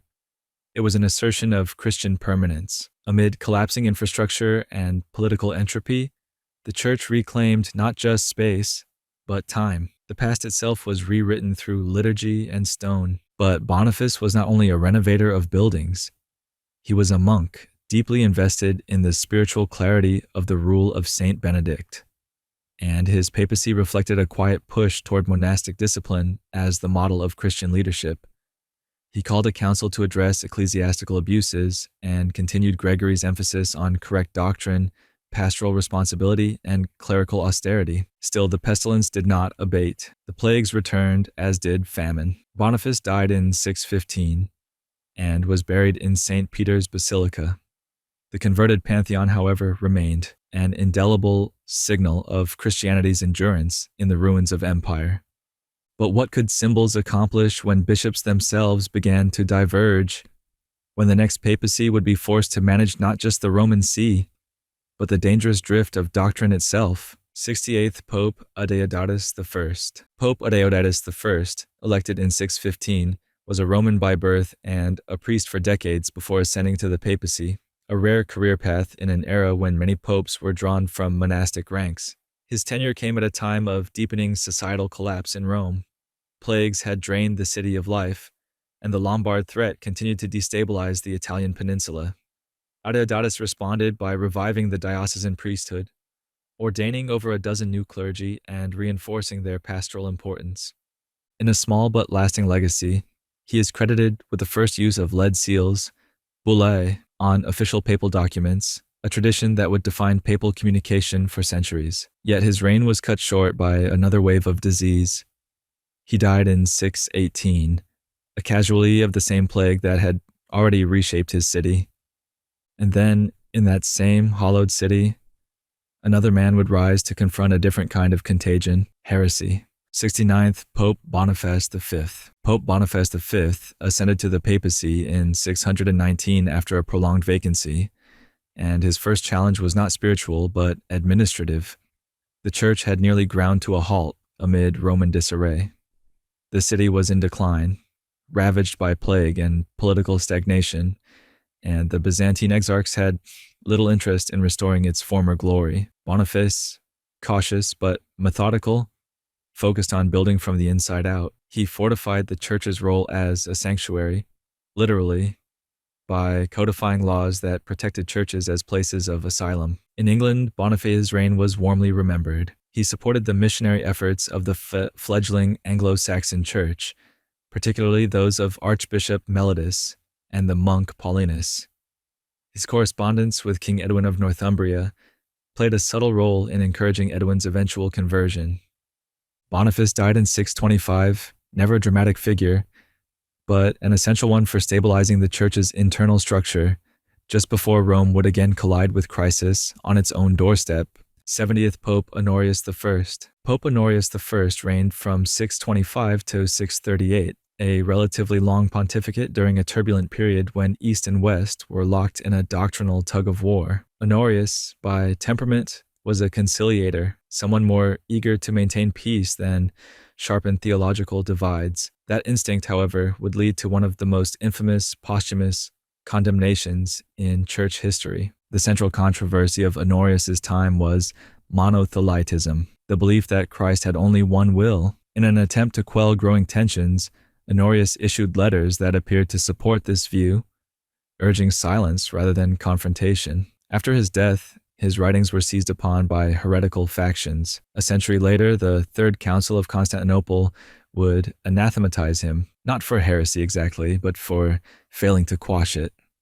Still, during his life, Honorius was respected for his attention to infrastructure and liturgical discipline, but his name, etched into conciliar condemnations, would echo far longer than his reforms. 71st Pope Zephyrinus. Pope Zephyrinus' reign was short. He was elected in 638, but died in 640, and most of it was consumed by a standoff with the Byzantine Emperor Heraclius. Severinus refused to sign the Ecthesis, a document promoting monothelitism, the very controversy that had ensnared his predecessor. In retaliation, imperial forces plundered the Lateran palace, seizing church treasures while Severinus remained locked out of his own authority. Eventually, his legitimacy was recognized, but only after prolonged delay and negotiation. Despite the chaos, Severinus never yielded on doctrinal clarity. His resistance laid the groundwork for a harder line against imperial influence in theological matters, a stance that would only harden with the centuries. He died only months after his confirmation, largely remembered as a pope who did not bend, even when starved of power and locked out of his own office, and that stubborn resistance would be fully weaponized by the man who followed him. 72nd Pope John IV. Pope John IV, elected in 640, inherited a church under siege, not by swords but by sentences. The monothelite controversy still raged, and with his predecessor Severinus having drawn a firm line in the sand, John pushed further. Unlike Honorius, whose ambiguity had cost him dearly, John was clear. Christ had two wills, divine and human, and any suggestion otherwise was heretical. A Dalmatian by origin, John brought with him a regional sense of duty. He used church funds to ransom Balkan Christians who had been taken by Slavs, showing pastoral care that extended beyond Rome's battered walls. He also transferred the relics of Dalmatian martyrs to Rome, embedding their memory in the eternal city and strengthening ties with the Adriatic world. Though his reign lasted barely 2 years, he left a theological and humanitarian legacy. But with imperial interference growing subtler and the East growing colder, clarity alone would not be enough. 73rd Pope Theodore I. Pope Theodore I, a Greek by birth and the son of a bishop, assumed the papacy in 642 and confronted the same heresy that had consumed his predecessors. The empire's attempt to suppress the debate through silence via the typos of Emperor Constans II was, to Theodore, both cowardly and corrosive. In defiance, he excommunicated Patriarch Paul II of Constantinople, escalating tensions between Rome and the East. Theodore's assertiveness in theological matters contrasted with his otherwise quiet style of leadership. He restored basilicas, cultivated ties with the clergy, and emphasized the independence of Roman authority, even as the empire continued to pressure the church toward compromise. He died in 649, leaving behind a papacy marked by gentle hands and an iron spine. But his death did not end the conflict. In fact, his successor would bring the fight to the empire's doorstep and pay a brutal price for it. 74th Pope Martin I. Pope Martin I stands as one of the last popes of antiquity to be hailed as a confessor, that is, one who suffers for the faith without shedding blood. Elected in 649 without imperial approval, he immediately convened the Lateran Council to condemn monothelitism in the clearest terms yet. This defiance enraged Emperor Constans II, who responded with force. In 653, Martin was seized by imperial agents, dragged in chains to Constantinople, humiliated, imprisoned, and eventually exiled to Crimea. There, in exile and poverty, he died in 655. Rome mourned him as a martyr, though no blade had touched his neck. Martin's papacy marks a pivotal moment. The rupture between Rome and Constantinople was no longer academic. It was now marked in flesh and exile. His suffering drew a clear line between doctrinal integrity and imperial convenience. And the next pope, inheriting a church stripped of its leader, would have to rebuild amid silence. 75th Pope Eugene I. Pope Eugene I was elected in 654, while Pope Martin I was still alive, exiled, ailing, and officially undeposed. This created an uneasy overlap. Martin had been removed by imperial force, but not ecclesiastical process. Eugene then began his papacy under a shadow. Yet he was no puppet. Though initially seen as a conciliatory figure, he would not yield where it mattered. When the emperor sent a letter, carefully worded, steeped in ambiguity and seeking approval, Eugene publicly read it aloud. But the Roman clergy and laity, already raw from Martin's fate, reacted with outrage. The message was rejected, the letter condemned. Eugene did not protest. He quietly allowed orthodoxy to overrule diplomacy.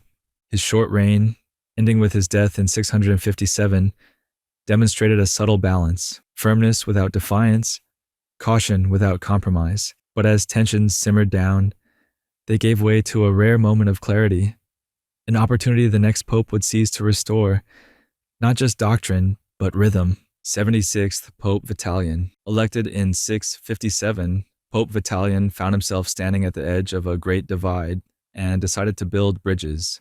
Unlike his predecessors, who had clashed bitterly with Constantinople, Vitalian offered a carefully measured tone. He recognized the Emperor Constans II and sent courteous letters east, reopening channels that had long been scorched. Yet Vitalian did not yield on the key issue. While diplomacy resumed, monothelitism remained anathematized in the West. It was a game of tension and tolerance, and Vitalian played it deftly. Remarkably, Constans II later visited Rome in 663, marking the first time a reigning Byzantine emperor entered the city in 2 centuries. Though his soldiers plundered relics and his intentions were ambiguous, the visit was diplomatically pivotal. Vitalian died in 672, having kept Rome on solid ground without igniting war. But beneath the surface, the church still struggled to define its identity.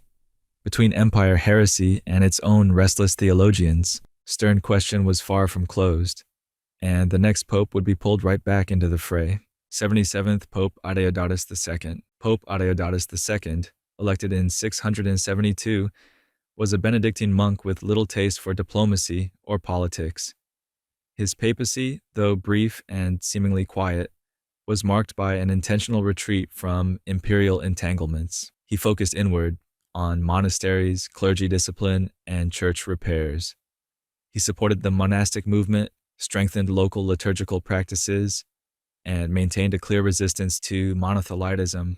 Unlike his immediate predecessors, Deodatus avoided entanglement with Constantinople, refusing to recognize the patriarchs who still clung to doctrinal ambiguity. His silence was not indifference, it was a protest, and a pointed one. He believed Rome could assert its authority more powerfully through detachment than through debate. His death in 676 marked the end of a papacy that, though modest in global affairs, helped restore the internal spiritual order of the Roman Church.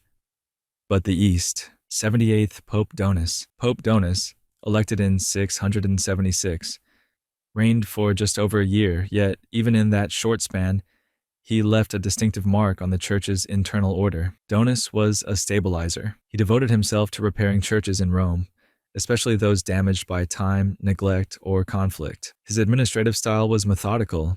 He replaced errant bishops, disciplined monks who had wandered from orthodoxy, and sought to clarify ecclesiastical boundaries that had blurred during decades of theological and political chaos. Perhaps most notably, Donus discovered a Nestorian enclave within a monastic community in Rome. Instead of turning the situation into scandal, he quietly reintegrated them into communion with Rome, a move that spoke less to dramatic confrontation and more to a quiet, corrective touch. His diplomacy was internal, his focus pastoral.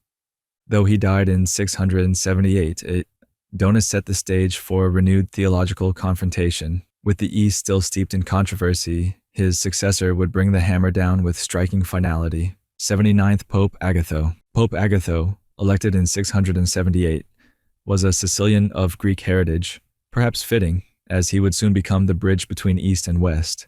The monothelite heresy, now decades old, had poisoned relations with Constantinople. Agatho's solution was bold. He summoned a major council and worked directly with Emperor Constantine IV, who, unlike his predecessors, was more open to healing the divide. Under Agatho's guidance, the Third Council of Constantinople was convened in 680. Agatho did not attend in person, but his theological arguments were carried there by papal legates.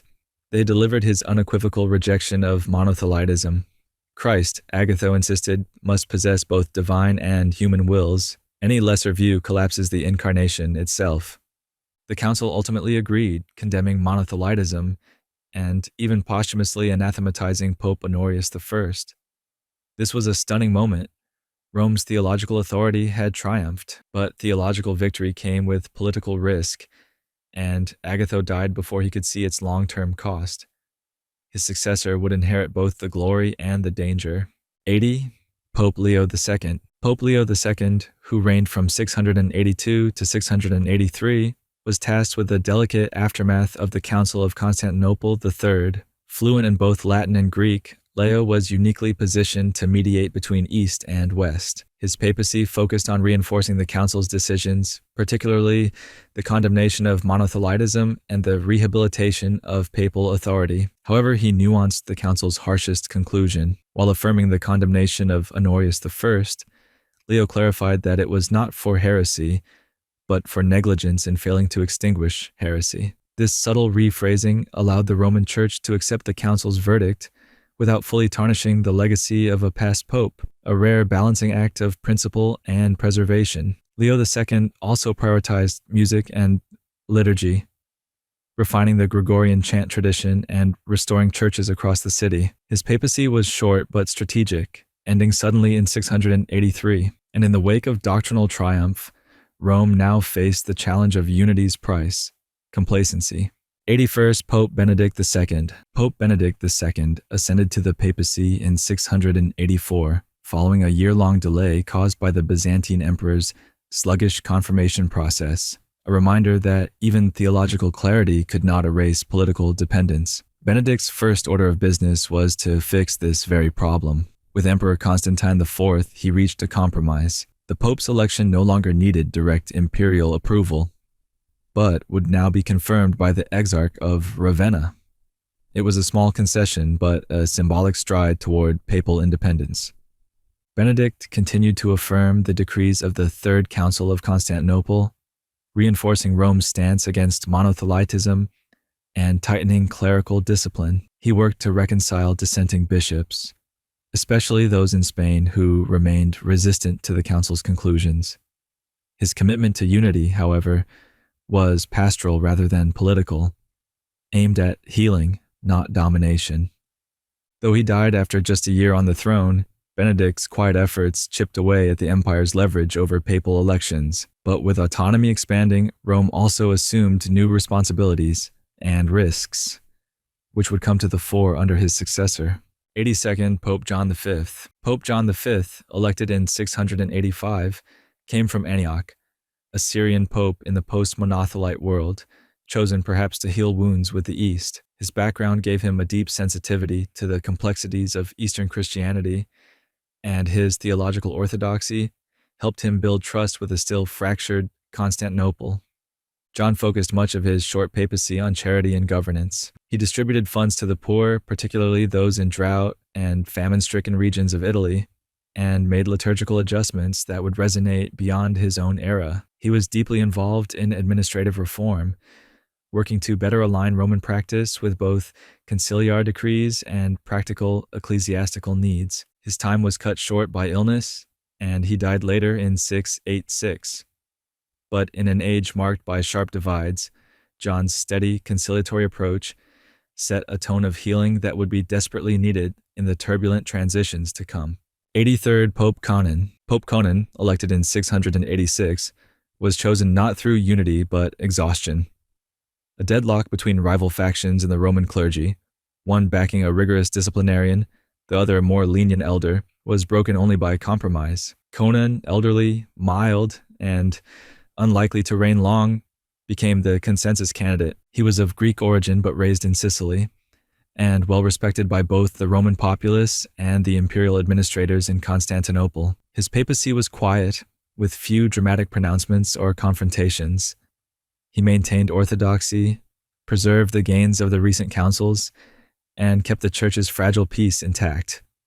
Conon died just over a year into his reign, leaving behind a church stable but directionless. The factions that had paused their struggle to elect him would not remain dormant for long, and the next papacy would be shaped less by diplomacy and more by power struggles both spiritual and political.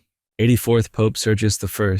Pope Sergius I, elected in 687 after a heated three-way standoff, inherited more than just the keys to the kingdom. He inherited a city split by intrigue.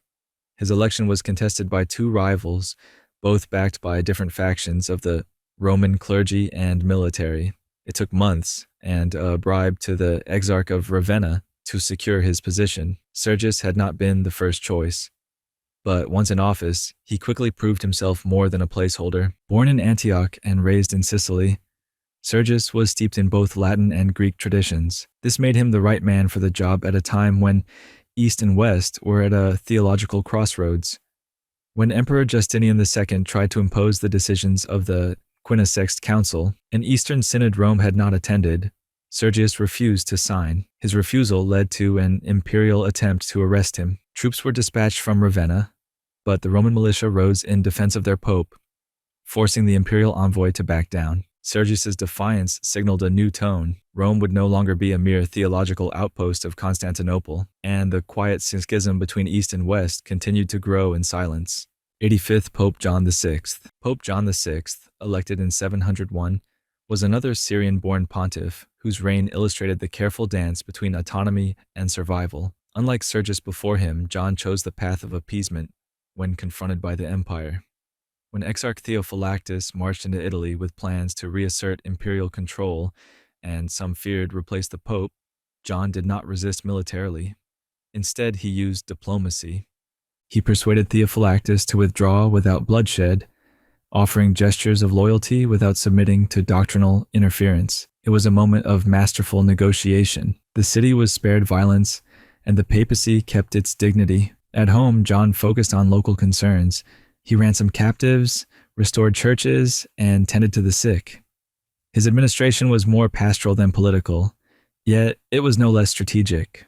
John VI died in 705, having proved that subtlety, Not just defiance could protect the papacy's independence, but the next pope would face a less accommodating regime, one determined to test the limits of Rome's resistance. 86th Pope John VII.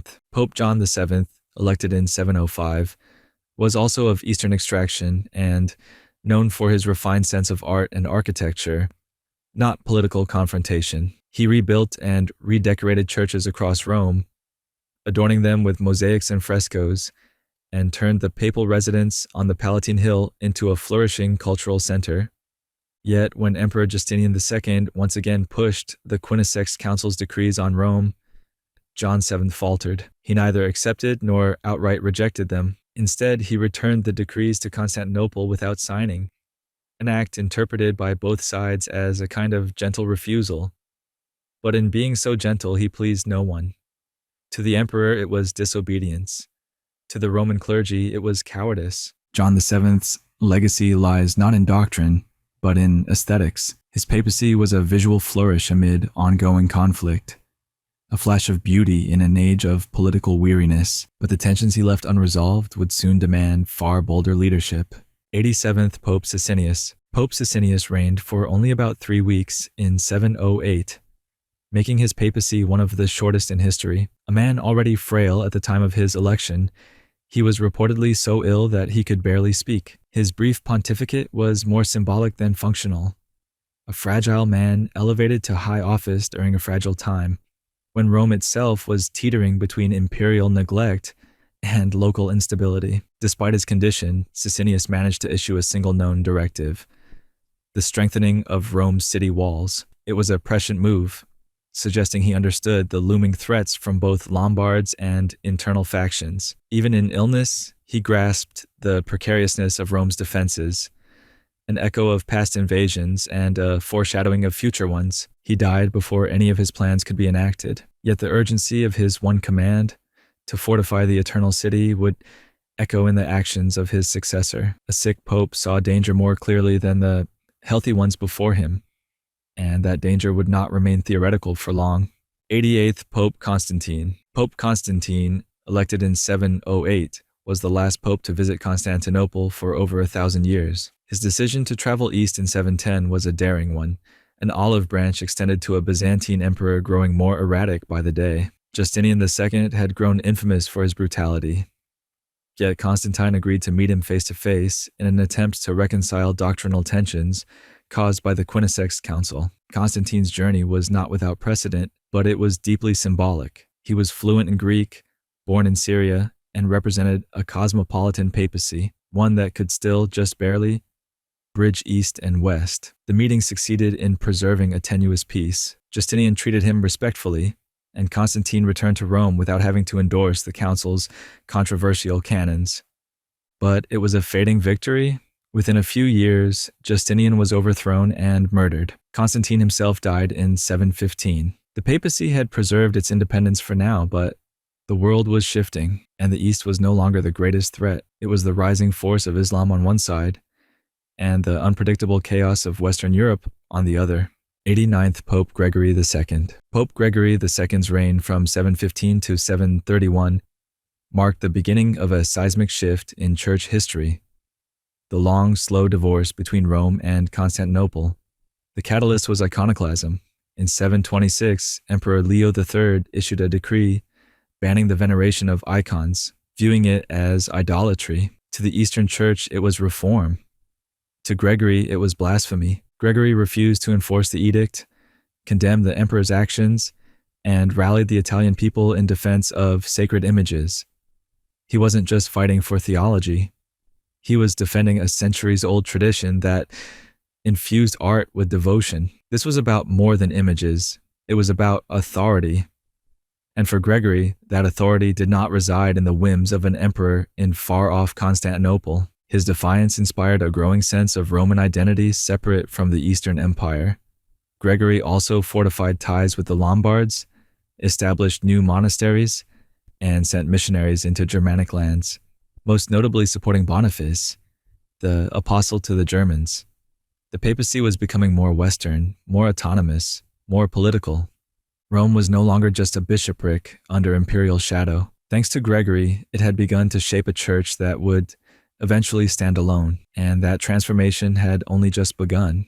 9th Pope Gregory III. Pope Gregory III, elected in 731, inherited a church at war with its emperor, not with swords, but with images.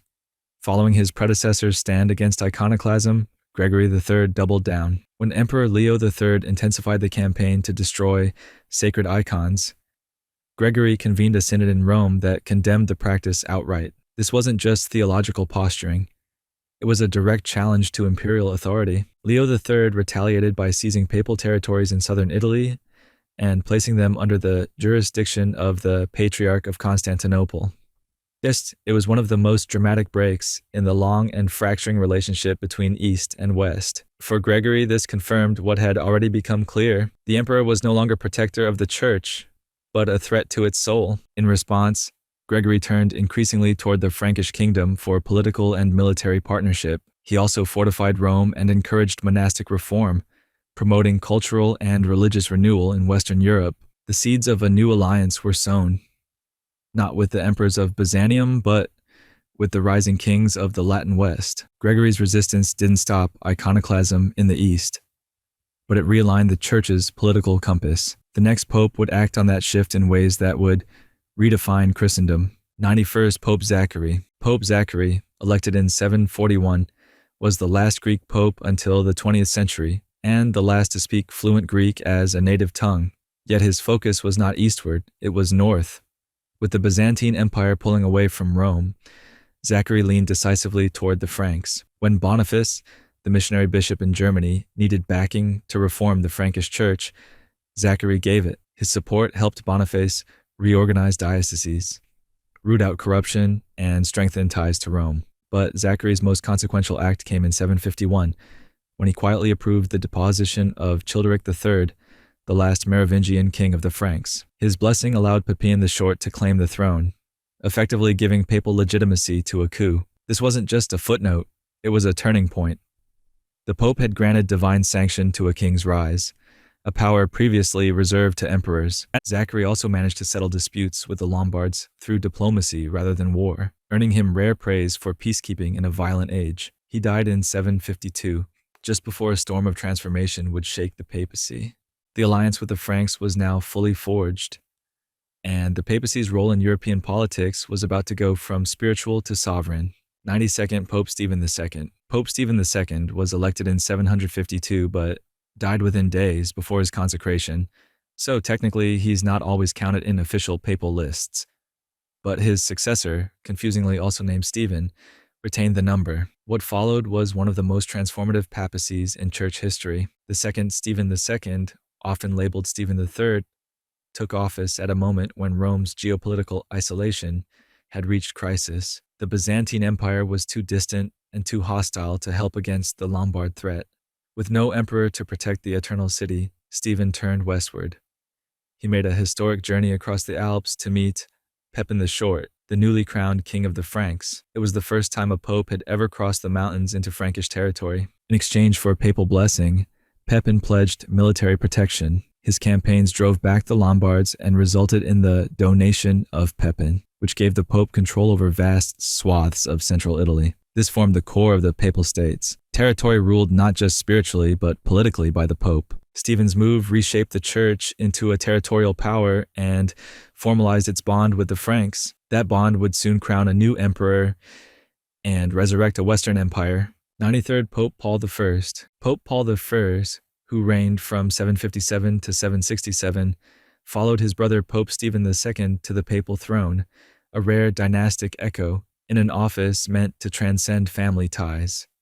His papacy solidified the revolutionary changes initiated by Stephen. The Papal States were still young, barely carved into reality by Frankish arms and papal diplomacy, and Paul's task was to make this new temporal dominion feel permanent. He faced the same enemy as his brother, the Lombards, who remained a constant threat to papal independence. Paul leaned even more heavily on the Franks, writing to Pepin the Short with near desperation whenever tensions flared. At times, he balanced delicately between diplomacy and pleading. His letters reveal a pope aware that the church's newfound sovereignty rested not on its own strength, but on the willingness of a distant king to defend it. Paul was also a defender of icons in the ongoing theological war with the iconoclast emperors in Constantinople. He welcomed exiled monks and clergy fleeing persecution in the East, turning Rome into a refuge of both art and ideology. With each displaced iconophile that arrived, Rome's identity became more Western,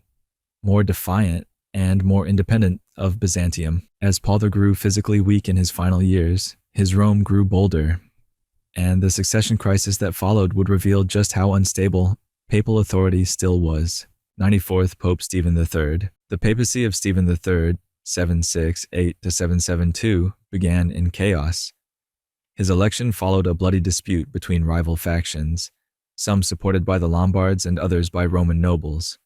The city had become a battleground, and the papal throne a prize seized not through consensus, but through violence. When Stephen was finally enthroned, it was with the uneasy knowledge that his authority was already contested. He quickly condemned the election of anti-popes Constantine II and Philip, who had been installed during the power struggle. But Stephen's real crisis came from within. The Roman aristocracy, emboldened by the wealth and land of the young papal states, had begun treating the papacy as a secular office ripe for manipulation. The pope was supposed to be God's vicar, but in Stephen's Rome, he was also expected to navigate bribes, betrayals, and blood oaths. Stephen looked to the Franks once more, continuing the alliance with Pepin's sons, Charlemagne and Carloman. Yet he was also cautious, trying to maintain Rome's autonomy while bound to foreign swords. He convened a synod in 769 that established new rules for papal elections, including the exclusion of lay influence, an attempt to seal off the sacred from the political. It didn't work. Stephen's death came just as the Carolingian brothers' alliance fractured, and the man who would inherit the throne next had a front row seat to the brewing imperial storm. 95. Pope Adrian I.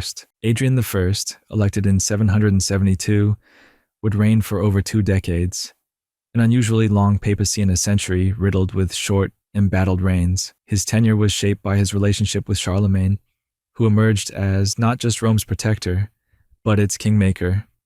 When the Lombards once again threatened the papal states, Adrian appealed to Charlemagne, who responded by invading Lombard territory and capturing their king. It was the end of the Lombard kingdom and the beginning of a new order in the West. Adrian reaped the benefits.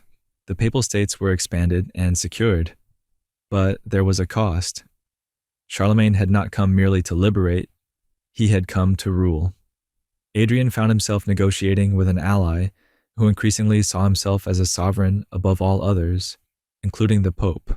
Theologically, Adrian upheld the veneration of icons against Byzantine iconoclasm and sent envoys to the Second Council of Nicaea in 787, reinforcing Rome's break with the Eastern Church. He also undertook large-scale restoration of Roman churches, blending ancient grandeur with Christian piety. When Adrian died in 795, Charlemagne reportedly wept for him, but that grief would not slow what came next. The Franks were now kings of Italy, and the next pope would face the question no one had yet dared ask aloud. If the emperor crowned the pope, who would crown the emperor?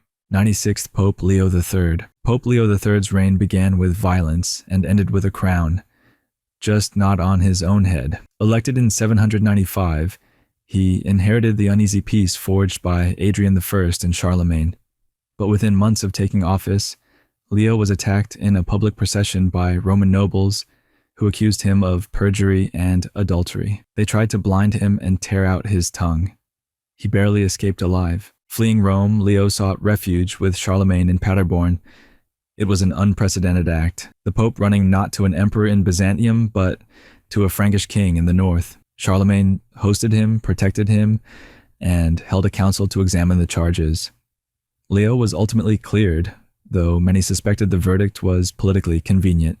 When Leo returned to Rome under royal protection, he crowned Charlemagne Emperor of the Romans on Christmas Day, 800. The moment was a seismic shift. With that gesture, the Western Roman Empire, dead for over 3 centuries, was symbolically resurrected. The Pope had crowned a new Caesar, bypassing the Byzantines entirely. But who had the real power now? Leo's act granted the Church a role in legitimizing emperors, but it also yoked it more tightly to imperial interests. The line between spiritual and political authority blurred, and would remain so for centuries to come.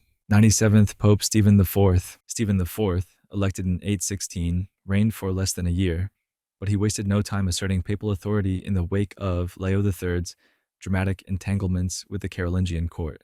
When Charlemagne died in 814, his son Louis the Pious took the throne. 2 years later, Stephen crossed the Alps to meet the new emperor in Reims, another rare papal journey north. There, in a grand public ceremony, Stephen anointed and crowned Louis as emperor. The implication was unmistakable. Imperial legitimacy was not inherited, it was conferred by the Pope. The coronation was both a reaffirmation and a warning. The Church could crown, and, if necessary, it could withhold. Stephen also made Louis take an oath to protect the Roman Church, solidifying the Pope's role as both religious leader and political broker. It was a brief but symbolically dense papacy. Stephen returned to Rome and died shortly after, having carved another notch in the slow assertion of papal supremacy over the empire. But the alliance between throne and altar remained unstable, with Rome asserting spiritual dominance and emperors wielding temporal might. The tension between pope and sovereign was building toward an inevitable fracture. 98. Pope Pascal Fern Pascal became pope in 817 and ruled for nearly 2 decades, during which he juggled diplomatic necessity with ecclesiastical ambition. His most immediate concern was maintaining the alliance with Louis the Pious, which had been reinvigorated under Stephen IV. To that end, he secured an imperial confirmation of the papal state's boundaries and autonomy in the Pactum Ludovicianum, one of the earliest written agreements outlining papal sovereignty. But Pascal wasn't just a political operator. He was a patron of the arts and architecture, overseeing an ambitious campaign to restore and embellish Roman churches. The mosaics in Santa Prassede and Santa Cecilia in Trastevere still gleam with the aesthetic legacy of his reign. These works weren't just decorative, they were assertions of Rome's spiritual prestige, set in stone and glass. Yet Pascal's reign was not without internal strife. 2 high-ranking officials in Rome were executed for plotting against him, prompting allegations of complicity. Though Pascal denied involvement, the incident stained his reputation. He died in 824, having projected an image of divine kingship onto the papacy itself through imperial-style ceremony and visual grandeur, but behind the golden glass lay unresolved power struggles between popes and emperors and between the sacred and the political. 99th Pope Eugene II. Pope Eugene II was elected in 824 under the heavy shadow of imperial intervention. His predecessor, Pascal I, had left behind a volatile Rome divided between factions favoring independence and those aligning with the Carolingian Empire. Eugene's ascent to the papal throne was largely due to the influence of the Roman nobility and the approval of Emperor Louis the Pious, setting the tone for a pontificate marked by accommodation rather than confrontation. One of Eugene's most notable acts was the acceptance of the Constitutio Romana, an agreement forged with Lothair I, Louis's son and co-emperor. The Constitutio was, on its surface, a clarification of papal election procedures. It required imperial confirmation of future popes before consecration. In practice, it tethered the spiritual authority of the pope more explicitly to the empire's political framework. It was the price of peace with the Franks. Eugene's other policies emphasized clerical reform, including efforts to improve the education of clergy and reinforce discipline among monastics. But even these reforms were guided by imperial influence, reflecting a papacy navigating between its role as a spiritual beacon and a client of secular power. His death in 827 left the church on a political tightrope, one that future popes would struggle to balance as imperial tides shifted.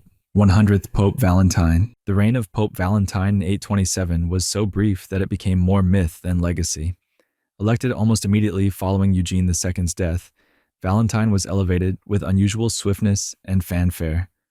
Notably, he was acclaimed pope before undergoing the formal process of ordination as a priest, an inversion of ecclesiastical protocol that shocked some and thrilled others.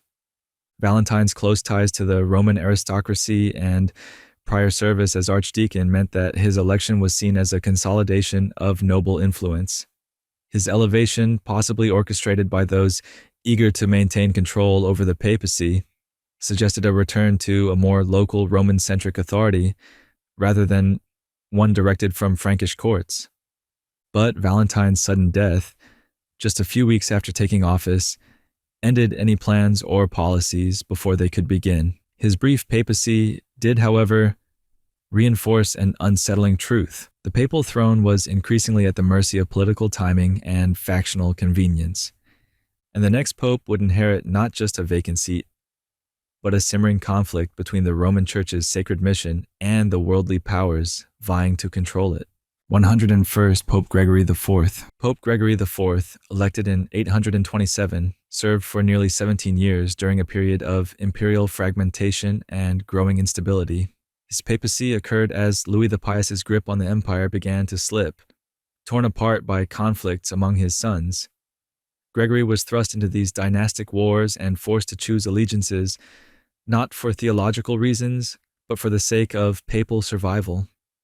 Initially loyal to Louis, Gregory later supported Lothair I, the emperor's eldest son, in a rebellion against his father, a decision that backfired when Louis crushed the revolt. Gregory's support for Lothair was an attempt to preserve Rome's autonomy by backing the heir who seemed most likely to win, but the gamble failed and damaged the pope's standing with the Carolingians. Despite political setbacks, Gregory continued the renovation of churches and the veneration of saints. He also reformed the clergy and enforced moral discipline, extending papal oversight into areas traditionally under episcopal control. His most lasting contribution may have been the strengthening of All Saints' Day, which he helped to universalize throughout the Western Church. As his reign drew to a close, the cracks in the Carolingian alliance deepened, and the papacy, ever more enmeshed in imperial intrigues, would soon find itself caught in a web of ambition, betrayal, and militarized piety. 102nd Pope Sergius II.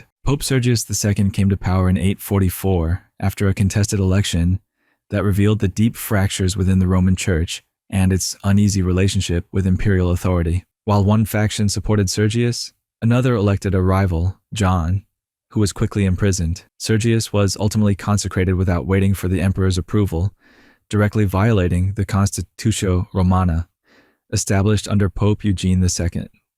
This bold assertion of autonomy did not go unnoticed. Emperor Lothair I sent his son Louis the German with an army to Rome to reassert control. Sergius avoided direct conflict by diplomatically welcoming Louis, granting him lavish honors while quietly reasserting Roman independence. It was a maneuver that defined much of Sergius's reign. Outward deference to the empire, inward assertion of papal sovereignty. Sergius's era was also marked by devastation. In 846, Saracen raiders reached the gates of Rome and sacked the basilicas of St. Peter and St. Paul, which lay outside the Aurelian walls. The city's Sacred Heart had been violated, its holy sites pillaged, and its impotence exposed. The threat prompted the construction of new defensive walls around the Vatican Hill. And so, while Sergius survived politically, his papacy stood as a bitter reminder. Rome's spiritual preeminence was no longer shielded from the chaos of the outside world.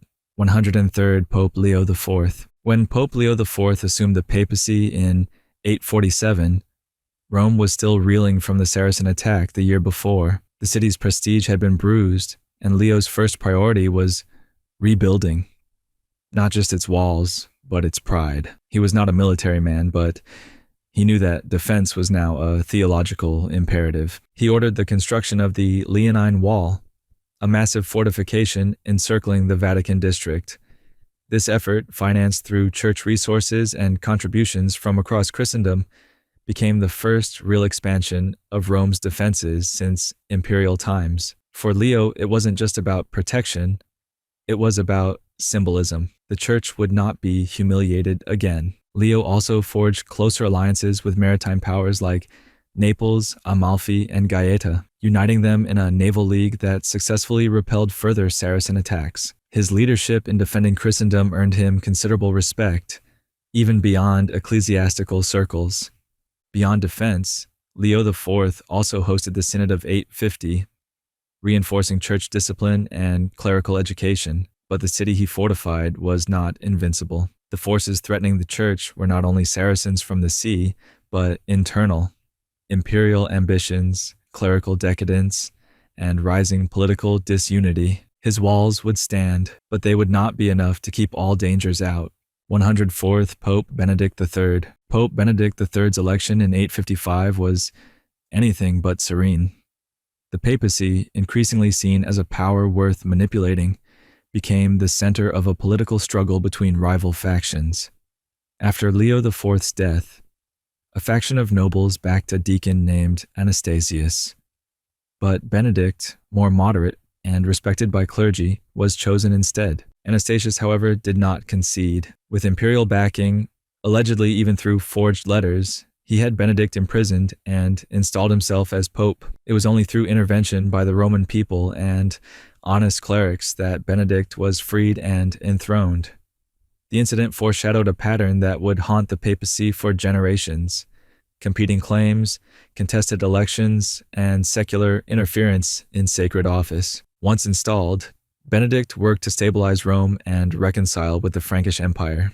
He supported missionary activity in Germany and encouraged ecclesiastical discipline across Europe, though always under the looming threat of outside meddling. His short but tumultuous reign exemplified a growing reality. The Pope may wear the mitre, but others often tried to pull the strings. Benedict held the office, but its sovereignty was still under siege, by ambition, by politics, and soon by forces even darker than war or empire. 105th Pope Nicholas I. Pope Nicholas I, elected in 858, did not just occupy the papal throne. He expanded its authority like few had done before him. Known to history as Nicholas the Great, he took the idea of papal supremacy and wielded it with deliberate force, shaping the future of the Church's role in both religious and political life. One of his most defining acts was his confrontation with King Lothair II of Lotharingia. When Lothair attempted to divorce his wife to marry his mistress, Nicholas intervened, declared the divorce invalid, and excommunicated the archbishops who had supported the king. This was not simply a defense of doctrine. It was a dramatic assertion that kings were not above ecclesiastical judgment. Nicholas also clashed with Photius, the Patriarch of Constantinople, in a dispute that would later contribute to the East-West Schism. He declared Photius's appointment illegitimate, asserting that Rome had jurisdiction over eastern seas. While his influence was not recognized in the East, Nicholas's bold move marked a turning point in papal self-understanding. By the time of his death in 867, Nicholas had laid the ideological foundation for future popes to challenge emperors, excommunicate kings, and claim universal jurisdiction. And yet his legacy also provoked lingering questions. If the Pope ruled over kings, who ruled over the Pope? 106th Pope Adrian II. Adrian II came to the papacy in 867 under a shadow of comparison. Following Nicholas I, one of the most assertive pontiffs in history, Adrian inherited not just the throne, but the burdens that came with papal ambition. Unlike his predecessor, Adrian was more conciliatory and less combative, a choice that brought both stability and missed opportunities. Adrian's papacy was marked by diplomacy. He confirmed the anti-Photius position established under Nicholas and supported the mission of Saints Cyril and Methodius in the Slavic lands, allowing the liturgy to be celebrated in Slavonic rather than Latin. It was a bold endorsement of vernacular worship and a quiet expansion of Rome's cultural reach. But Adrian's reign was also marred by personal tragedy. Though rare among popes, Adrian had married and had a daughter before his ordination. During his pontificate, both were murdered by a political enemy, an event that haunted his years in office and underscored the fragility of papal life even within Rome's walls. Adrian's preference for moderation over confrontation allowed him to navigate through turbulent waters without capsizing. But his reluctance to assert authority like Nicholas would leave the papacy vulnerable to powerful forces circling the Vatican from both east and west. 107th Pope John VIII. Pope John VIII, elected in 872, lived in the midst of a crumbling world. The Carolingian Empire was fracturing, Muslim raids were advancing deeper into Italy, and Constantinople remained in tension with Rome. John's reign became a lesson in crisis management, one where the spiritual and political duties of the papacy collided headfirst. His most immediate threat came from the Saracens. Unlike his predecessors, John VIII did not rely on others for defense.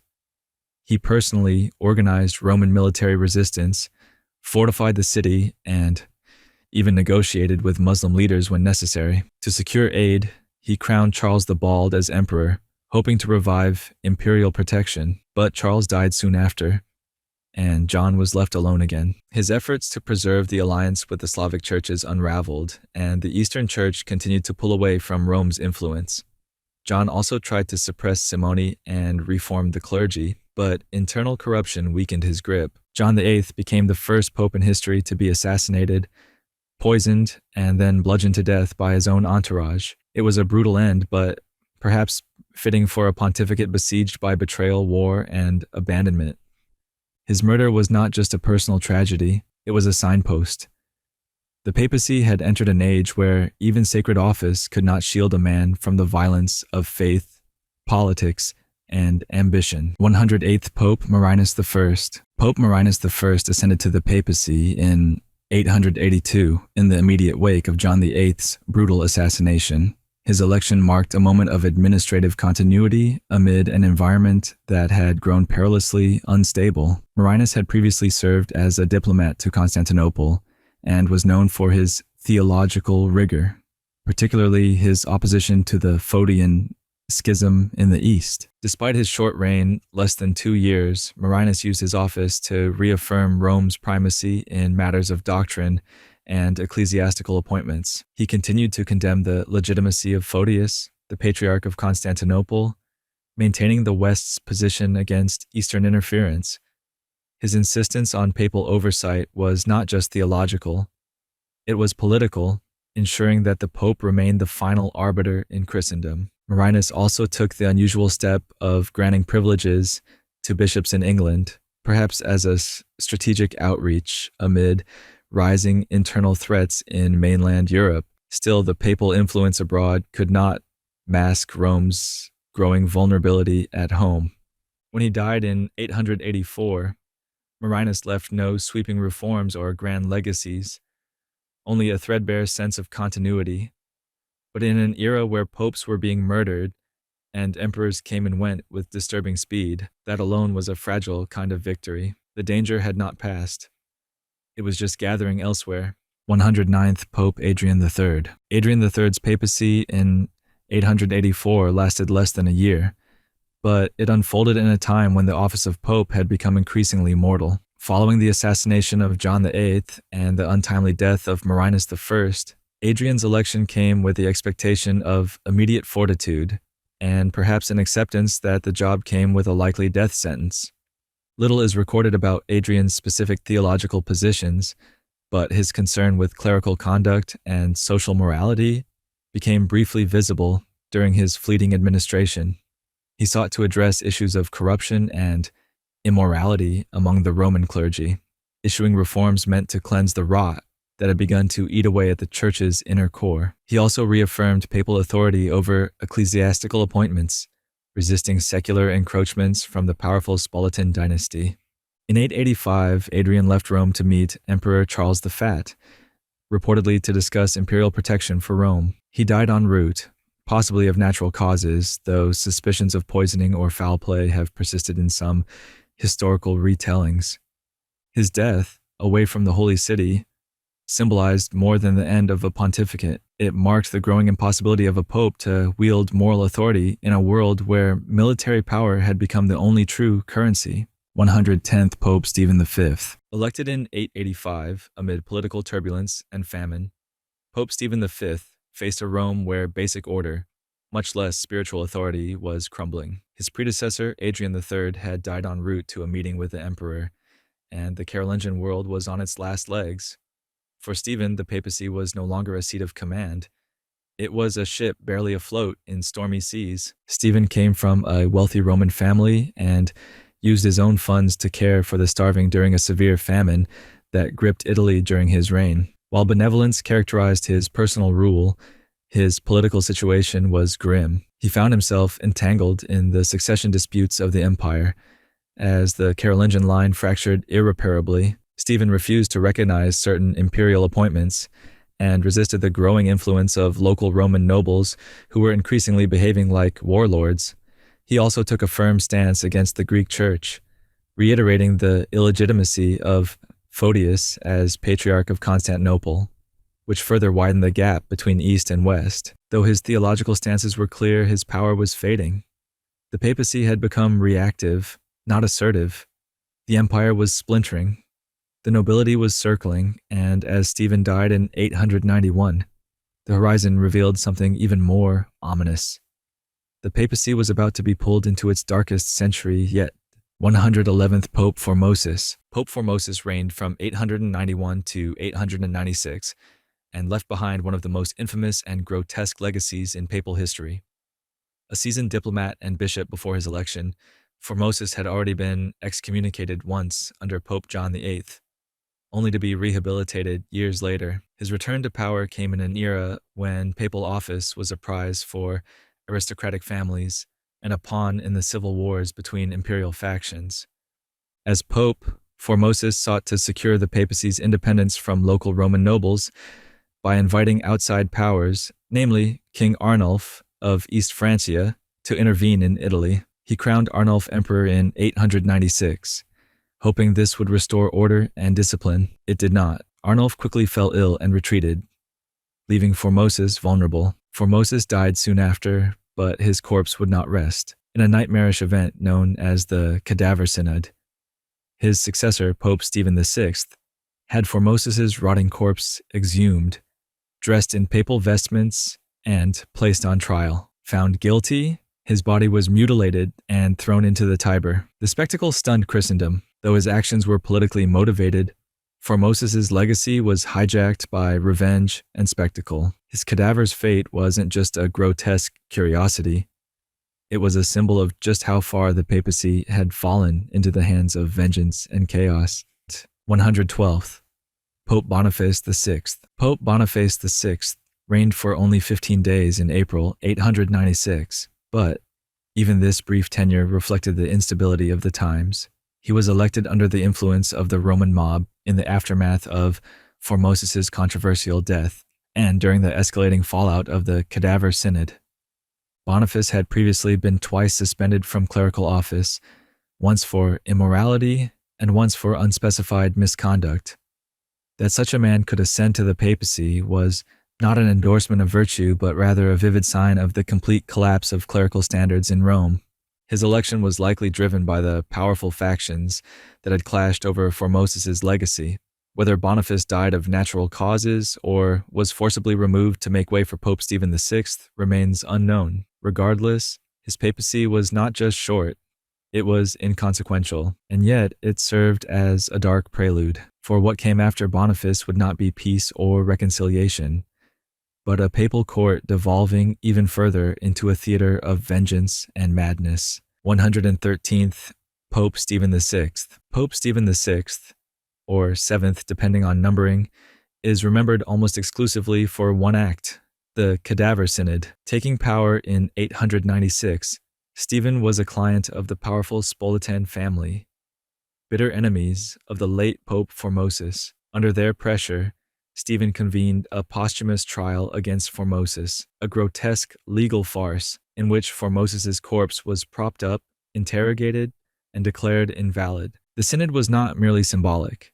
It was a calculated act of humiliation designed to delegitimize Formosus's papal decisions, including his ordinations. This threw the legitimacy of bishops and clerics across Europe into doubt. The church reeled, but the backlash was swift. Rome erupted in riots, and Stephen was imprisoned, and then strangled in his cell in 897. His fate mirrored the madness he had unleashed. The Cadaver Synod was annulled, Formosus was reburied, and Stephen became a cautionary tale of papal depravity. Stephen's papacy marks perhaps the most theatrical low point in Roman ecclesiastical history, where ecclesial disputes were settled not through councils or theology, but through the desecration of corpses. 114th Pope Romanus. Pope Romanus reigned for only a few months in 897, a transitional figure following the backlash against Stephen VI.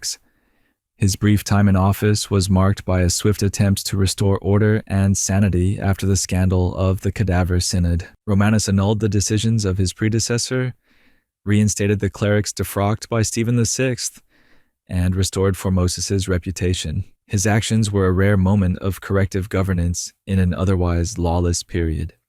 However, Romanus was caught in the cross-currents of violent Roman politics. His attempts to stabilize the church alienated the Spoletan faction and other aristocratic powers who had benefited under Stephen's reign. Within a few months, he was deposed, likely by force, and possibly confined to a monastery, though the exact circumstances remain unclear. Romanus left no grand theological legacy, no encyclical, no sweeping reform, but in the context of his time, his effort to reverse ecclesiastical insanity, no matter how short-lived, was an act of rare moral courage.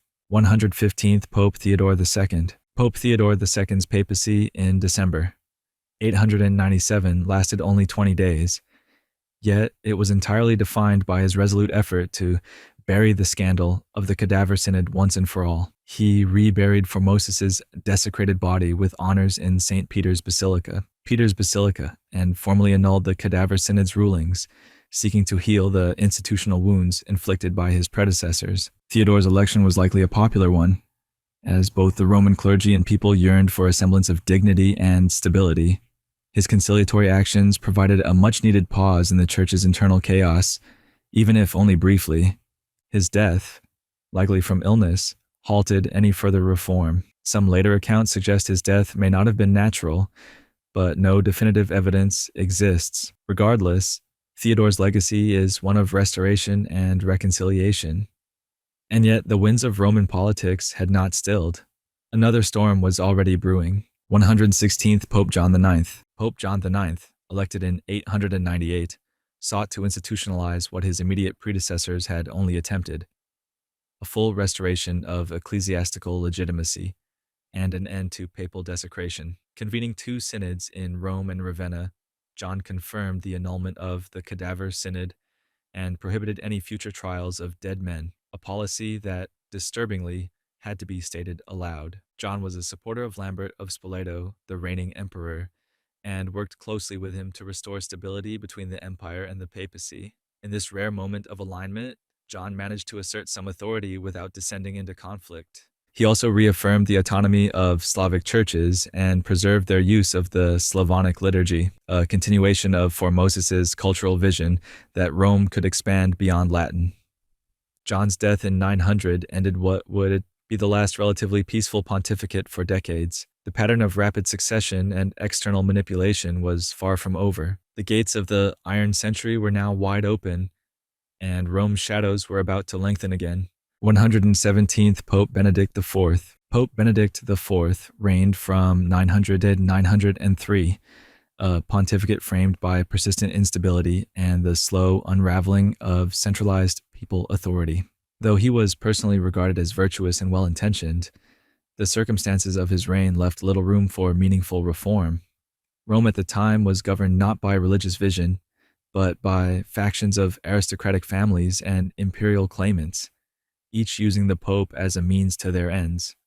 Benedict crowned Louis the Blind as Holy Roman Emperor in 901, an act intended to counterbalance the influence of Lambert of Spoleto. It only succeeded in escalating the tensions. Lambert and his supporters in Rome turned against Benedict's regime, and Louis's rule proved weak and ephemeral. The papacy's alliances had become desperate bets with high spiritual stakes and increasingly poor outcomes. Benedict IV died in 903, possibly poisoned. His death ushered in a brutal power vacuum, setting the stage for a new era of puppet popes, intrigue, and ecclesiastical degradation that no noble title or coronation could sanctify.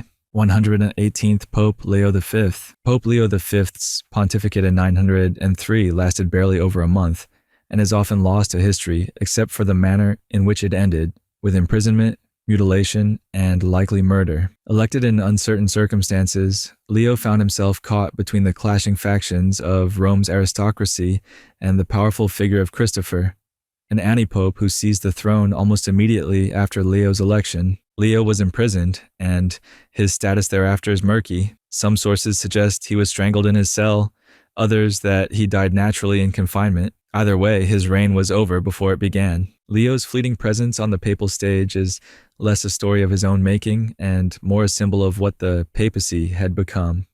An office captured, traded, and terminated at the whim of those who held real power in Rome. 119th. Pope Sergius III. Pope Sergius III's reign, 904 to 911, marked the beginning of what many historians call the pornocracy, a time when papal authority was firmly under the thumb of Roman noble families, specifically the Theophylacti. Sergius returned to power through violence. Having previously been driven from the papacy decades earlier, his reemergence was swift and brutal. He deposed and likely executed both Pope Leo V and Antipope Christopher, clearing the way for his own undisputed claim. Unlike his predecessors, Sergius didn't even pretend neutrality. He aligned himself fully with Theophylact I of Tusculum, granting the family effective control of the papal states. He may have fathered a son, the future Pope John XI, through a notorious liaison with Theodora, Theophylact's powerful wife. Rumors abound, but evidence is sparse. What is clear is that under Sergius, the papacy became a throne, bought with blood and held by the will of Roman oligarchs. With Sergius III, the papacy slipped from spiritual shepherd to a local dukedom, a family franchise dressed in liturgical robes. 120th Pope Anastasius III. Pope Anastasius III, 911 to 913, inherited a church shackled by its secular patrons. His entire reign was spent under the watchful eye of Theophylact of Tusculum and his wife Theodora, the de facto rulers of Rome. He had no real power, and the extent of his influence on church doctrine or diplomacy was negligible. Still, Anastasius made attempts to reinforce moral standards among clergy and continued the practice of supporting missionary work in the still unstable regions of Germany and Scandinavia. But in Rome, his papacy existed more as a polite formality, a thin veil over the harsh reality that the church was being governed by local warlords and their mistresses. He died in 913, likely of natural causes, and left behind little that would distinguish his name, except for being another notch on the papal belt, worn by the House of Tusculum. And the next pope, he was barely more than a child. 121st Pope Lando. Pope Lando, 913 to 914, was the last pope to take a unique name until Pope Francis over 1,000 years later. That alone might have secured him a curious footnote in church history, had he not also presided over one of the shortest and most obscure pontificates ever recorded. Lasting only a few months, Lando's papacy remains enigmatic, an event marked more by what wasn't done than by any action taken.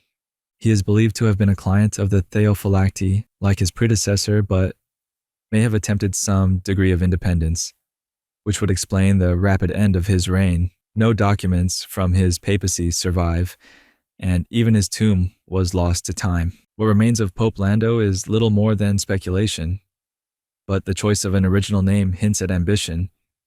Perhaps he believed he could break the cycle. He didn't. What came after would only deepen the decay. 122nd Pope John X. Pope John X, 914 to 928, was a man of ambition born into chaos. Appointed with the backing of Theodora, matriarch of the powerful Theophylacta family, John X began his papacy with promise.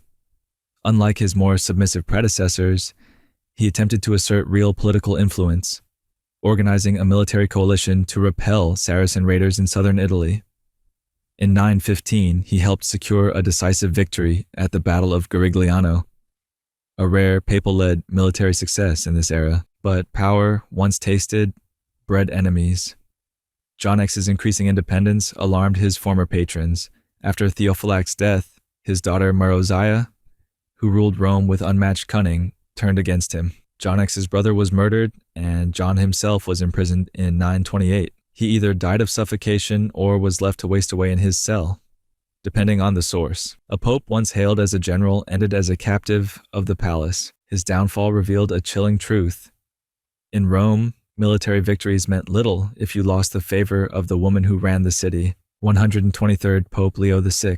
Pope Leo VI's pontificate, 928, was brief and bloodless, a placeholder more than a pope. Elevated by the Roman nobility in the immediate aftermath of John X's violent removal, Leo was likely a compromise candidate approved by Marozia. By this point, the papacy had become a revolving door for those acceptable to the ruling faction. Leo VI's reign lasted less than a year. Nothing of doctrinal or political significance emerged from his brief term. His only role seems to have been to provide the illusion of continuity following an act of papal murder. The Church, still nominally the moral compass of Christendom, had become a pawn in Rome's local feuds. His early death, whether natural or convenient, is scarcely recorded, and yet his fleeting papacy marks the deepening of a trend.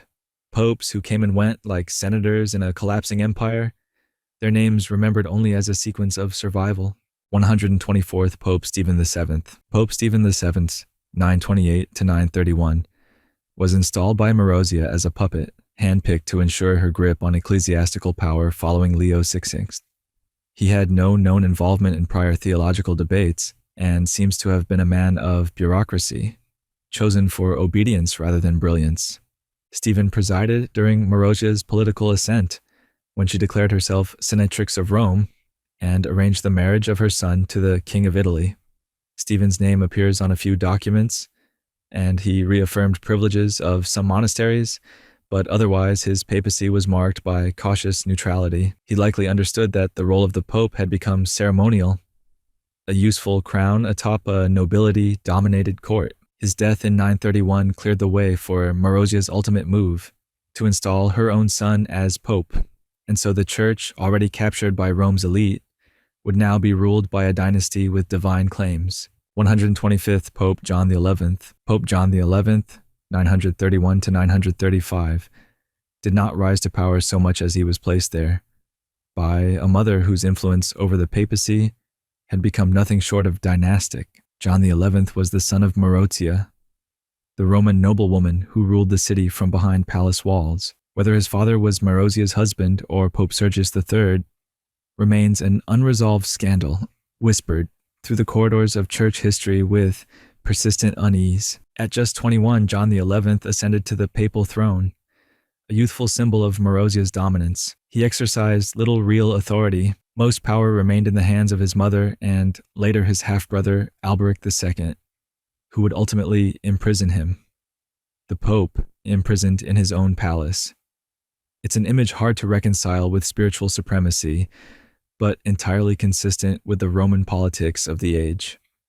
Though stripped of secular control, John XI retained some influence in Eastern ecclesiastical affairs, confirming patriarchal appointments in Constantinople. Still, his papacy became a symbol of the Church's captivity, both literally and figuratively, under noble Roman families.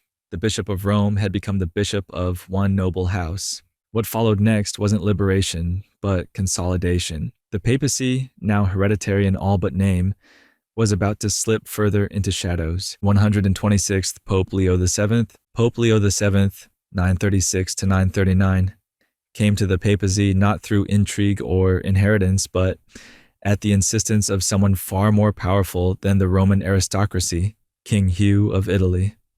With Alberic II, the ruler of Rome and de facto dictator, controlling the Eternal City, Leo was chosen as a compromise candidate, a safe pair of hands who wouldn't challenge the status quo. That's what the Church needed in this era. Not spiritual giants, but quiet placeholders who wouldn't stir the water. Leo's most notable act was inviting the reform-minded Odo of Cluny to mediate tensions between King Hugh and Alberic, a sign that even a constrained pope could attempt diplomacy. He also supported monastic reforms in line with the Cluniac ideals of discipline and independence from secular influence. It was a faint echo of papal authority, brief and cautious, but Leo VII was still a pope under watch, surrounded by power brokers who ruled with armies and bloodlines. His reign passed without incident, without resistance, and without risk. After 3 quiet years, he died peacefully, having neither advanced nor damaged the church's position. The seat of Peter, for now, remained the property of others, and the next man to occupy it would be even more a servant of Rome's reigning prince than Leo had been. 127th Pope Stephen VIII. Pope Stephen VIII, 939 to 942, was less a ruler and more a survivor, though just barely. Chosen under the continued oversight of Alberic II, Stephen inherited a city where papal autonomy was illusionary. As the civil and military leader of Rome, Alberic appointed Stephen and expected submission. What he got instead, possibly, was resistance. Rumors persist that Stephen tried to assert independence, or at least express discontent with Alberic's suffocating grip. The punishment, according to some later sources, was horrific: imprisonment, disfigurement, and eventually death, allegedly at the hands of Alberic's men. Other chronicles suggest a more mundane end, but the very existence of such brutal stories reflects the atmosphere of paranoia and repression in Rome at the time. Even Stephen's official acts, limited to confirming bishops and handling minor ecclesiastical matters, hint at a papacy functioning under duress. This was not a spiritual leader governing the faithful, but a prisoner signing documents while Rome burned under noble feuds. When he died in 942, there was little public mourning. One pope had fallen, another would be raised, but the office itself remained shackled, and the dream of a pope free from Roman nobility's grip seemed more distant than ever. 128th Pope Marinus II. Pope Marinus II, 942 to 946, was another selection by Alberic II, Rome's de facto monarch, who had by now perfected the process of choosing docile popes who posed no threat to his rule. Marinus, by most accounts, was precisely that, a competent, unambitious churchman who managed the church's spiritual responsibilities without venturing into politics. Despite the iron wall around his papacy, Marinus did leave a mark. He focused on church reform, particularly within the clergy, encouraging better moral standards and reinforcing the authority of bishops over wayward priests. His administrative skills helped stabilize the church internally, even as Rome itself remained under the thumb of aristocratic control. But Marinus's effectiveness was limited by design. He was not a man of grand visions, but of quiet maintenance. For Alberic, this made him the perfect pope: useful, pious, and entirely controllable. His death came without drama, his memory without scandal. But with Alberic still in command, the pattern was now fully established.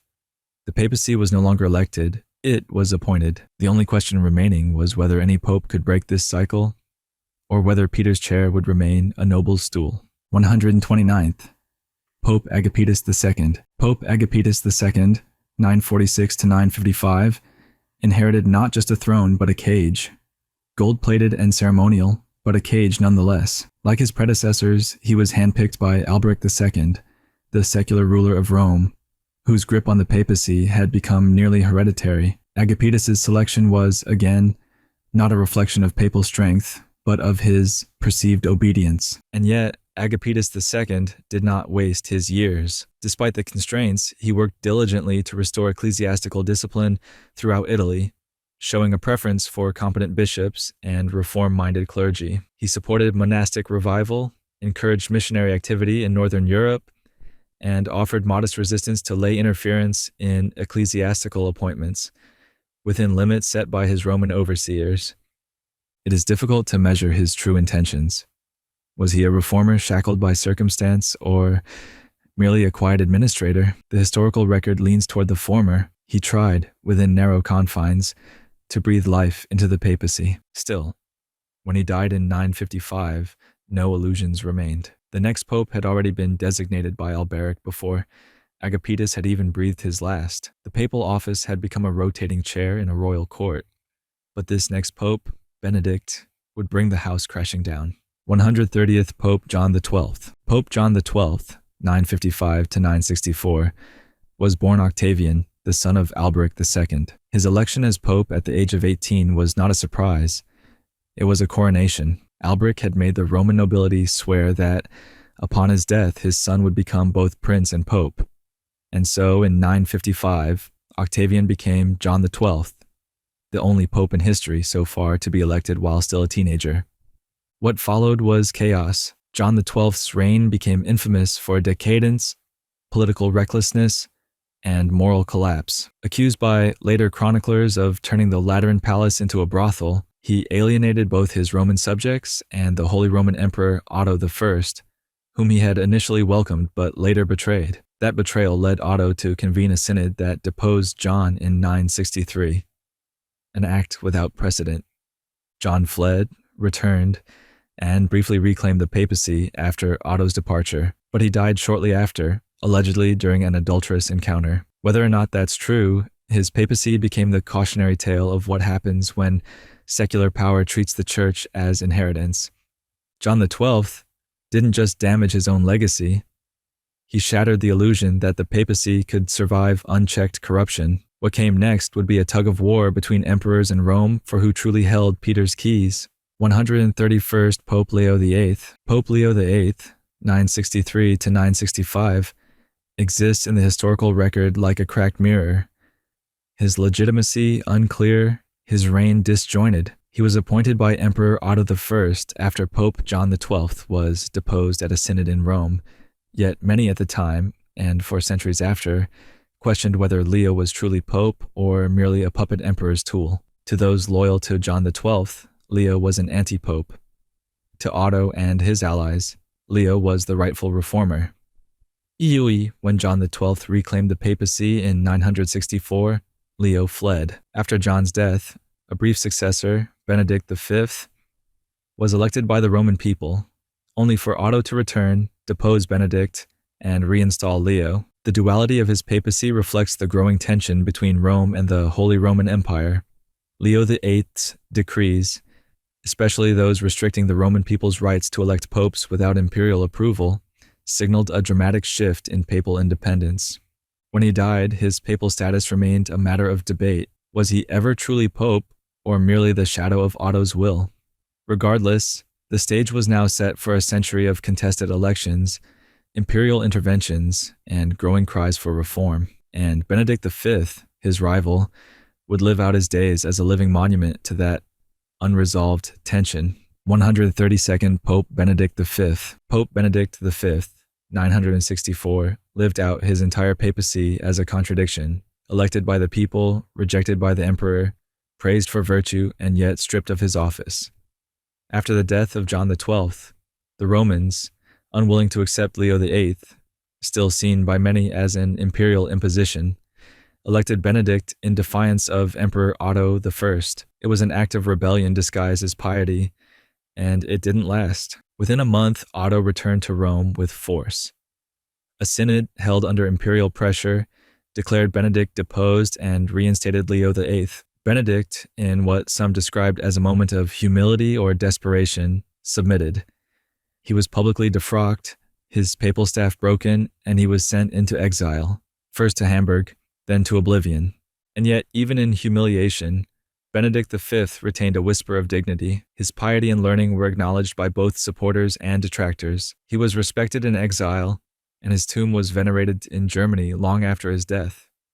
His story is less about what he did as pope, because he had no time to act, and more about what his brief reign revealed, that papal elections could no longer occur without imperial consequence, but the empire's grip on Rome would not go unchallenged for long. 133rd Pope John XIII. Pope John XIII, 965 to 972, rose to the papacy as a compromise between a fractured Roman aristocracy and the iron will of the Holy Roman Empire. He was a Roman noble and an experienced churchman, but more importantly, he was acceptable to Emperor Otto I. That should have made his papacy stable. It wasn't. Shortly after his election, the Roman nobility, resentful of imperial interference, rebelled. John was seized, imprisoned, and eventually forced into exile in Campania. He spent nearly a year as a pope in exile, while Rome simmered in its own feudal discontent. When Otto I returned with troops, he crushed the rebellion, reinstated John XIII, and left behind a message: Rome would obey or be broken. John XIII spent the rest of his papacy navigating this delicate balance. He crowned Otto II as co-emperor. cemented German influence in papal affairs, and worked to strengthen the church's discipline. But his power remained conditional. His reforms mattered, but only because they were allowed to matter. By the time of his death, the papacy had become something imperial yet local, spiritual yet subjugated, and when Otto II ascended, the question of where the church ended and the empire began only grew murkier, especially with the next pope, chosen in the emperor's own household. 134th Pope Benedict VI. Pope Benedict VI, 973 to 974, became pope as a direct creation of Otto I's system, a German-backed pontiff installed during a time of tight imperial control. But Otto I died shortly after Benedict's election, and with Otto II still a minor, imperial protection vanished. What followed was swift and brutal. The anti-German faction in Rome, led by Crescentius the Elder, moved quickly. Benedict was imprisoned in Castel San Angelo, and a rival, Franco Ferrucci, was elected as Boniface VII in an open act of schism. Benedict, stripped of allies and abandoned by the empire, was strangled to death in his cell. His papacy was short and effectively nullified by violence. Almost nothing of consequence happened under his name, because the real story was the war for Rome, not the work of a bishop. Yet his murder became symbolic. The illusion of a stable, imperially managed papacy shattered with the crack of a garrote. The empire could not always protect its popes. The Roman nobility, still licking their wounds from earlier defeats, had struck back, and Boniface VII, his usurper, was just getting started. 135th Pope Benedict VII.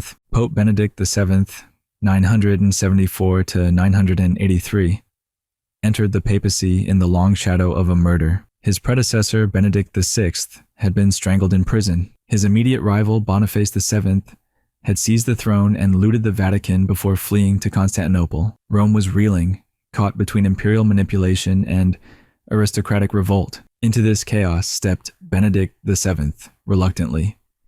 He was a compromise candidate, backed by both Emperor Otto II and the influential Crescenti family, eager to restore some semblance of legitimacy.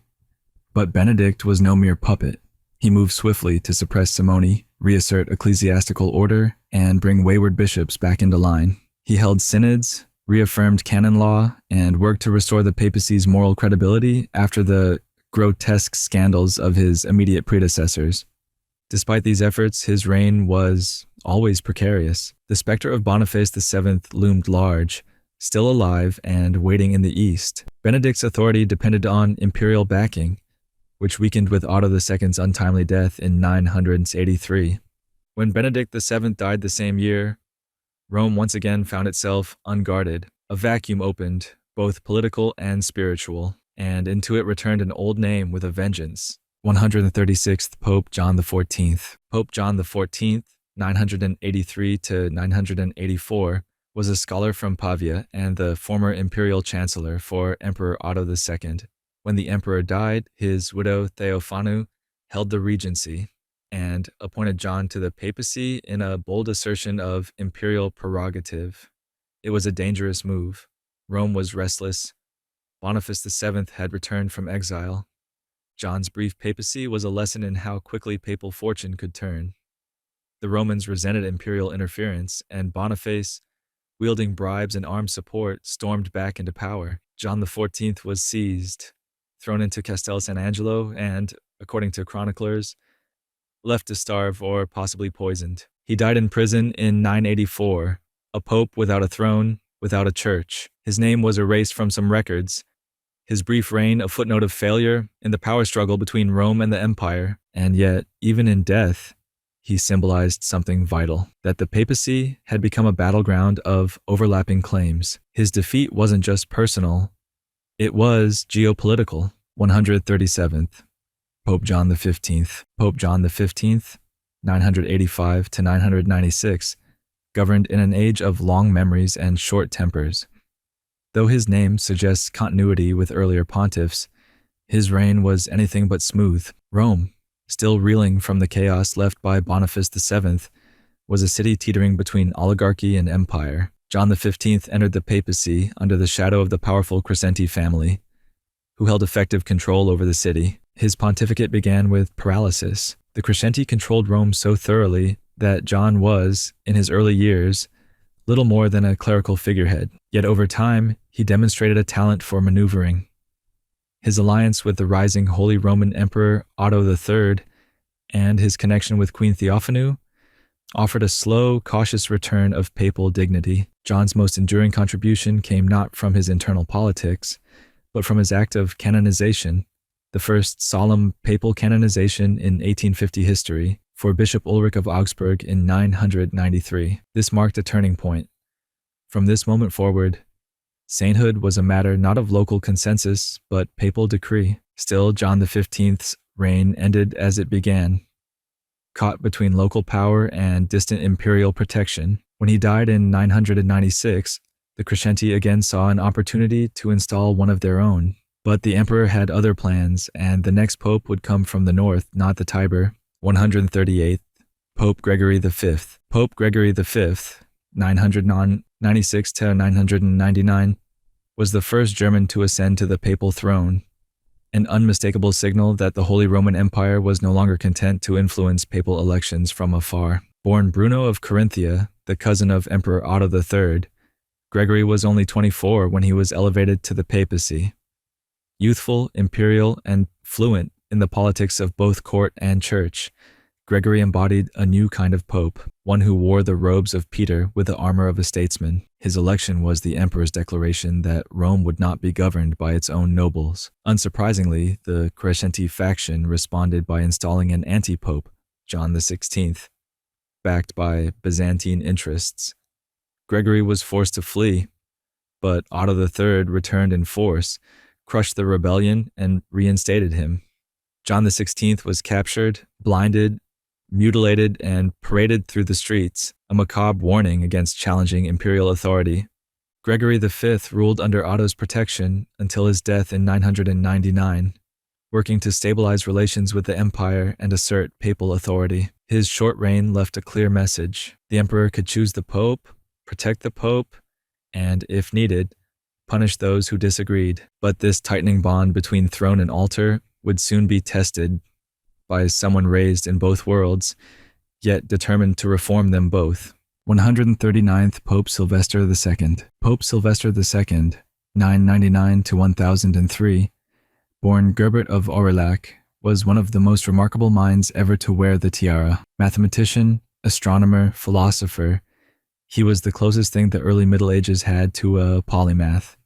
Educated in Muslim Spain, he introduced Arabic numerals and astrolabes to Christian Europe, and his election to the papacy marked the unlikely collision of science and sanctity. But make no mistake, Sylvester II was no quiet scholar. Backed by Emperor Otto III, he stepped into the role of pope with the explicit aim of creating a universal Christian empire, uniting the papacy with imperial governance in a divine partnership. This dream, what Otto called the Renovatio Imperii Romanorum, was ambitious, poetic, and doomed. Sylvester tried to reform church discipline, support missionary efforts in Eastern Europe, and extend papal influence over regions like Poland and Hungary, but he was constantly caught between imperial utopianism and the realities of Roman politics, which refused to yield to any vision that didn't involve Roman families in power.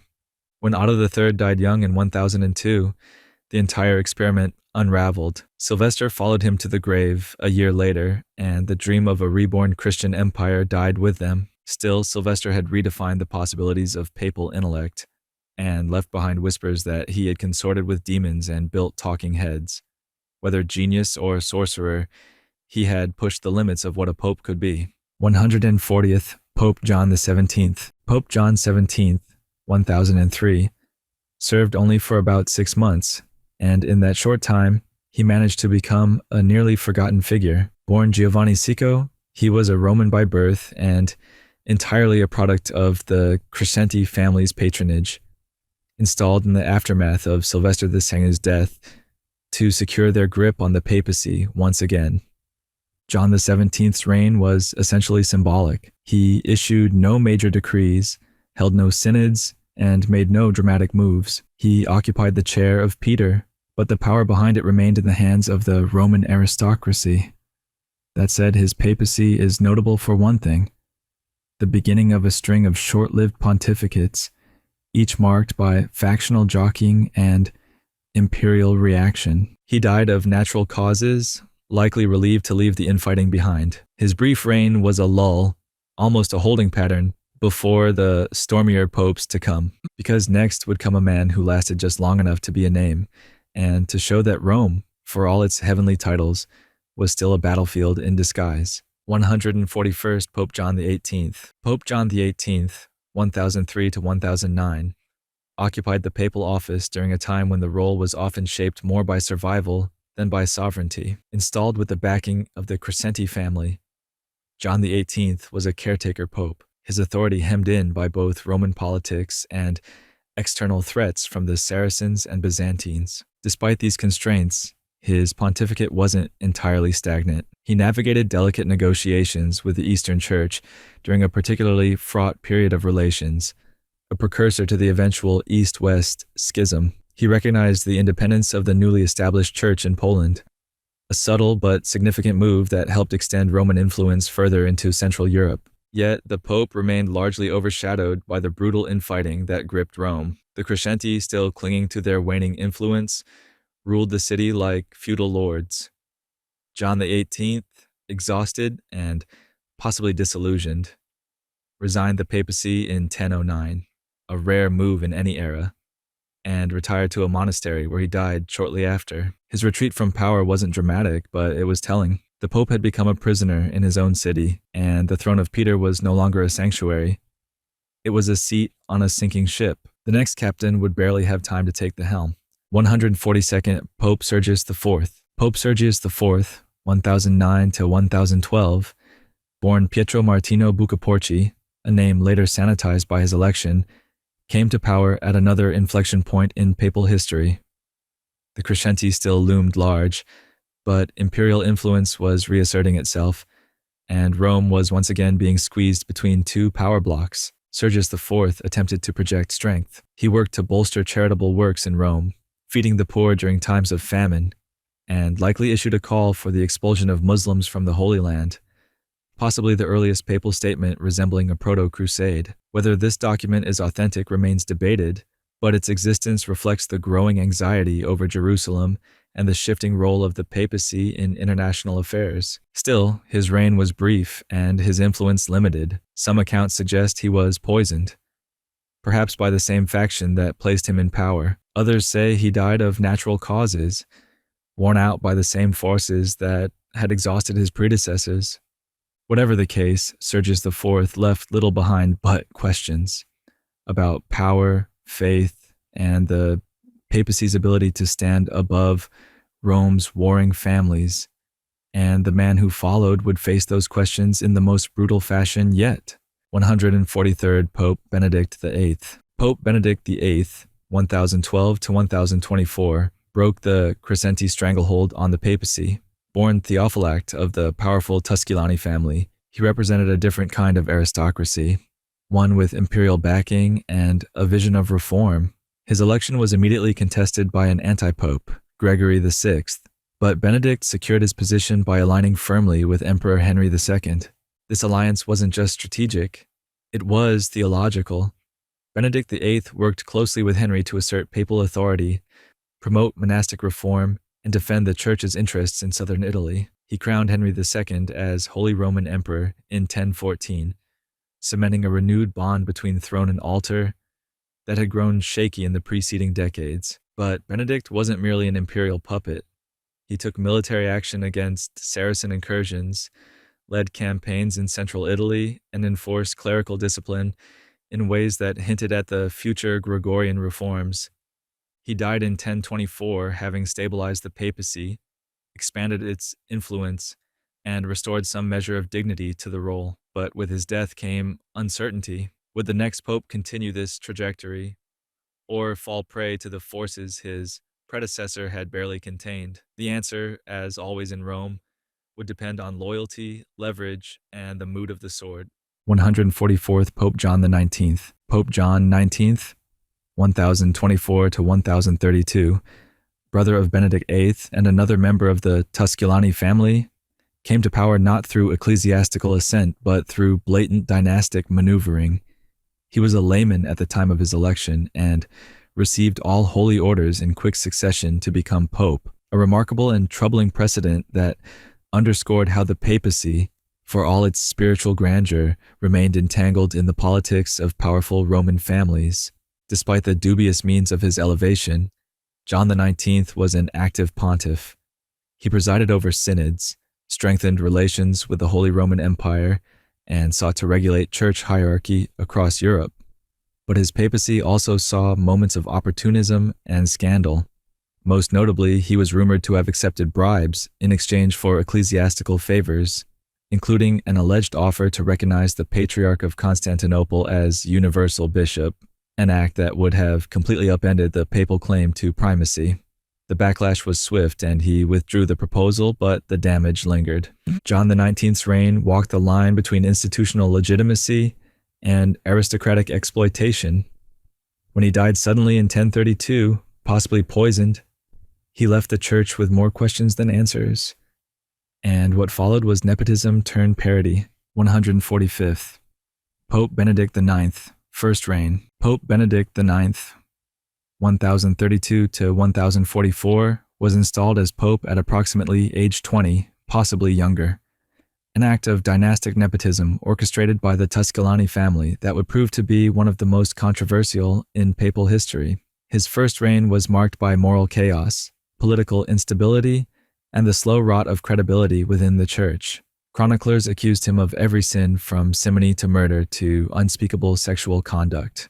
Whether those accusations were exaggerated or not, the fact they were widely believed tells us what the papacy had become in the eyes of many, a farce in a tiara. Benedict IX ruled Rome like a decadent noble, alienating both clergy and laity. By 1044, the backlash became too strong. He was expelled from Rome by a popular revolt and replaced by Sylvester III, an anti-pope with backing from rival Roman factions. But Benedict IX wasn't done yet. His return would reveal just how deeply the papacy had become a possession, one that could be reclaimed, rented, or sold. 146th. Pope Sylvester III. Pope Sylvester III, January-March 1045, reigned for only a few weeks, but his papacy, though often contested, will be counted here as legitimate. A member of the influential Crescenzi family, he was elected pope amidst the violent backlash against Benedict Nada's scandalous first reign. Sylvester's ascent was less about theology than politics, an emergency solution to papal chaos, rather than a spiritual calling from within the church. Sylvester III stepped into the Lateran Palace during a moment of public fury. His election may have lacked complete canonical clarity, but it reflected the desperation of Rome's clergy and aristocracy to preserve some shred of order in the face of a morally discredited papacy. He was known for his prior role as Bishop of Sabina, and had the backing of prominent Roman nobles who saw him as a stabilizer, not a visionary. Yet his time was short-lived. Benedict IX returned to Rome with armed supporters in March 1045 and reclaimed the papal seat, forcing Sylvester into exile. While later declared an anti-pope by some, others, including contemporaries, recognized his brief rule as legitimate, if tragic. After being deposed, he returned to his bishopric, never renouncing his claim. But the papacy would spiral deeper still. The next move? A pope who literally sold the office. 147th. Pope Benedict IX, second reign. Benedict IX's second reign, April-May 1045, was a brief, bitter reprise. After retaking the papal throne from Sylvester III, he held the office again for barely a month.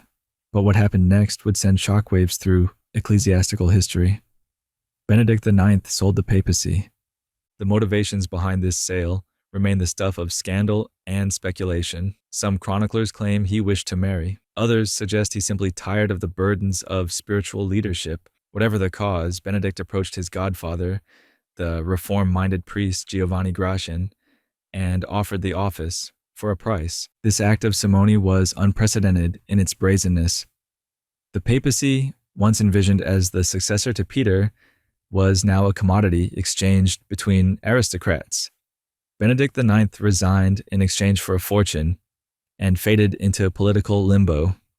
The church was humiliated, but Gratian accepted the role, believing he could clean up the mess. In doing so, he became Pope Gregory VI, and he would discover that inheriting corruption, even with good intentions, is a curse with no easy resolution. 148th, Pope Gregory VI.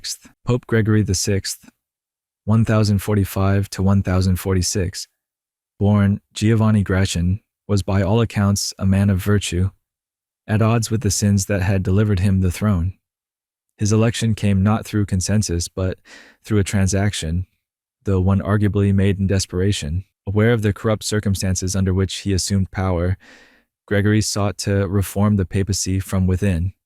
He immediately set about imposing moral discipline on the clergy and curbing abuses in church appointments. But the taint of simony, however well-intentioned, clung to him. His possession of the papacy through payment, even to rid the church of a scandalous predecessor, undermined his legitimacy. Opposition gathered swiftly. By 1046, 3 men were claiming the papal title: Benedict IX, Sylvester III, and Gregory VI. The chaos was unbearable, and so Emperor Henry III intervened, summoning the Council of Sutri. There Gregory admitted to the purchase and resigned, though he insisted it was done to preserve the dignity of the church.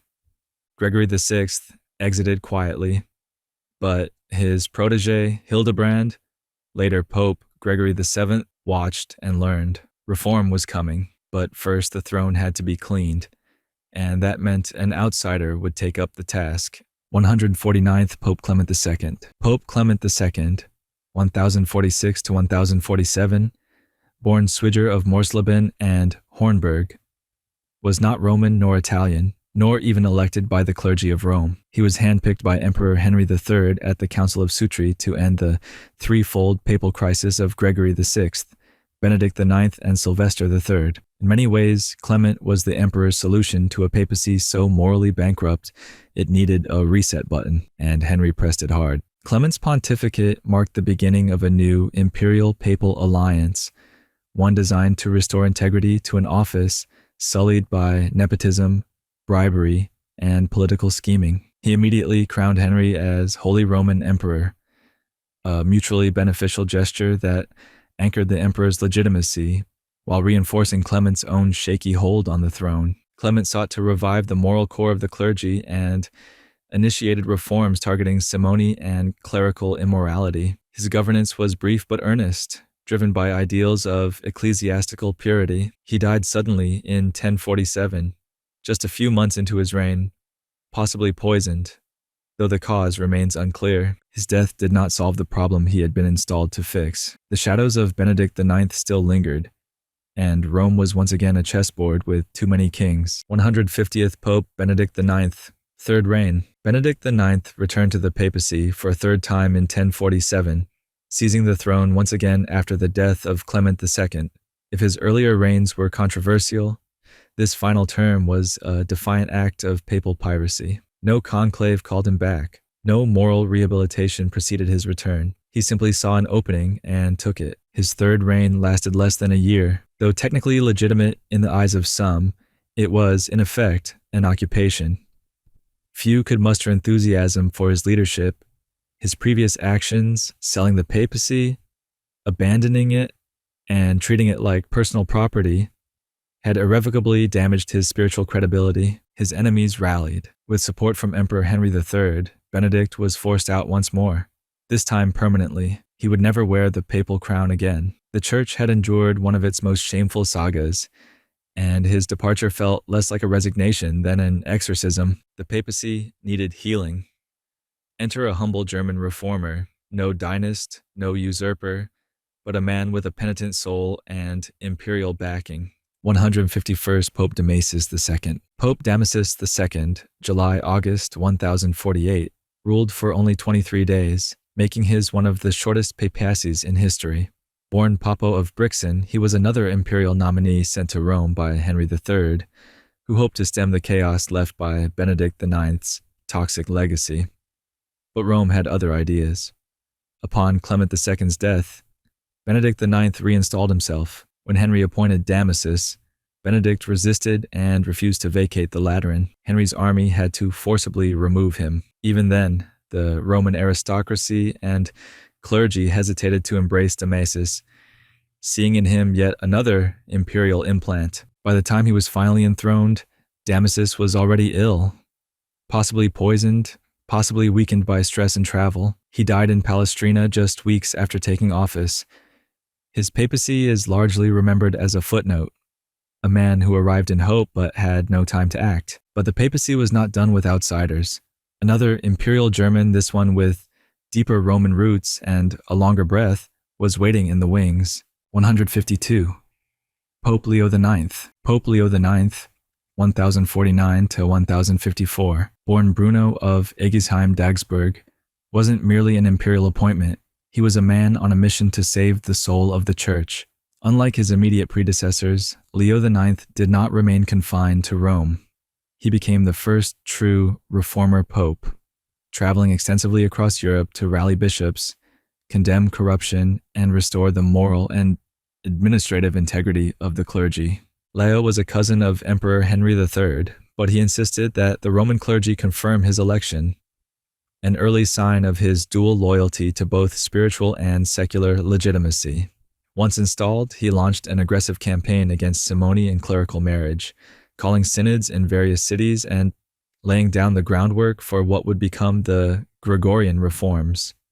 But his most lasting legacy may be one of tragedy. Leo IX sent a delegation to Constantinople to resolve a long-simmering dispute with the Eastern Church. Instead, the exchange devolved into hostility. When his envoys excommunicated Patriarch Michael Carolarius in 1054, the Great Schism between East and West became official. Leo died shortly thereafter, unaware that he had presided over the definitive fracture of Christendom. The next pope would inherit this divided world, a church now split in two, with no clear map to reconciliation. 153rd Pope Victor II. Pope Victor II, 1055 to 1057, born Gebhard of Calv, was one of the last German popes appointed under the strong hand of the Holy Roman Emperor. A close advisor to Henry III, he served less as a spiritual revolutionary and more as a guardian of imperial interests in a rapidly changing church. But that does not mean he was weak. Victor continued Leo IX's reformist agenda, targeting clerical abuse and simony while consolidating papal authority across the fractured Italian territories. He also served as regent for Henry IV after the emperor's sudden death in 1056, an unusual overlap of temporal and spiritual power that made him one of the most politically potent popes of the era. Though not as charismatic or visible as Leo IX, Victor II helped stabilize the papacy during a precarious moment. His efforts kept the momentum of reform alive and laid the bureaucratic scaffolding for future popes to act more independently from imperial control.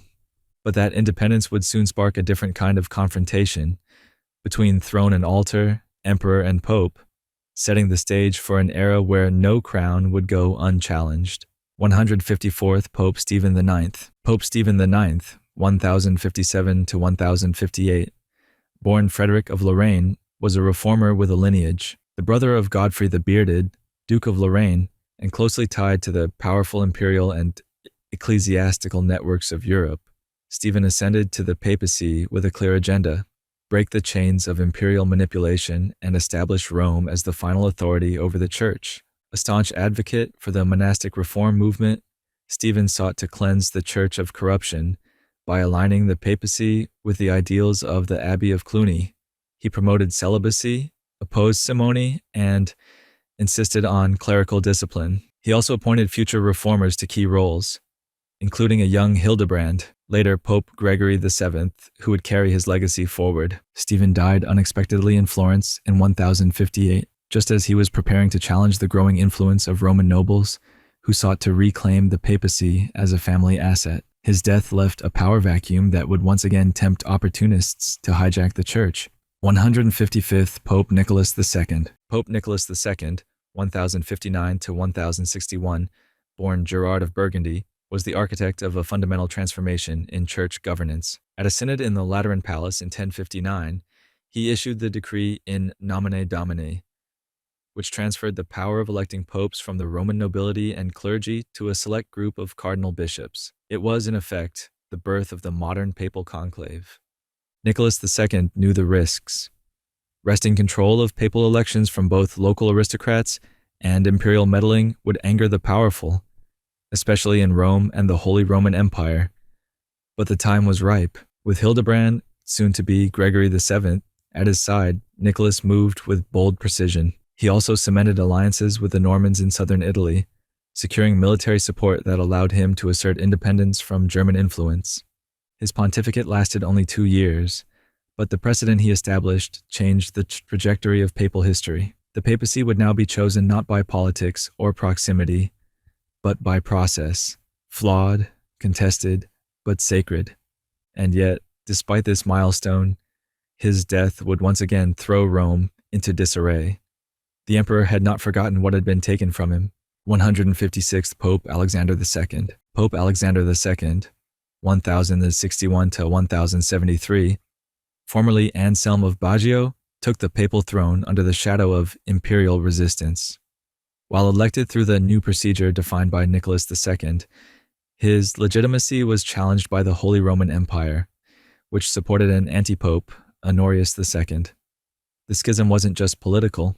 It was a trial by fire for the idea of papal independence. Alexander was a reformer at heart, heavily shaped by the Cluniac movement and deeply committed to moral purification within the church. He cracked down on simony, promoted clerical celibacy, and moved to suppress the practice of buying ecclesiastical offices. He also condemned the mistreatment of Jews, a rare but significant papal stance in the 11th century. Though his reign began in conflict, Alexander II ultimately prevailed, thanks largely to the tireless diplomacy and strategy of Hildebrand, who was by then his most trusted advisor.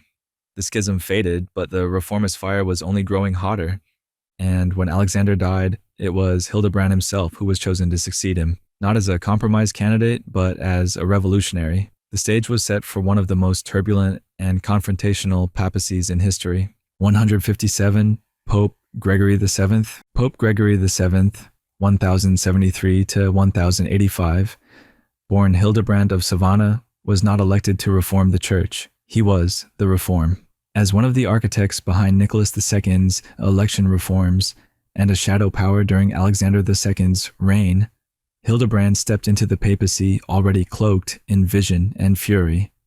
He took the name Gregory VII to signal continuity with the reforming spirit of Gregory the Great. But the name would soon eclipse its predecessor. Gregory's most defining legacy was the investiture controversy. In 1075, he issued the Dictatus Papae, a radical document asserting the Pope's supremacy over all secular rulers, including the right to depose emperors. When Emperor Henry IV attempted to appoint bishops without papal consent, Gregory excommunicated him. What followed was one of the most iconic moments in church history. Henry crossing the Alps in winter to kneel barefoot in the snow at Canossa, begging for absolution. But Gregory's triumph was short-lived. The emperor returned, seized Rome, and forced Gregory into exile. He died in Salerno in 1085, famously declaring, "I have loved justice and hated iniquity, therefore I die in exile." His death left an enduring question behind. Can spiritual power ever truly stand apart from political force? Or does it always invite it? 158. Pope Victor III. Pope Victor III, 1086 to 1087, born Daupherius of Benevento, was a reluctant pontiff, a monk of Monte Cassino and a devoted follower of Gregory VII. He had to be dragged, almost literally, into accepting the papacy after a year of refusal and delay. His humility was admirable, but it left the reform movement briefly adrift, unsure if its momentum would continue. Victor's papacy lasted only 16 months, but in that time, he reaffirmed the excommunication of Henry IV and condemned lay investiture once more. He also summoned a synod that reiterated the reforms Gregory had set in motion. Importantly, he oversaw the military expedition that recaptured parts of Muslim-ruled North Africa and Sicily under the Norman Roger, casting the papacy into the role of spiritual commander of Christendom's southern frontier. Yet Victor died before he could solidify his role. leaving behind an unfinished path and the uneasy sense that perhaps the papacy was now running ahead of itself, led more by legacy than by strategy. And in that moment of uncertainty, his successor would bring both clarity and fury to bear. 159. Pope Urban II. Pope Urban II, 1088 to 1099. Born Odo of Châtillon, was a tactician with a grand vision. A Cluniac monk and former papal legate, he understood both theology and realpolitik. Picking up where Gregory VII left off, he committed fully to the reform movement, but it was his unexpected call to arms in 1095 that would define him for centuries. At the Council of Clermont, Urban preached a sermon that would echo through time. He called for the liberation of Jerusalem and the defense of the Byzantine Empire from Seljuk Turks. The First Crusade was born not from a need for conquest, but from a complex convergence of theology, penance, and political necessity. Urban promised spiritual absolution for those who joined. Europe erupted in religious fervor. Urban never lived to see Jerusalem fall to the Crusaders in 1099, but his speech set into motion centuries of holy war, cultural contact, and bloodshed. Between Christian and Muslim, and within Christendom itself, the papacy had now become more than a voice of spiritual reform. It was a mobilizer of armies, a force unto itself, and with that power came the inevitable questions of responsibility, ambition, and whether righteousness could ever be truly righteous when wielded with a sword. Thanks for the correction. Starting with your updated numbering, here's the proper entry for Pope Paschal II as the 160th Pope. 160th Pope Paschal II. Pope Paschal II, 1099 to 1118.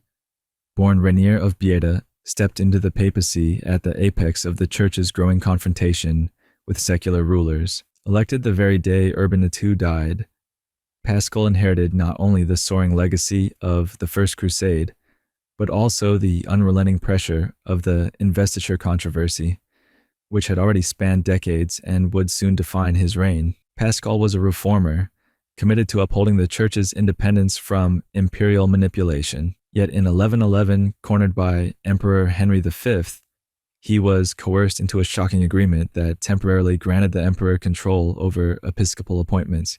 The backlash from clergy and laity alike was immediate and severe. Paschal was forced to renounce the deal, an act that simultaneously saved the Church's credibility and signaled its deep vulnerability. Throughout his 19-year reign, Paschal II remained a figure of endurance and rigidity, less charismatic than his predecessors, but dogged in defense of spiritual sovereignty. When he died, the core question he spent his life grappling with remained unresolved. Could the Church wield power without compromising the holiness that justified it? The next pope would learn that sometimes the price of defending the Church is exile itself. 161st. Pope Gelasius II. Pope Gelasius II, 1118 to 1119.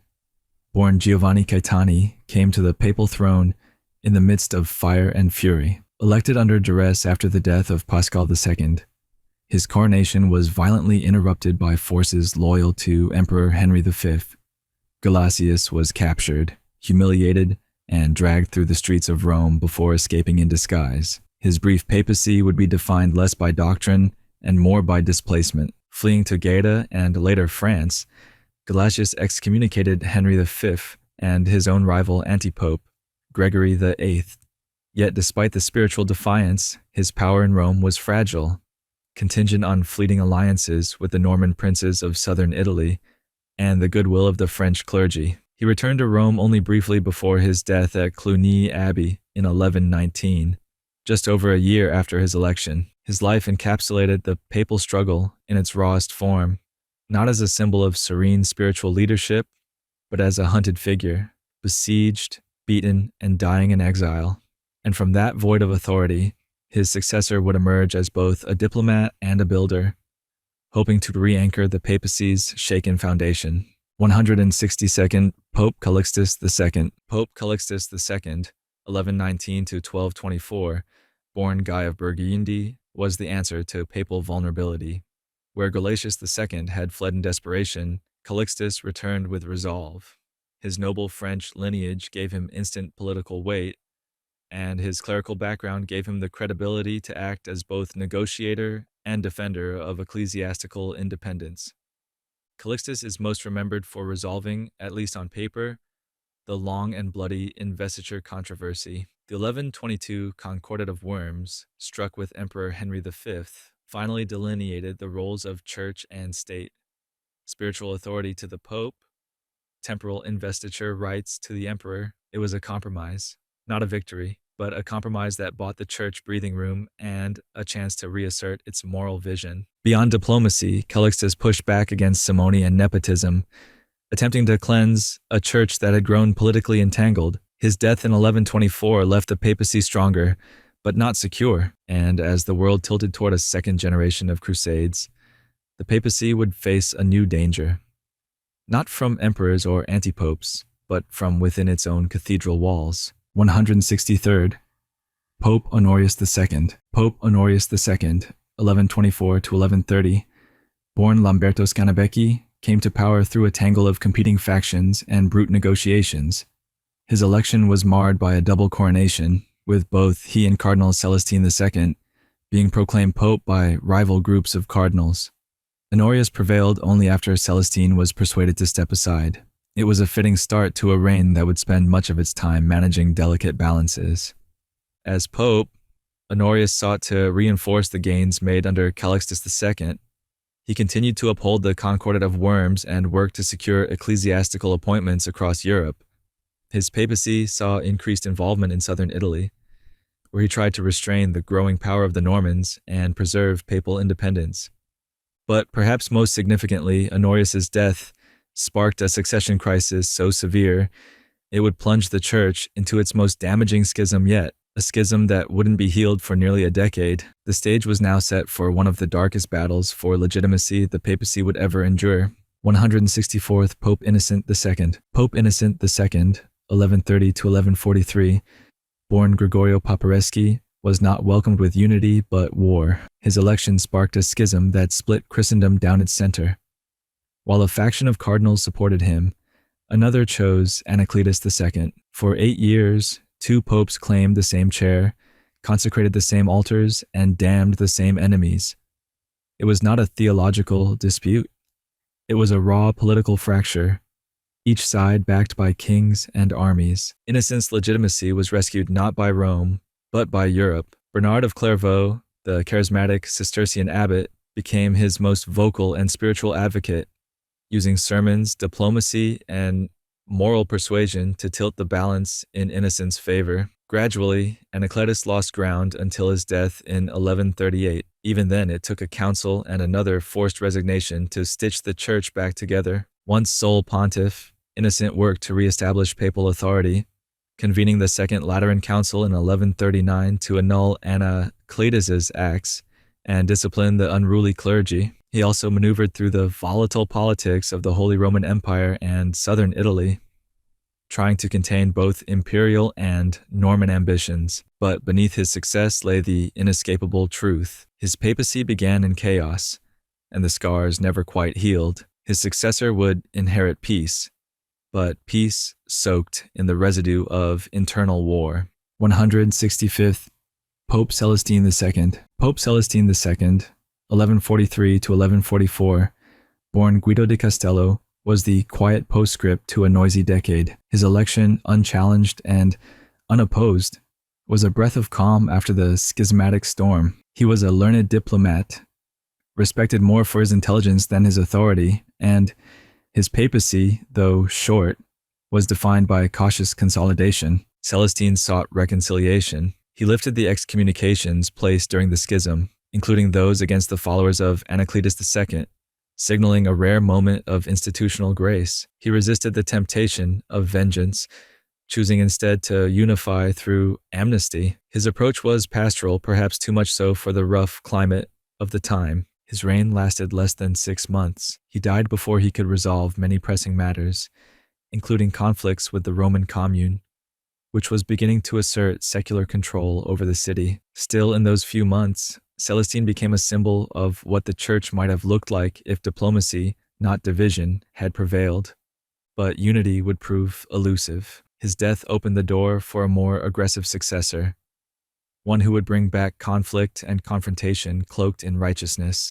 166th, Pope Lucius II. Pope Lucius II, 1144 to 1145, born Gerardo Cacenemici dal Orso, tried to keep Rome in the hands of the Church and died trying. From the moment of his election, he faced a rising rebellion from the Roman Commune, a secular movement led by the fiery Arnold of Brescia that sought to reclaim civic autonomy and strip the papacy of its temporal power. Lucius responded as a soldier pope. He donned armor, rallied troops, and led a direct assault on the rebels. It was a bold and desperate move, and it cost him his life. Injured during the attack, he died shortly after, the only pope in centuries to perish in battle, or something close to it. His brief reign exposed the dangerous new fault line in papal politics, not just between popes and emperors, but between popes and the very city they claimed to govern. The Roman people, once the pope's defenders, were now increasingly his adversaries. The next pontiff would be faced with the same angry streets, but he would answer not with armor, but with sanctity and the dream of Jerusalem. 167th, Pope Eugene III. Pope Eugene III, 1145 to 1153, born Bernardo de Paganelli di Montemagno, was not the choice of power brokers or political factions. He was the choice of conscience. A former pupil of Bernard of Clairvaux and a Cistercian abbot, Eugene's ascension to the papacy was met with skepticism, even ridicule. Some claimed he lacked the spine to handle Rome's chaos, but what he lacked in force, he made up for in clarity of vision. Eugene's papacy was defined by one defining event, the Second Crusade. In 1145, after the fall of Edessa to Muslim forces, Eugene issued the bull Quantum Predecessoris, calling for a new crusade. The campaign was a disaster, poorly organized, marred by infighting, and ultimately a failure. Yet the ideological weight of the crusade remained, as did Eugene's legacy as the first Cistercian pope. He spent much of his pontificate in exile, driven out by the Roman Commune. His spiritual authority remained intact, but his physical presence in Rome was tenuous. He traveled through Italy and France, convening councils, reforming monastic orders, and seeking alliances with kings who saw the papacy as both a spiritual beacon and a political tool. Eugene's reign proved that a soft-spoken pope could still steer the rudder of Christendom, though never without being reminded how easily the sea could swallow him. What followed him would be less Cistercian idealism and more imperial confrontation. 168th, Pope Anastasius IV. Pope Anastasius IV, 1153 to 1154, born Corrado della Subura, was elderly, experienced, and deeply Roman. A cardinal for decades before his election, he represented a stabilizing figure after Eugene's itinerant reign. His election was a gesture of institutional steadiness, not revolutionary ambition. Anastasius's short papacy, barely over a year, was mostly concerned with healing. He made peace with the Roman Commune, easing the tensions that had forced previous popes into exile. He also brokered a truce in the long-running dispute between the Holy Roman Emperor and the Bishop of Magdeburg, demonstrating his skill as a mediator rather than a warrior. His work was pragmatic and pastoral. He restored churches, settled ecclesiastical disputes, and welcomed pilgrims back to a Rome that had been fractured by ideological rebellion. He left no theological treatises, no epic conflicts, no major councils, just the memory of a calm, almost bureaucratic interlude. But even calm can be a prelude to conflict. The next pope would walk into a trap set years earlier, one involving the emperor, the law, and the church's claim to supreme authority. 169th, Pope Adrian IV. Pope Adrian IV, 1154 to 1159, born Nicholas Breakspere, remains the only Englishman to ever sit on the papal throne.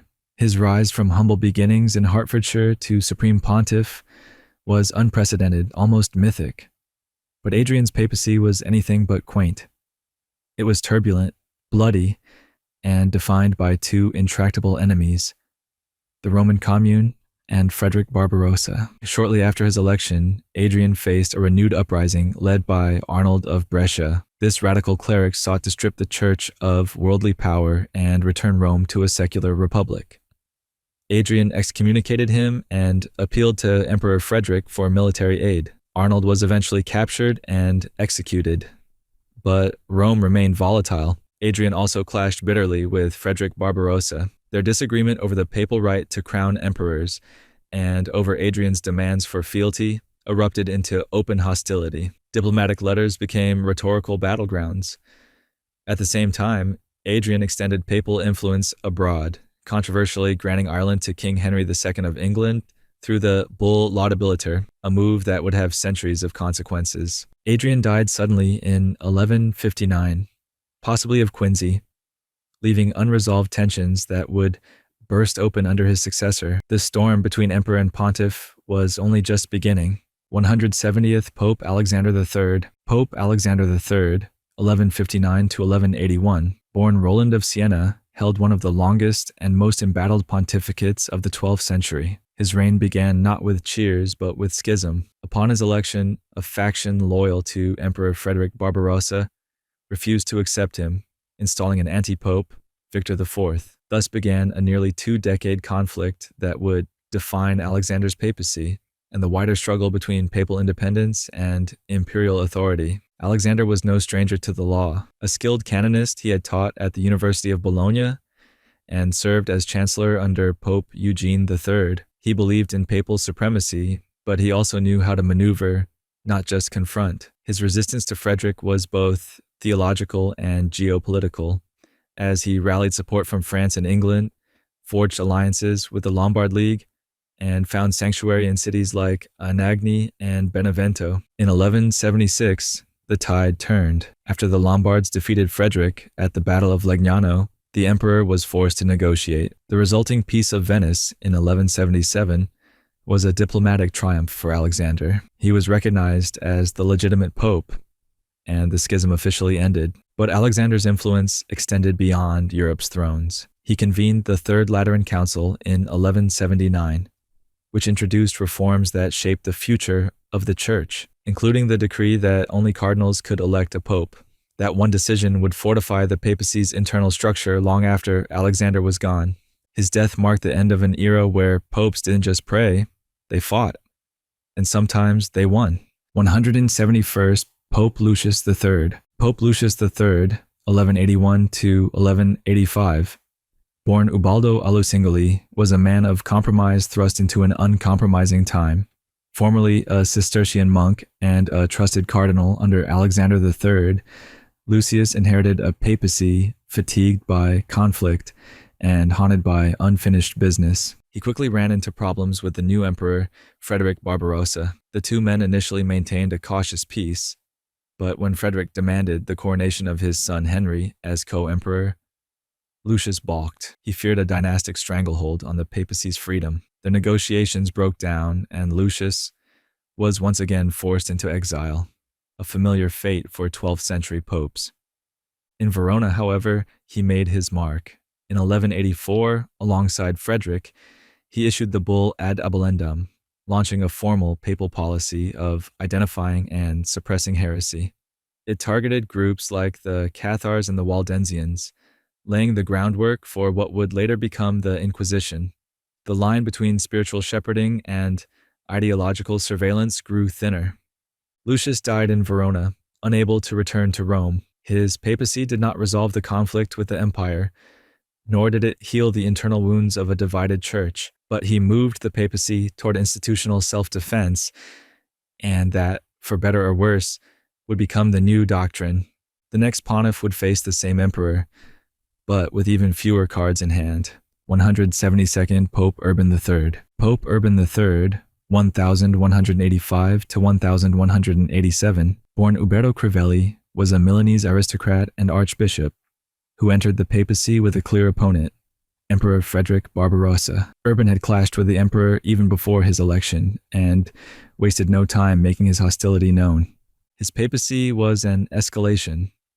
Urban refused to confirm the marriage of Frederick's son Henry to Constance of Sicily, viewing it as an imperial ploy to control southern Italy. He excommunicated imperial loyalists and continued his predecessor's refusal to crown Henry as co-emperor. Frederick in turn placed intense pressure on Rome. Urban found himself increasingly isolated. He fled to Verona, where imperial influence was strong, and the city's hostility toward him, incited by Frederick, was unrelenting. He lived under virtual house arrest, cut off from the wider church. It was there that he received news of Jerusalem's fall to Saladin in 1187, a devastating blow to Christendom, but the Pope would not live to respond. Urban III died soon after hearing of Jerusalem's capture, reportedly from grief. Whether that's legend or literal truth, the timing was poetic. The papacy had been fighting emperors while the Holy Land was slipping away. A reckoning was due, and his successor would have to deliver it. 173rd Pope Gregory VIII. Pope Gregory VIII, 1187, born Alberto de Mora, was pope for just under 2 months, a blink in papal history, yet one echoing with urgency. Before his election, he had served as a cardinal and papal legate, known for diplomacy rather than doctrinal combat. His ascension came at a moment of collective Catholic despair. Jerusalem had fallen to Saladin, and the news had shaken Europe like a trumpet blast from the east. Gregory's brief pontificate was singularly focused on damage control and spiritual mobilization. He issued the papal bull Audita Tremendi, which blamed Christian sin and disunity for the loss of the Holy City. It called for penitence, fasting, and a new crusade. This was not just a policy announcement. It was a spiritual diagnosis. The sins of princes and the corruption of courts, Gregory claimed, had brought divine punishment. His call was not political theater. It was a theological cry for repentance. He began organizing the Third Crusade, appealing to European monarchs with the rhetorical weight of a prophet more than a pope, but time was not on his side. While journeying to Pisa to smooth out disputes between Italian city-states, he fell ill and died. Though short-lived, Gregory VIII's pontificate became the spark for one of the most famous military religious enterprises of the medieval world, and the church, still bruised by failure, would soon find itself led by a man determined to see God's vengeance carried out. 174th Pope Clement III. Pope Clement III, 1187 to 1191, born Pollino Scolari, took office in a church teetering between crusading fervor and imperial confrontation fatigue. His immediate predecessor had died issuing a spiritual summons to reclaim Jerusalem, and Clement stepped in to transform the rhetoric into logistics. Clement's papacy was defined by his orchestration of the Third Crusade, and for once the response was overwhelming. He coordinated with monarchs such as Richard the Lionheart of England and Philip Augustus of France. Their crusading zeal was as theatrical as it was strategic, but Clement needed both. The Holy Land was in Muslim hands, and the Church needed to prove it hadn't lost the mandate of heaven. Clement also found time to restore internal order. He successfully negotiated peace with the city of Rome, returning to the Lateran Palace for the first time in years. His calm diplomacy prevented further rifts with Frederick Barbarossa and the imperial faction. For a brief moment, the papacy had both internal peace and external purpose, yet the tide of war was slow to turn. Richard and Philip would bicker as much as they battled, and the crusade would fall short of retaking Jerusalem. Clement died in 1191, never seeing the results of his global mobilization. The dream of a redeemed holy city still loomed, and it would fall to his successor to decide how much blood it would cost. 175th, Pope Celestine III. Pope Celestine III, 1191 to 1198, born Giacinto Bobone, was nearly 85 when elected, a compromise candidate thought too old to matter much. Yet he surprised the cardinals, not by launching a revolution, but by enduring long enough to shape a critical phase in the Church's expansion and its diplomatic balancing act. He crowned Henry VI, the son of Frederick Barbarossa, as Holy Roman Emperor, a choice some questioned, given Henry's aggressive posture toward the papacy. Celestine hoped to keep the empire cooperative through ritual legitimacy, but it was a gamble. Henry quickly moved to assert dominance, launching campaigns in Sicily and the south. The tension between ceremonial hierarchy and realpolitik never let up. Celestine's reign was marked by a cautious diplomacy and a steady flow of ecclesiastical appointments. He canonized several saints, including St. William of Malaval, and showed pastoral sensitivity that contrasted with the power games of monarchs. He was also the first pope to resign voluntarily since Gregory VI, though his request was denied by the cardinals. He died in office at the age of 92, a relic of a more patient time, and a bridge to an incoming pope who would reforge the papacy into something sharper, stricter, and vastly more ambitious. The age of medieval power politics was about to become theological fire.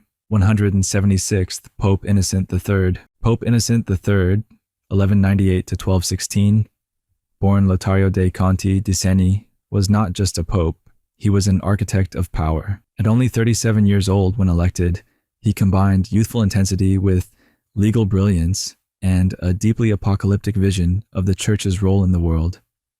If previous popes had acted as shepherds, Innocent was a monarch in a cassock. He saw the papacy as the sun, with secular rulers as moons reflecting its light. He excommunicated kings, Philip II of France for divorcing his wife, and King John of England for defying papal authority. He placed entire kingdoms under interdict, halting sacraments and grinding spiritual life to a standstill until the rulers bent the knee. Innocent wasn't power-hungry for its own sake. He believed it was his divine duty to discipline kings and purify Christendom. He called for the Fourth Crusade, but the result, European crusaders sacking Christian Constantinople, deeply undermined the Church's moral authority in the East. Even as Innocent condemned the action, he recognized the political advantage it gave Rome over its Orthodox rival. Innocent III convened the Fourth Lateran Council in 1215, one of the most important councils in Church history. It codified doctrine, cracked down on heresy, and reinforced papal supremacy. His theological reforms laid the groundwork for scholasticism, clerical accountability, and even future inquisitions. Innocent died believing he had brought order to a chaotic world, but beneath the surface, cracks were forming, cracks that would eventually widen into fractures, and the next popes would inherit not just a throne, but a ticking clock. 177th Pope Honorius III. Pope Honorius III, 1216 to 1227, born Cencio Savelli, followed in the shadow of Innocent III, but did not try to imitate his grandeur. If Innocent had ruled with thunder, Honorius governed with patience. He was a teacher at heart and a pragmatist in politics. He inherited a volatile Europe, with crusades still lingering and emperors still challenging Rome's dominance. His major preoccupation was getting the Holy Roman Emperor Frederick II to honor his vow to launch a crusade. Honorius cajoled, negotiated, and pleaded, but Frederick stalled and delayed. The Pope had crowned him in hopes of collaboration, but was left watching as promises evaporated into courtly maneuver. Honorius also approved the foundational rules of two revolutionary religious orders, the Dominicans and the Franciscans. These mendicant friars rejected wealth and embraced poverty, yet they were Rome's new intellectual and spiritual army, able to preach, teach, and reach the people where traditional monks could not. Honorius saw their potential and gave them papal backing. He also pursued educational reforms and promoted theological study, including the University of Paris. He wasn't a warrior pope, nor a revolutionary, but a steward who kept the machine humming just long enough for the next storm, and storm it would, because the fragile alliance with Frederick II was about to rupture beyond repair. 178th Pope Gregory IX. Pope Gregory IX, 1227 to 1241, born Ugolino di Conti, was a man carved from contradiction, both scholar and enforcer, saint lover and heretic hunter. A nephew of Innocent III, he inherited not only his predecessor's institutional legacy, but also his apocalyptic ambition. Gregory believed the Pope should wield not just authority, but judgment. From the outset, he clashed with Emperor Frederick II. When Frederick again delayed his crusade, Gregory excommunicated him. When Frederick went anyway and negotiated a truce in the Holy Land, Gregory declared it invalid. It wasn't just about crusades. It was about who got to define the boundaries of spiritual legitimacy. But Gregory's legacy stretches beyond imperial grudges. In 1231, he formalized the Papal Inquisition to combat heresy, particularly Catharism and other dissenting sects.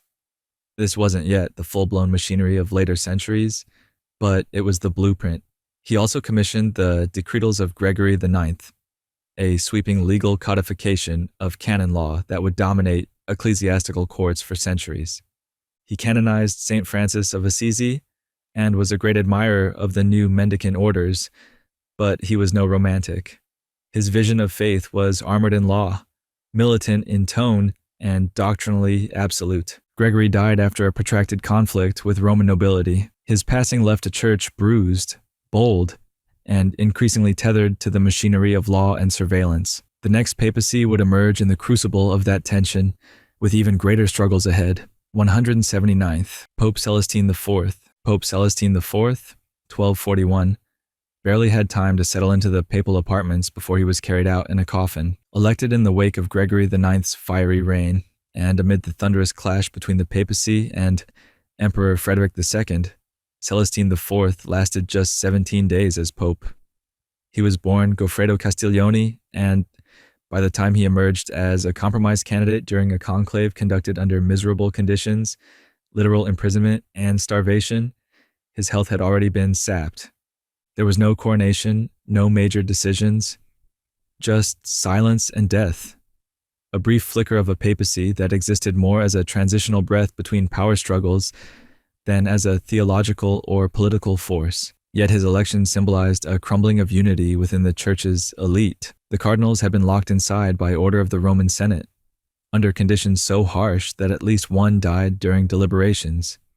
Celestine's death reflected the rot of overreach. The church was more powerful than ever on paper, but less coherent in practice. The conclave's desperation and his body's collapse made one thing clear. The throne of Peter could no longer sustain the weight of endless war with emperors. And yet, the next pope would be chosen in an even stranger vacuum, outside of Rome and far from peace.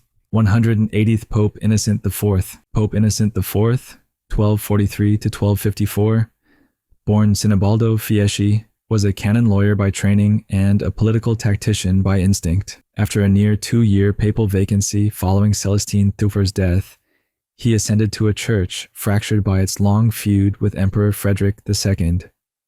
Initially, he seemed conciliatory. He invited Frederick to negotiate, but soon he abandoned diplomacy for fire. Innocent fled to Lyon, far from the emperor's reach, and in 1245 he convened the First Council of Lyon. There, in a moment of theatrical defiance, he excommunicated and formally deposed Frederick II. The problem? He had no army to enforce it. The church could write bulls, but it couldn't raise battalions. Still, Innocent pushed forward, rallying allies, supporting rebellious German princes, and branding Frederick as the Antichrist. The emperor returned fire, not just with soldiers, but with satire, issuing tracts that mocked the pope's worldliness and ambition. Innocent also pursued reform within the church, extended the Inquisition, and made strides in missionary activity, particularly in Asia. He sponsored envoys to the Mongol Empire, hoping to convert, or at least politically neutralize, an empire that loomed like a storm beyond Europe. His death didn't resolve anything. The church remained in exile. The empire remained defiant, and the papal dream of universal domination began to warp into something more brittle. But as war cooled, a very different kind of pope would rise, one who would choose humility over thunder. 181st Pope Alexander IV. Pope Alexander IV, 1254 to 1261. Born Rinaldo Conti, followed the bruising reign of Innocent IV with an exhausted sigh. A nephew of Gregory IX and cousin to Innocent III, he inherited not just their blood but the wreckage of their wars. He tried half-heartedly to continue their opposition to Frederick II's heirs, but his papacy lacked the fire, the alliances, and the will. Rome itself was unstable. Alexander spent much of his reign outside the city, unable to control its factions. His attempts to exert influence in the Kingdom of Sicily failed. The papacy was losing ground, not just militarily, but morally. The image of divine monarchy was becoming tainted by its repeated inability to win. Alexander's most lasting impact came in his attempts to manage the explosive growth of the mendicant orders, especially the Franciscans. He was forced to navigate growing tensions between radical, spiritual Franciscans who insisted on absolute poverty, and more moderate voices. His rulings tried to preserve unity, but the conflict simmered.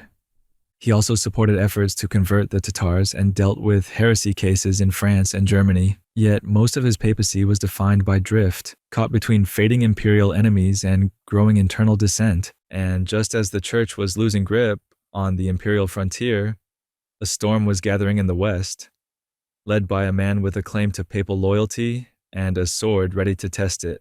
182nd Pope Urban IV. Pope Urban IV, 1261 to 1264, born Jacques Pantaleon, was the son of a cobbler from Troyes, a commoner in a system still draped in feudal silk. His election marked one of those rare moments when merit trumped bloodline, as the cardinals turned to a skilled diplomat rather than a Roman noble. Urban was the first pope elected from outside the College of Cardinals in over a century, and it showed in his priorities. Urban spent his entire papacy in exile from Rome. The eternal city, fractious and volatile, was out of reach, so he ruled from Orvieto and later Perugia, writing letters that burned hotter than his absent presence. His primary focus was the struggle for control of Sicily. After years of papal warfare with the Hohenstaufen dynasty, Urban invited Charles of Anjou, brother of the French king, to seize the Sicilian crown. It was a radical and fateful invitation. In his desperation to rid the papacy of imperial German influence, Urban had opened the door to French power. Yet Urban's legacy was not all political. He established the Feast of Corpus Christi, enshrining the belief in the real presence of Christ in the Eucharist, with pageantry and theological weight. That feast outlived kingdoms.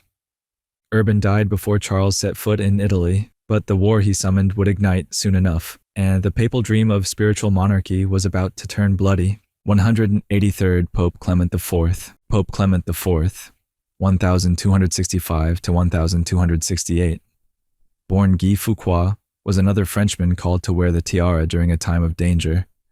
He had served as a lawyer, judge, and soldier, rare for a man who would soon claim Peter's chair. When he was elected, the papacy had already committed itself to Charles of Anjou's southern invasion, and Clement pushed the plan to its brutal conclusion.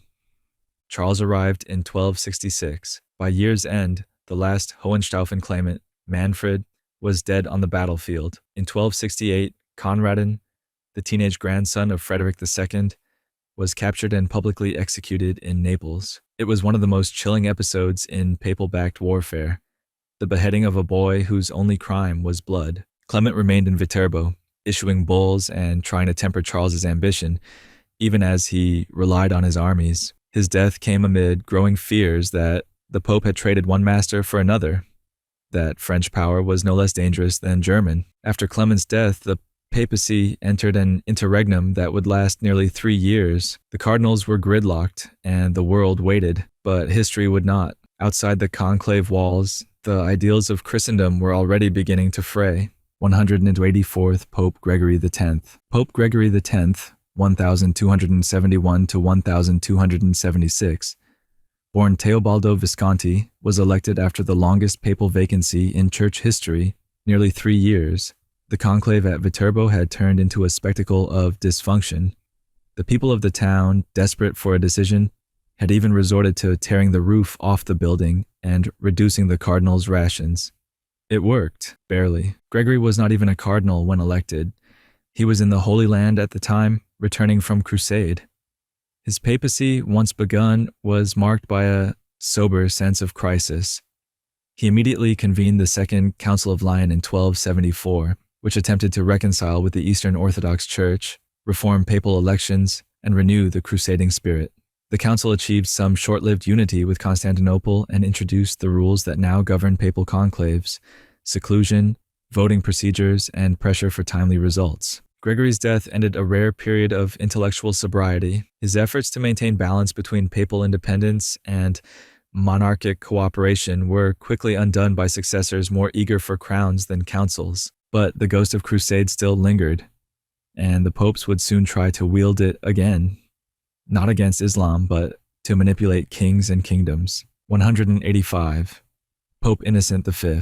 Pope Innocent V, 1276, born Pierre de Tarentaise, holds a brief but notable place in papal history. His reign lasted only 5 months, yet it marked the first time a member of the Dominican order ascended to the papacy. Innocent was a respected scholar, having studied and taught at the University of Paris, and he brought a theologian's rigor to the office, along with the austere black and white garb of his order. He was elected after the death of Gregory X and immediately continued his predecessor's mission of ecclesiastical reform and unity. A supporter of the reunion with the Eastern Orthodox Church, Innocent tried to maintain the fragile links established at the Second Council of Leon. He also pushed to continue crusade plans, though they never materialized in his lifetime. His correspondence shows a man deeply concerned with peace among Christian princes, especially between Charles of Anjou and the Holy Roman Empire.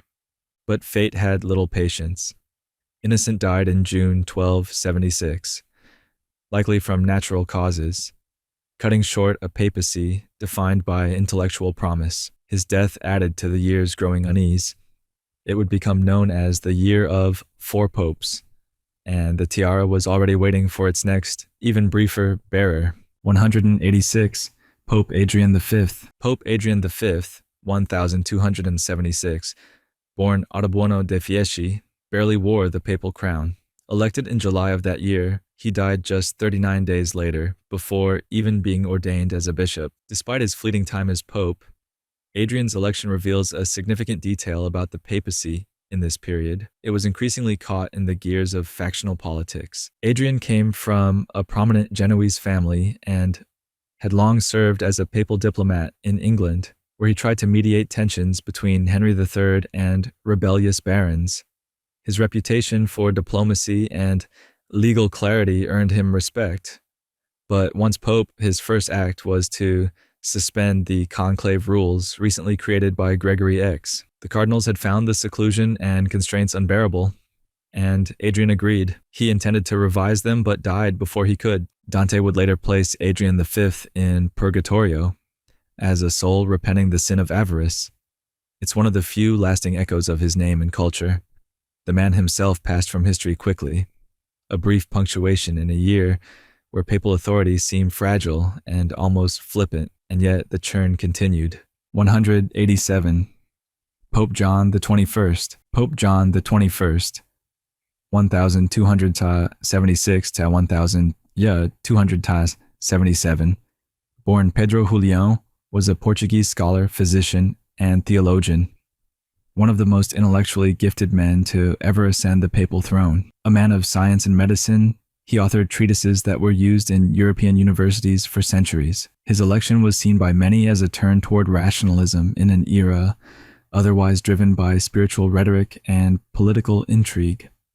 John's reign was also notable for his attempt to rein in the overreach of Charles of Anjou, who had begun treating the papacy as an extension of his southern kingdom. John sought to reassert papal independence and restore balance in the church's relationship with secular rulers. He also tried to revive the reunification with the Eastern Church, though progress was minimal. His death, however, is what sealed his legend. While working in his study, added onto the papal palace at Viterbo, the ceiling collapsed. John was crushed under the rubble and died days later. A pope of reason, felled by poor architecture. The irony did not go unnoticed. His brief papacy remains one of the more enigmatic in the 13th century, and as the tiara passed once again, the pattern of instability showed no sign of slowing. 188. Pope Nicholas III. Pope Nicholas III, 1277 to 1280, born Giovanni Gaetano Orsini, was the first pope in nearly 2 centuries to come from the Roman aristocracy, a fact that he neither hid nor downplayed. As a member of the powerful Orsini family, his election marked a return to papal politics steeped in local dynastic interest. But Nicholas was more than a political puppet. He wielded his power with calculated precision. His reign was marked by a strategic effort to reassert papal authority in Rome and the Papal States. Nicholas negotiated the return of key fortresses and consolidated the church's territorial control. He also played a delicate game with Charles of Anjou, the domineering king of Sicily, who had begun to view himself as Europe's shadow pope. Nicholas curbed Charles' influence without triggering open conflict, an impressive feat in a time where diplomacy often failed at sword point. He was also a patron of monumental projects, most notably restoring the Lateran Palace and Basilica, which had fallen into disrepair. Underneath all the pageantry was a man devoted to the mechanics of papal power, clerical appointments, territorial control, the careful inflation of papal prestige. But with each consolidation of power, opposition brewed. As Nicholas died suddenly in 1280, perhaps of a stroke, the factions he held at bay began to stir again. The throne was empty and Rome was restless once more.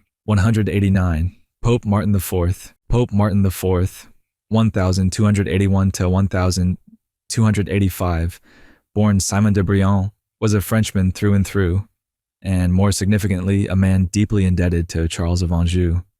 His election came only after a fiercely divided conclave that saw the Roman crowd revolt against the perceived French influence over the church.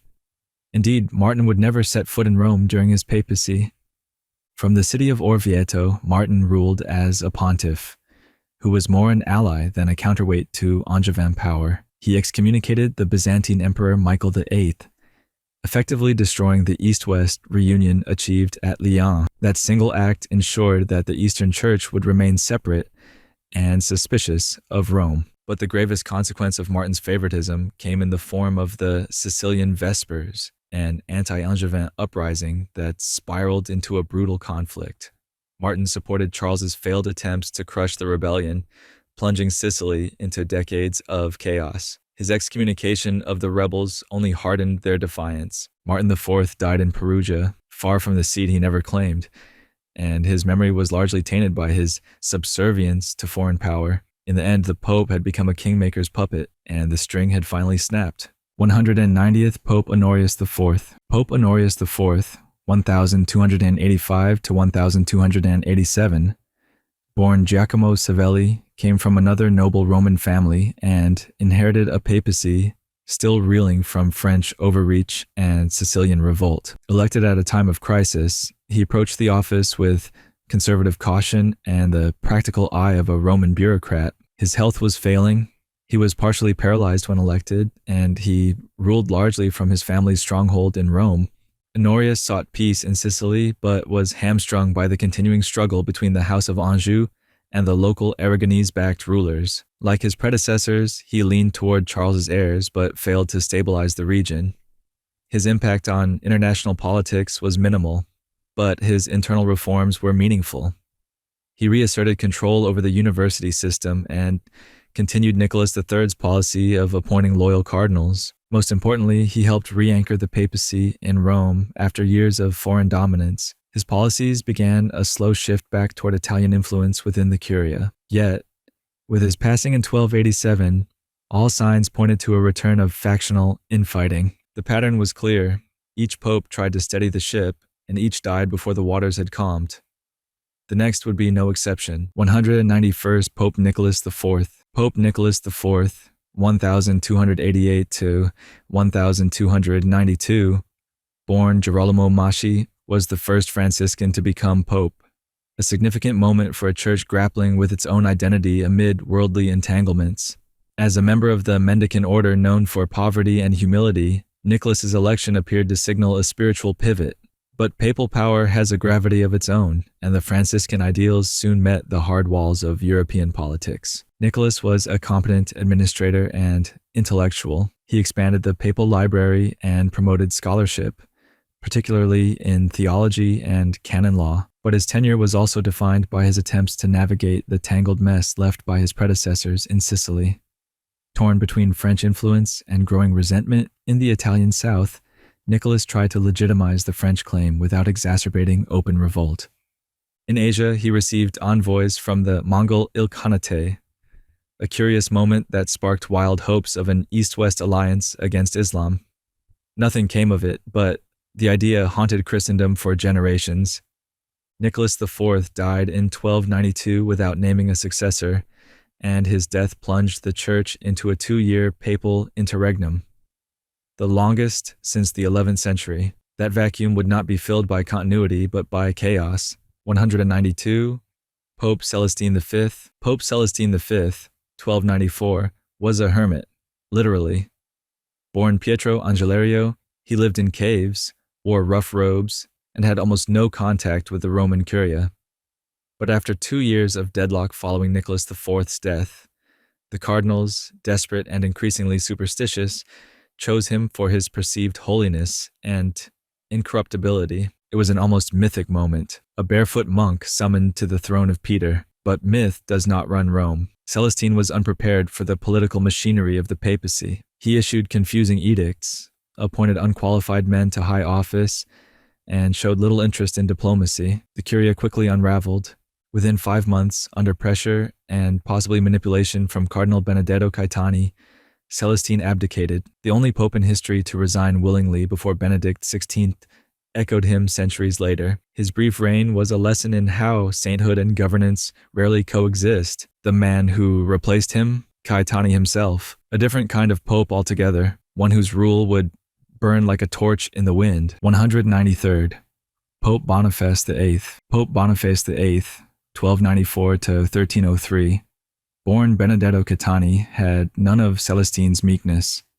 He was a lawyer, a Roman aristocrat, and a man convinced of the absolute supremacy of the papacy over kings, over emperors, and certainly over monks in caves.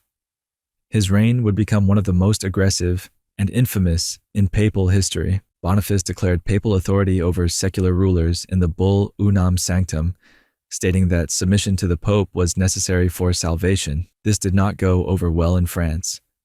King Philip IV launched a full-blown propaganda war against Boniface, accusing him of heresy, simony, and worse. In 1303, Philip's advisor, Guillaume de Nogaret, stormed Boniface's retreat in Anagni with soldiers and slapped the Pope across the face. Though rescued shortly after, Boniface died within a month, humiliated, furious, and broken. It was the moment when papal power met its limit, and the bruises it left behind would take generations to fade.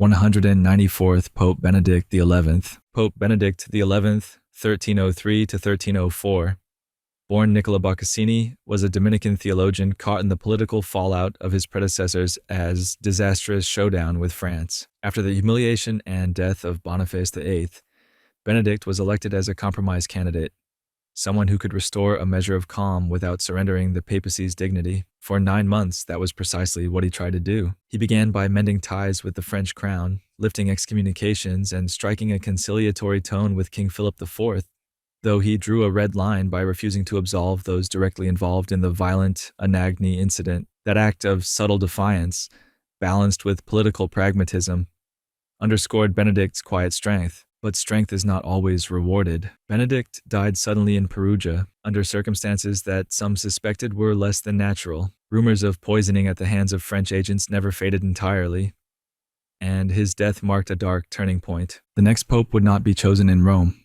The next pope would not even be Italian. The next pope would redefine the papacy's geography altogether. 195th. Pope Clement V. Pope Clement V, 1305 to 1314. Born Raymond Bertrand de Gaulle, was a Frenchman handpicked by King Philip IV, though elected under the guise of neutrality.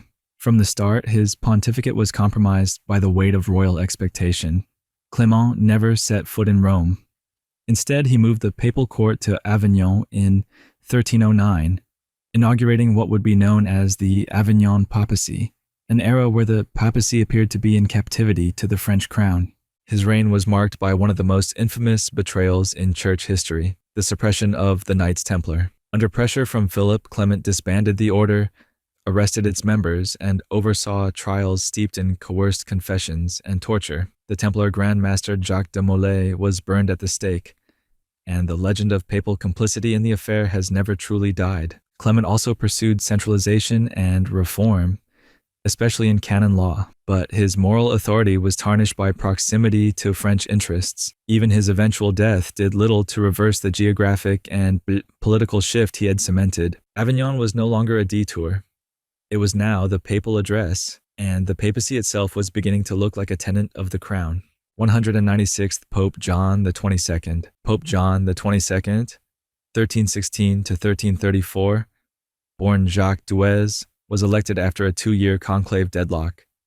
He was in his 70s and expected to be a transitional figure, But his reign would stretch nearly 2 decades, making him one of the longest-serving popes in history. It was also one of the most theologically fraught. A brilliant administrator and a relentless centralizer, John the 22nd expanded the financial apparatus of the church, exerted tighter control over bishops, and enriched the papal court in Avignon. But his most lasting controversy came from his views on the beatific vision. He preached that the souls of the dead did not behold God until the Last Judgment, a position contrary to prevailing church doctrine. Theological uproar followed.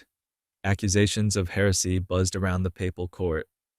John eventually softened his stance on his deathbed, but the damage was done. His views sparked a theological storm that would echo for decades. Still, John the 22nd laid the foundation for the bureaucratic machine that would dominate the Avignon papacy. And as that machine grew, so too did suspicion that the Pope was no longer Peter's heir, but merely Philip's proxy. 197.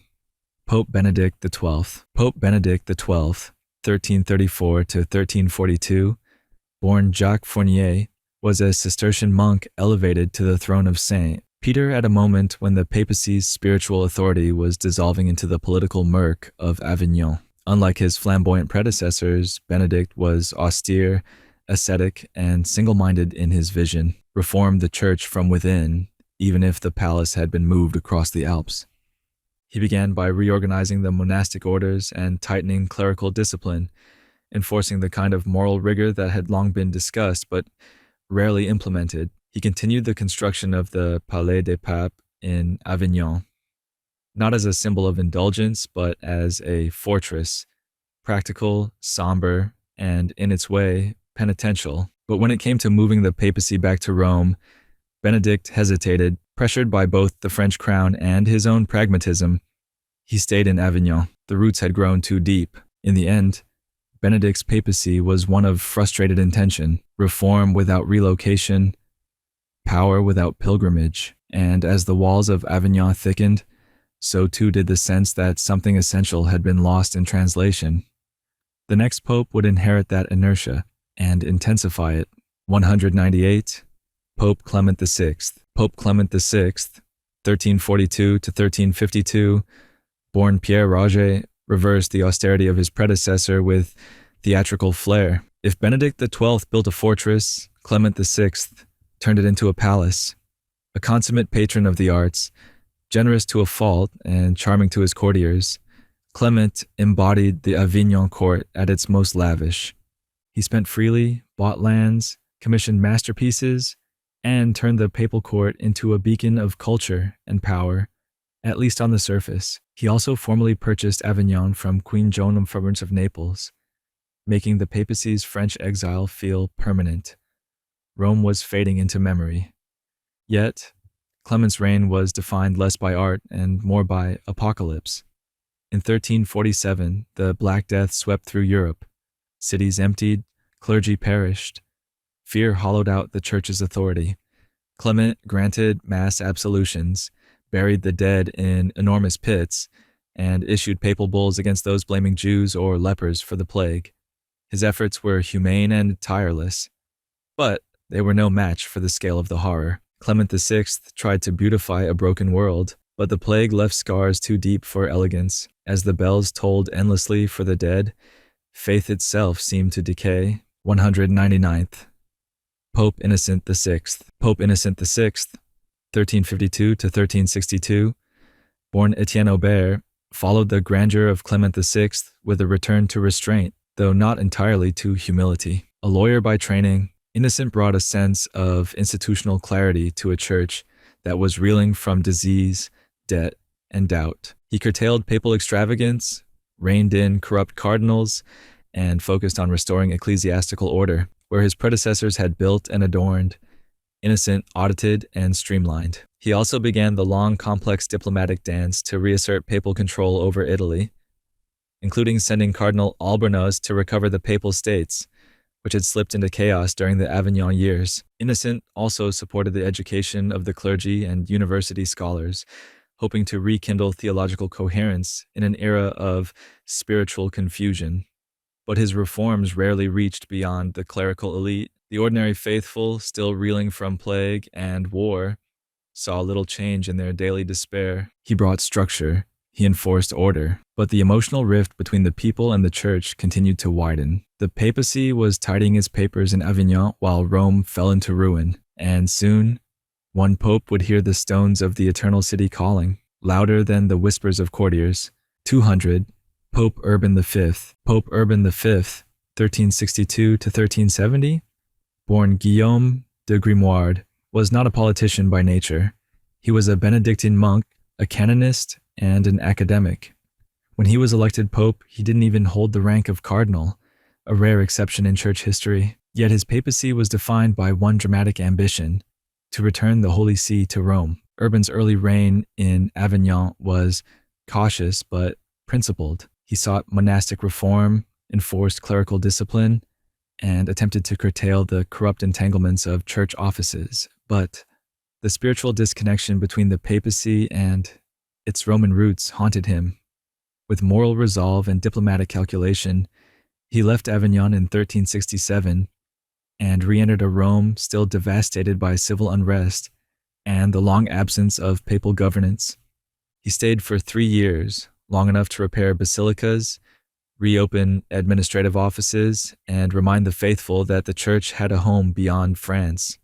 But illness, factionalism, and mounting pressure from French cardinals forced him back to Avignon in 1370. He died months later. Urban's return to Rome was brief but symbolic, a flicker of the old light. The next pope would have to decide whether to fan it into flame or retreat again into comfortable exile. 201st. Pope Gregory XI. Pope Gregory XI, 1370 to 1378, born Pierre Roger de Beaufort, was the last of the Avignon popes. Elected at just 40 years old, he was intelligent, cautious, and deeply loyal to France, traits that would make his reign one of both restoration and ruin. Gregory inherited the legacy of Urban V's Roman adventure, and for years he hesitated to follow suit. He corresponded with mystics like Catherine of Siena, who implored him to return the papacy to its rightful home. Eventually, in 1377, he did, leaving Avignon behind and arriving in Rome amid civic decay and theological division. The move was praised by some as divinely inspired, condemned by others as reckless. His return was too late to heal the divisions within the church. He died just over a year later, and his death opened a wound that would fester for nearly 4 decades. The papacy was back in Rome, but the church itself would soon be split in two. The question of papal legitimacy, so long dormant, was about to erupt, and the next pope would be elected in a storm he could not contain. 202. Pope Urban VI. Pope Urban VI, 1378 to 1389, born Bartolomeo Prignano, was an Italian reformer whose election sparked the Western Schism, a catastrophic fracture that saw multiple claimants to the papal throne and nearly tore Christendom apart. Initially seen as a compromise choice by the French and Italian factions in the College of Cardinals, Urban was not a cardinal, but his administrative experience and piety made him seem harmless. That illusion shattered quickly. Once elected, Urban displayed a harsh temperament, alienating many of the French cardinals with his rigid reforms and erratic behavior. Just months into his papacy, those same cardinals declared his election invalid, citing mob pressure, and elected a rival pope, Clement VII, who established a new papal court in Avignon. Thus began the Western Schism: 2 popes, 2 courts, and 2 sets of obedient clergy, each anathematizing the other. Urban VI held Rome but ruled through chaos. He excommunicated cardinals, tortured alleged traitors, and waged a papacy of paranoia. Even his death did little to resolve the schism. The church now had 2 heads, neither universally recognized, and in the vacuum of unity, faith began to fracture. The very idea of one holy, Catholic, and apostolic church had been thrown into crisis. 203rd. Pope Boniface IX. Pope Boniface IX, 1389 to 1404, born Piero Tomacelli, ruled Rome during the Western Schism with the grim resolve of a man trying to plug holes in a sinking ship. A Neapolitan by birth, he came to power with the Avignon papacy still challenging Rome's legitimacy and his task was not to reform or enlighten, but to survive, and maybe sell a few indulgences along the way. Boniface was not subtle. He aggressively promoted the Roman papal line through financial muscle. His papacy was marked by widespread sale of benefices and indulgences, fueling both the coffers of the church and the resentment of its critics. His financial acumen was impressive. Rome prospered under his watch, but his spiritual leadership was less inspiring. He used threats and bribes to maintain alliances and called for crusades he couldn't fund. Still, Boniface never relinquished control of Rome. He held the city against the rival Avignon Pope and helped restore papal authority in parts of Italy, but unity remained elusive. When he died, the schism showed no signs of healing. The next pope would inherit his political machinery and the widening crack in the very foundation of papal legitimacy. 204th. Pope Innocent VII. Pope Innocent VII, 1404 to 1406, born Cosimo de' Migliorati, served only 2 years, but managed to deepen the schism and ignite violence in the heart of Rome. His was a papacy haunted by revolt, assassination, and bitter irony. Innocent had barely settled into his role when riots erupted in the streets. His own nephew, Ludovico, appointed to head the papal militia, killed 11 Roman officials in a supposed act of self-defense that most viewed as a massacre. The resulting backlash forced the Pope to flee the city. He returned only after fragile negotiations and left a city simmering with vengeance and suspicion. He made vague noises about ending the schism, even agreeing in principle to resign if the Avignon Pope would do the same. But in practice, he took no steps toward reconciliation, fearing betrayal or irrelevance. The Avignon line rejected his election as invalid. He in turn fortified his hold on power with intrigue. Innocent died suddenly, leaving no clear path to unity. His papacy was a snapshot of the chaos that now seemed inescapable. The division of Christendom had become more than a theological rift. It was a battlefield with Rome itself under siege. 205th, Pope Gregory XII. Pope Gregory XII, 1406 to 1415, born Angelo Carrere, was elected with one job, end the schism. He failed and was deposed. Yet in the end, his fall laid the groundwork for the Church's return to unity. A Venetian by birth, Gregory XII had pledged that he would resign if his Avignon rival, Benedict XIII, would do the same. Both were elected under the pretense of reconciliation, and both promptly refused to blink. Negotiations between the two collapsed amid mutual distrust and the meddling of European monarchs. In a final blow to papal credibility, a third pope emerged. The Council of Pisa, exasperated by the deadlock, declared both Gregory and Benedict deposed in 1409 and elected Alexander V. Instead of unity, the Church now had 3 popes, each excommunicating the other. Gregory, however, eventually made a fateful choice. Under pressure from the Council of Constance, he agreed to resign in 1415. His abdication, though coerced, marked a rare act of humility and opened the door to restoration. He left not as a triumphant healer, but as a pope who chose to step down so that the Church could stand up. The next man elected would have the impossible task of stitching together a threefold schism. 206th, Pope Martin V. Pope Martin V, 1417 to 1431, born Auden Colonna, was elected at the Council of Constance, ending the Western Schism that had fractured the Church for nearly 40 years. His election wasn't just a resolution. It was a repair job after decades of legitimacy wars. And Martin stepped into the role not as a messiah, but as a damage control specialist. He was no firebrand reformer, but rather a calculated restorer. His mission was to reassert papal authority over a Europe that had grown accustomed to choosing sides, or ignoring Rome altogether. One of his first acts was to declare all rival claimants null and void. That included the now-defunct Avignon line and the ghost of the Pisan claimant. Martin focused on re-establishing papal control in the papal states, which had largely disintegrated during the schism. He negotiated, threatened, and bribed his way back into Rome, which by then was in economic shambles and physically decaying. His restoration efforts leaned more on infrastructure and finances than on spiritual revival. While Martin did call for church reform, he never implemented deep changes.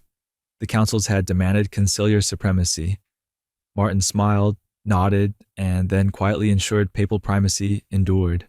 The scars of the schism remained. Still, the church was whole, at least on paper, and the next pope would ride that uneasy unity into a new era of European conflict.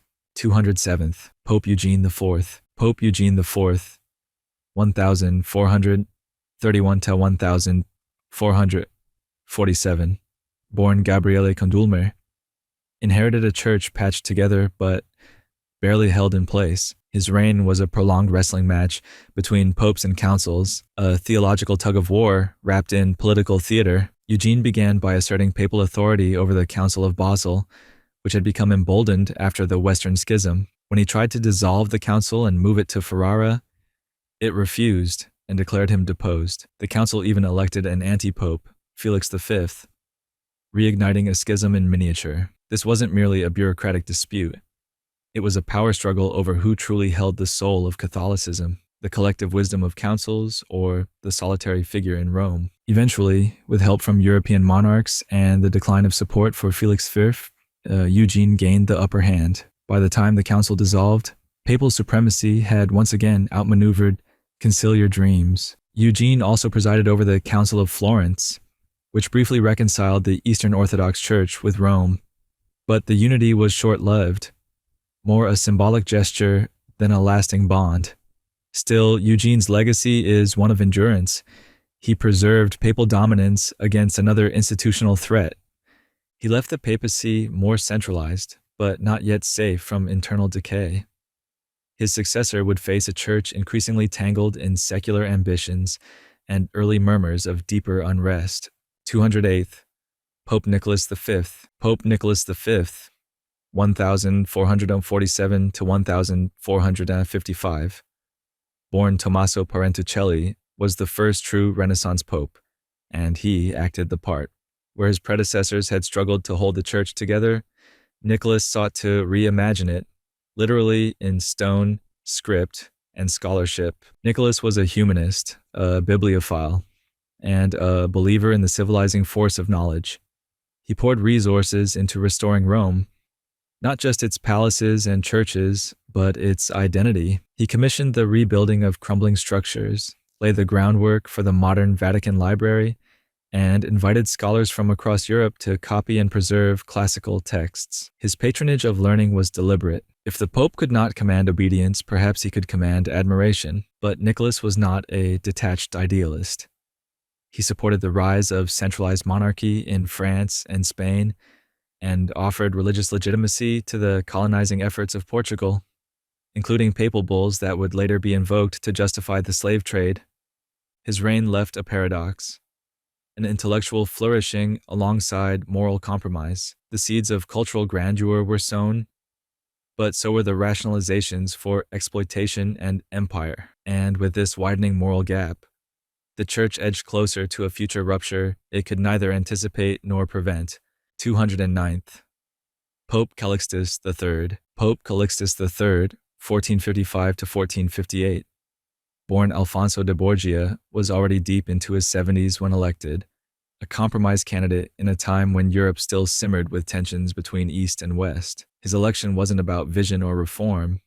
It was about continuity, about someone old enough not to rock the boat too long, but even a brief papacy can leave a shadow. Callixtus is remembered most for his obsessive campaign against the Ottoman Empire following the fall of Constantinople in 1453. The memory of that loss burned deep in Christendom's conscience, and Callixtus tried to ignite a crusade to reclaim lost ground. He ordered the bells of every church to toll at midday in remembrance and prayer, a ritual that lingers even today. But the actual crusade never materialized. European monarchs had no appetite for distant war, too busy fighting each other or managing their budding empires. Callixtus's plans withered under diplomatic inertia.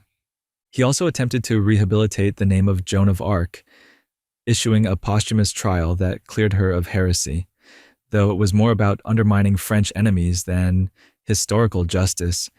His nepotism is infamous. He raised his nephew Rodrigo Borgia, the future Pope Alexander VI, to the cardinalate, laying the foundations for one of the most scandalous families in papal history. With that move, Callixtus unwittingly invited chaos into the heart of the Renaissance papacy. 210th Pope Pius II. Pope Pius II, 1458 to 1464, born Aeneas Silvio Piccolomini, brought a humanist's intellect and a courtier's flair to the throne of St. Peter. He was a prolific writer, a former poet laureate, and a man who had lived many lives before donning the white cassock. His autobiography, remarkably written in the third person, remains one of the most revealing portraits of a Renaissance pope. But for all his brilliance, Pius II governed in a world where ideas could not outpace armies. Like his predecessor, he was fixated on launching a crusade to push back the Ottomans. He summoned leaders to the Congress of Mantua, hoping to forge a united front. The result? A lot of speeches, no crusade. When he finally attempted one himself, he collapsed and died in Ancona, waiting in vain for ships that never came. His papacy was deeply personal. He appointed relatives to high office, but also tried to improve the church's image through diplomacy and patronage. He canonized Catherine of Siena, a fellow Tuscan and mystic who had once exhorted popes to return to Rome. Pius II embodied the paradox of his era, brilliant, bold, but ultimately powerless against the rising cynicism of politics and the fatigue of war. His successor would inherit a church cultured but increasingly compromised. 211th Pope Paul II. Pope Paul II, 1464 to 1471, born Pietro Barbo, was a Venetian nobleman who transitioned from merchant-class ambition to religious authority, climbing the ranks with a mix of charisma, family influence, and aesthetic obsession. Where his predecessors were scholars, Paul II was a showman. Glittering vestments, lavish ceremonies, and public festivals defined his papacy. He loved pageantry, but behind the theatrics was a man deeply skeptical of intellectuals. He dissolved the Roman Academy, suspecting it of harboring paganism and sedition, and arrested several humanist scholars on charges of heresy. For a Renaissance pope, this was akin to turning the clock backward. Paul II also reorganized the College of Cardinals, curbing its independence and centralizing power in the papal office. He was not a reformer, but he was a micromanager, often ruling by personal fiat, yet he wasn't without charm. He established the Carnival of Rome as a public celebration and introduced the use of printed indulgences, a move that would one day haunt the church. His sudden death from a stroke, allegedly while eating watermelon, cut his reign short. Paul II left the papacy more theatrical, more centralized, and more estranged from the intellectual forces that had once tried to humanize it. The stage was set for power, wealth, and scandal to collide.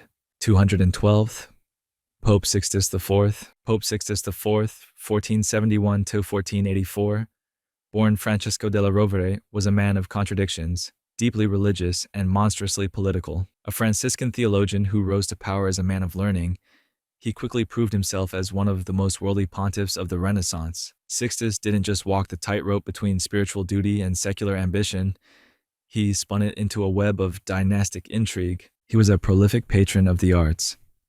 Under his rule, Rome began its transformation into a Renaissance city.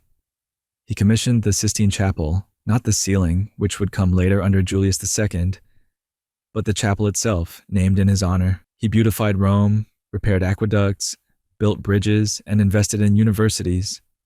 To the outside world, it looked like a golden age, but the gold was blood-soaked. Sixtus IV was deeply involved in the infamous Pazzi conspiracy, a failed assassination plot against the powerful Medici family of Florence. Lorenzo de' Medici survived. His brother Giuliano did not. When the Medici retaliated, Sixtus placed Florence under interdict, weaponizing the sacraments for political revenge. His papacy was one of lavish nepotism. He made 6 of his nephews cardinals, including the future Pope Julius II. The corruption was shameless, but it worked. He built a legacy not just in paint and stone, but in flesh and blood. Behind the frescoes and the cathedrals, Sixtus IV embodied the sharp turn the papacy was taking toward empire building, dynastic politics, and the dangerous fusion of power and faith. 213th, Pope Innocent VIII. Pope Innocent VIII, 1484 to 1492, born Giovanni Battista Cibo, inherited the papal throne from a master manipulator and proceeded to double down on the nepotism, the warfare, and the transactional nature of the papacy. But where Sixtus IV was ruthless with flair, Innocent VIII was more about quiet consolidation and familial favoritism. The Renaissance had fully reached the papal court, and it looked increasingly like a feudal estate. His most controversial legacy may be the papal bull Summis Desiderantes Affectibus 1484, which gave formal church approval to Heinrich Kramer's witch-hunting manual Malleus Maleficarum. Under Innocent's watch, Europe's obsession with witchcraft moved from local paranoia to papal decree. It laid the groundwork for centuries of sanctioned persecution. He also openly acknowledged his illegitimate children, a shocking move, even for a Renaissance pope, and arranged advantageous marriages for them with powerful Roman families. His court was riddled with gossip, financial schemes, and military alliances. He pawned the papal tiara to fund a crusade against the Ottomans that never materialized. He accepted gifts from Sultan Bayezid II to keep his brother, a political rival, imprisoned in Rome. The keeper of Christendom was now trading favors with the Islamic world for gold and leverage. Innocent VIII's death was followed by one of the most scandalous papal elections in history. His successor would plunge the church into a new low, redefining corruption not as sin but as spectacle. 214th, Pope Alexander VI. Pope Alexander VI, 1492 to 1503, born Rodrigo Borgia, is perhaps the most infamous pope in history. His name is synonymous with decadence, debauchery, and dynastic ambition. If the Renaissance popes flirted with sin, Alexander threw the church into bed with it and billed the faithful for the room. A master of manipulation, he bought the papacy with vast sums of money and the promise of power. Once elected, he used the Vatican like a family bank, elevating his children, yes, his children, including Cesare and Lucrezia Borgia, into positions of immense political influence. Cesare became the model for Machiavelli's The Prince, a brutal but effective tactician. Lucrezia, rumored to be his lover by whispering tongues, was married off strategically to secure alliances. Alexander's court was a tangle of lust and violence. Orgies in the Vatican, bribes for ecclesiastical appointments, assassinations disguised as divine punishment. This wasn't a church. It was a dynasty. But it worked. Temporarily, he strengthened the papal states through Cesare's campaigns and signed the Treaty of Tordesillas, which split the New World between Spain and Portugal. His papacy helped launch Europe's age of exploration and conquest, though at the cost of native lives and Christian humility. When he died, possibly poisoned, he left a church richer, more powerful, and spiritually bankrupt. The Reformation wasn't born yet, but the rot that would inspire it had clearly taken root. The papacy now resembled a Renaissance court more than an apostolic seat, and the next pope would be left to clean the bloodstained floors. 215th, Pope Pius III. Pope Pius III, 1503, had one of the shortest pontificates in history, reigning for only 26 days. Born Francesco Todeschini Piccolomini, he was the nephew of Pope Pius II, and his elevation to the papacy was more a compromise than a coronation. The conclave that elected him followed the scandalous reign of Alexander VI, and the cardinals were desperate for a breath of decency, however brief. Pius III was known for his integrity and mild temperament, a man more at home with theological manuscripts than military campaigns or palace intrigue. As a cardinal, he had served as a mediator and administrator, respected by most factions in the Curia. But when he took the papal throne, he inherited a Vatican still drenched in Borgia politics and blood. Sickly at the time of his election, Pius III was too ill to implement any real reform. His papacy was a flicker of possibility, of healing, of restraint, of return to spiritual priorities, but that flicker was extinguished before it could spark anything lasting. In death, Pius III became a footnote, ironic since he had been surrounded by larger-than-life figures who had made the church a stage for their ambitions. What followed him was not calm but chaos, and the church would soon be in the hands of a man who tried to reform its body while serving its most ruthless instincts. 216th, Pope Julius II. Pope Julius II, 1503 to 1513, born Giuliano della Rovere, was called the Warrior Pope, and he earned the title. Unlike his scandal-soaked predecessor, Alexander VI, Julius didn't hide behind palace walls.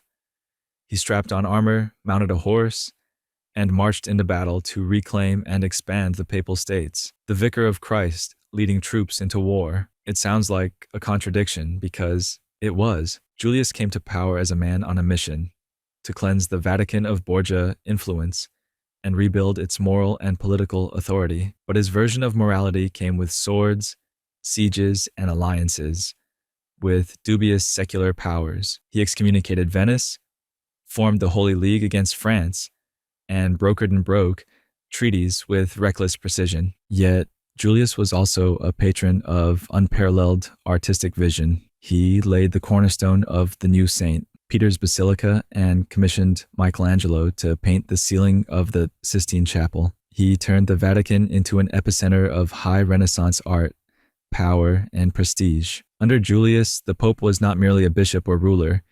He was a cultural force of nature. His papacy left behind a Vatican physically transformed, but spiritually conflicted. The lines between church and state, sanctity and sovereignty, had never been blurrier.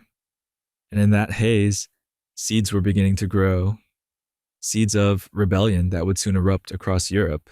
217th, Pope Leo X. Pope Leo X, 1513 to 1521, born Giovanni di Lorenzo de' Medici, inherited the Renaissance papacy at its most glittering and most precarious. He was the son of Lorenzo the Magnificent, and he ruled not as a shepherd, but as a princely patron. For Leo X, the church wasn't just a divine institution. It was a family estate, a theater, and a financial engine for the arts.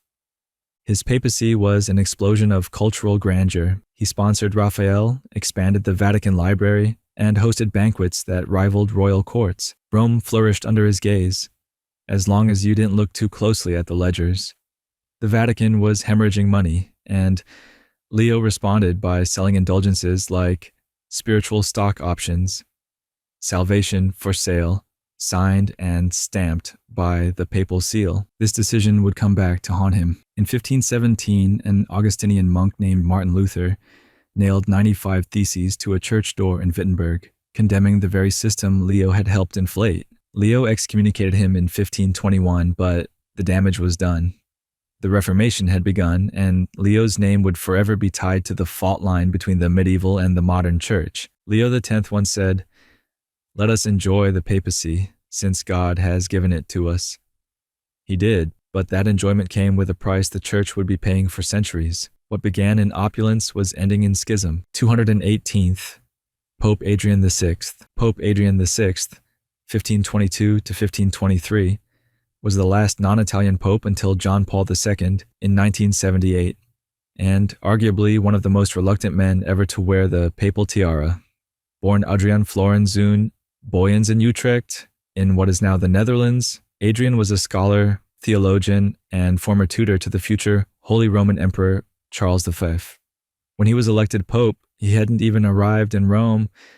He was in Spain, where he served as a regent. When he finally arrived, he entered a city drowning in decadence. Rome was used to lavish popes like Leo X, not stern reformers who quoted Augustine and dressed modestly. Adrian saw the rot and named it. He blamed the corruption of the church for the Protestant Reformation, something no pope had yet dared admit. He spoke plainly, governed simply, and tried desperately to undo decades of moral decay. But the Curia hated him. The Roman populace mocked him. His attempts at reform were smothered by inertia and political sabotage. After only a year in office, Adrian died, exhausted and alienated. He left behind a vision of papacy stripped of pomp, but it was one Rome simply wasn't ready to embrace. The backlash against his austerity would be swift. The next pope would be a Medici again, returning the throne to the familiar, even as the storm outside the Vatican walls grew stronger.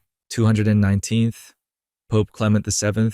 Pope Clement VII, 1523 to 1534, born Giulio de' Medici, was a man torn between worlds, caught between emperors and kings, Catholics and reformers, politics and piety. His reign unfolded like a Greek tragedy, with betrayal, humiliation, and disaster raining down on the Holy See. His early days were a continuation of the Medici dominance of the papacy, but unlike Leo X, Clement lacked charisma and clarity. His greatest sin was indecision. He tried to keep peace between Charles V and Francis I, but ended up enraging both. The result was catastrophic. In 1527, Rome was sacked by imperial troops. The Pope fled to Castel San Angelo as mercenaries looted the Eternal City and desecrated churches. The sack of Rome wasn't just political humiliation, it was apocalyptic. Clement also failed to resolve the crisis brewing in England. When Henry VIII asked for an annulment of his marriage to Catherine of Aragon, Clement stalled, constrained by his alliance with Catherine's nephew, Emperor Charles V. This delay led to England breaking from Rome and the creation of the Church of England. Clement VII saw the Catholic Church fracture before his eyes, but instead of seizing a decisive moment, he watched it slip through his fingers. His legacy is not of wickedness or heresy, but of hesitancy. A tragic reminder that inaction can be as ruinous as error. 220th Pope Paul III. Pope Paul III, 1534 to 1549. Born Alessandro Farnese, was 70 when elected, widely assumed to be a placeholder.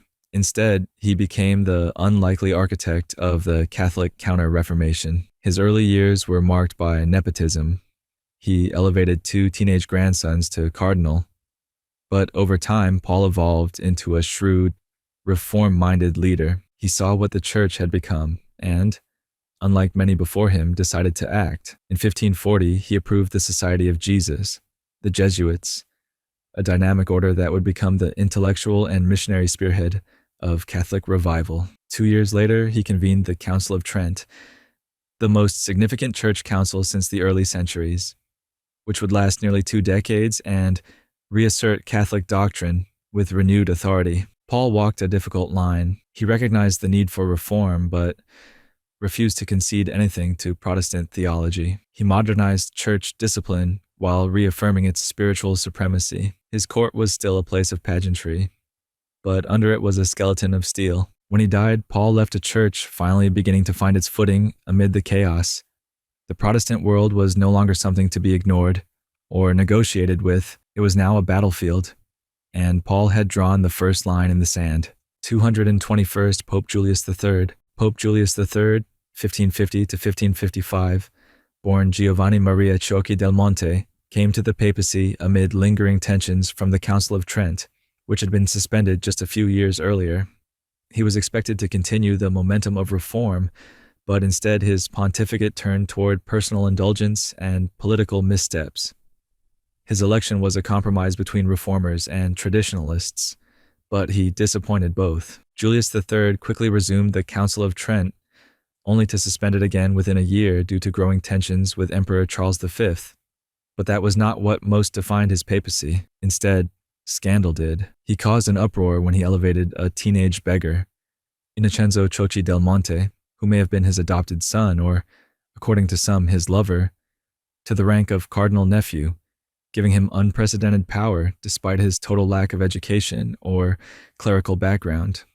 The move scandalized the Roman Curia and even foreign courts. What could have been a time of recentering became an embarrassment. While Julius did support the arts, he commissioned Michelangelo to work on the Belvedere courtyard.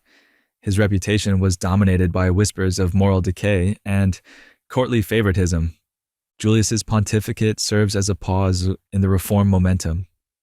A papacy less remembered for what it built than what it tarnished, and in the increasingly divided Christian world, time was no longer on the Vatican side. 222nd Pope Marcellus II. Pope Marcellus II, 1555, reigned for only 22 days, but even in that brief time, he made an impression. Born Marcello Cervini degli Spanocchi, he was a respected scholar and administrator, well-versed in church law and deeply involved in the Council of Trent before becoming pope.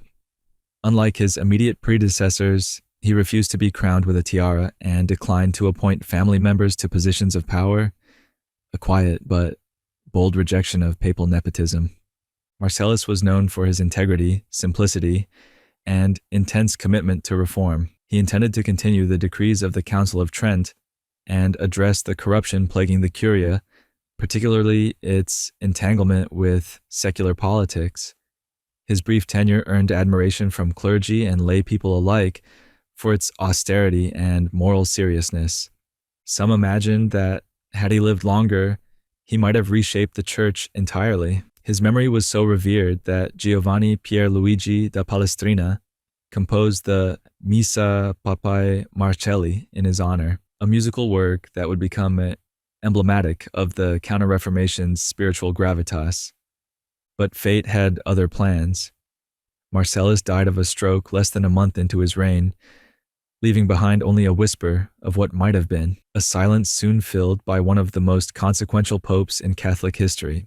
223rd, Pope Paul IV. Pope Paul IV, 1555 to 1559, born Gian Pietro Carafa, was one of the most fiery and uncompromising popes of the era, and also among the most feared. As a former head of the Roman Inquisition, he brought his zeal straight into the papal palace. Where others saw diplomacy, Paul saw heresy. Where others sought reform, he sought purification through fire and doctrine. He cracked down brutally on perceived Protestant sympathizers and launched the Roman Index of Forbidden Books, a list of publications Catholics were forbidden to read.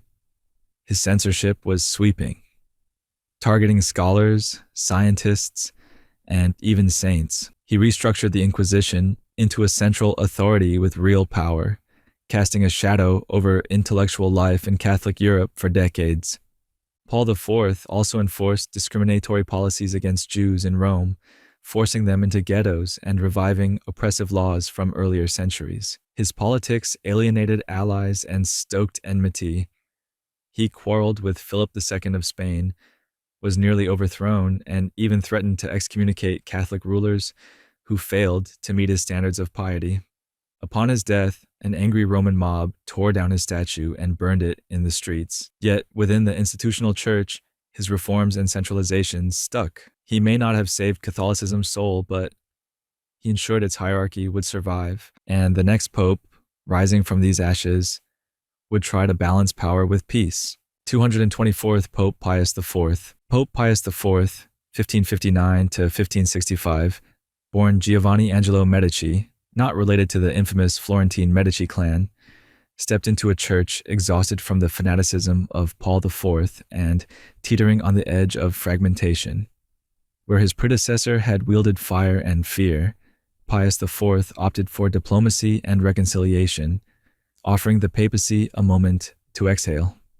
He reopened the Council of Trent in 1562 after a 10-year suspension, determined to finalize what had long been left in limbo. Under his leadership, the council achieved landmark doctrinal clarity on justification, the Eucharist, and church authority, and codified reforms aimed at disciplining clergy, regulating seminaries, and confronting abuses that had helped fuel Protestant outrage. Pius IV was no radical. He maintained orthodoxy and protected papal authority, but he understood the necessity of compromise.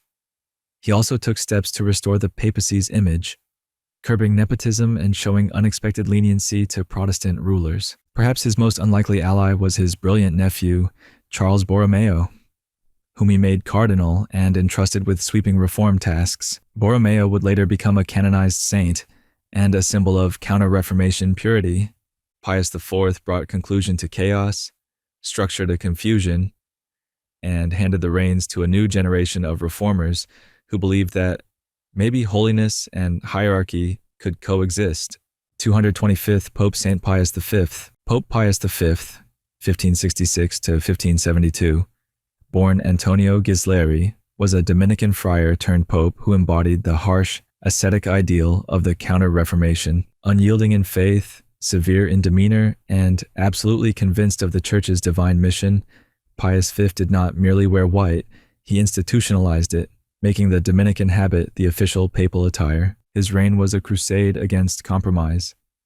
He excommunicated Queen Elizabeth I of England in 1570, effectively legitimizing Catholic rebellion against her. The move alienated moderate Catholics and intensified their persecution under her regime, but Pius was unconcerned with political strategy. His loyalty was to eternal truths, not earthly thrones. At home, he enforced the Tridentine reforms with military discipline. Seminaries were reorganized, bishops were held accountable, and clergy were no longer immune to discipline. He also standardized the Mass through the Roman Missal of 1570, creating a liturgy that would remain unchanged for 4 centuries. And yet, Pius V was also the pope who wept for the poor, who walked barefoot through Rome in penance, and who personally led public prayers during the Ottoman siege.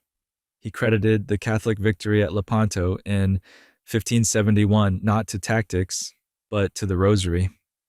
His sanctity was later recognized with canonization, but his legacy, sharp and holy, still cuts. 226. Pope Gregory XIII. Pope Gregory XIII, 1572 to 1585, born Ugo Boncompagni, is most famously remembered for something that few associate directly with the Church. He gave the world the calendar. The Gregorian calendar, introduced in 1582, corrected the Julian calendar's drift with startling precision and remains in use today, quiet proof of the papacy's capacity for scientific intervention, even amidst doctrinal rigor. But Gregory's pontificate was not just temporal in nature. He was a vigorous supporter of the Counter-Reformation, expanding seminaries across Europe, funding Jesuit missions, and encouraging Catholic monarchs to reassert orthodoxy by any means necessary. He supported Philip II of Spain in suppressing Protestantism and is controversially linked to celebrations in Rome following the St. Bartholomew's Day massacre of Hyginus in France. A complex figure, Gregory XIII also invested in scholarship. He founded the Gregorian University in Rome and advanced astronomical studies to assist in calendar reform. His map gallery in the Vatican Museum reflects his ambition to unite faith with empirical knowledge. His reign was a juxtaposition: precision in science, imprecision in mercy, academic in tone, militant in execution. Gregory left the Church more organized, more educated, and more sure of its direction, even if the compass pointed increasingly away from tolerance, and the clock he set into motion would keep ticking, long past the wars he couldn't stop. 227th. Pope Sixtus V. Pope Sixtus V, 1585 to 1590, born Felice Peretti, brought the hammer down on Rome, literally. His was a reign of bulldozers and bullwhips, reforms and executions. Where others tiptoed, Sixtus marched. In just 5 years, he transformed the physical and bureaucratic infrastructure of the Church with the blunt force of a man who believed God expected results, not hesitations. He reorganized the Roman Curia into 15 permanent congregations, a structure that would remain virtually untouched for over 300 years. He built the Vatican Library's new wing. He extended the aqueducts. He completed the Dome of St. Peter's. He installed obelisks. He widened roads and raised entire neighborhoods in Rome to align the city with his grand vision of papal glory. But he was no Renaissance humanist. He was a moral enforcer. Bandits were hunted down with extreme prejudice. Clergy were disciplined with military sharpness. He raised taxes ruthlessly and hoarded a vast war chest for a crusade that never came. Even his theology was forceful. He contemplated revising the Vulgate Bible himself, and when he did, he ordered the first official edition, printed under threat of excommunication, despite its many errors. It would be quietly corrected under his successors. Sixtus V died suddenly in 1590, and the Church sighed with relief. His vision had left its mark, but his pace, few could match. 228th. Pope Urban VII. Pope Urban VII, 1590, holds the briefest papacy in history. 13 days, not enough to shape doctrine, enforce discipline, or even be crowned. Yet in that flicker of papal authority, Giovanni Battista Castagna revealed a mind unusually attuned to public welfare. Urban VII is remembered less for theological stands than for what might have been: a reformer with a diplomatic past, an advocate for the poor, and a pope who in his first days banned the use of tobacco in churches, not on grounds of sin, but out of respect for the sanctity of worship. His administrative instincts were sharp. As Archbishop of Rossano and later a papal diplomat in Spain, he had proved himself a skilled mediator and advocate for moderation. His brief acts as pope hinted at a restrained but humane vision, one that might have curbed the harsher excesses of his predecessors without undoing their reforms. But on the 12th day of his reign, Urban VII fell ill with malaria. He died the next day, never crowned. leaving behind one of the most tantalizing what-ifs in papal history, a ghost of potential gone before it could provoke controversy or devotion. And yet even his shadow cast a curious legacy, the shortest reign, and one of the cleanest. 229th, Pope Gregory XIV. Pope Gregory XIV, 1590 to 1591. Born Nicolas Fondrati, followed Urban VII in one of the most unstable years in papal succession. Elected after a chaotic conclave shaken by the recent death of Sixtus V and the speed of Urban's passing, Gregory XIV was an exhausted man before he even wore the tiara. His reign, lasting just 10 months, was a desperate attempt to restore papal alignment with the Catholic League during the French Wars of Religion. Gregory excommunicated Henry IV of France and renewed the Church's support for the ultra-Catholic faction, hoping to block the Protestant-turned-Catholic king from ascending the throne. It was a gamble, one that history would prove futile. Internally, Gregory XIV suffered from ill health and relied heavily on his powerful nephew, Paolo Emilio Sfondrati, whose nepotism drew ire. The papacy began sliding into factional paralysis, and despite his spiritual sincerity, Gregory's governance lacked vigor.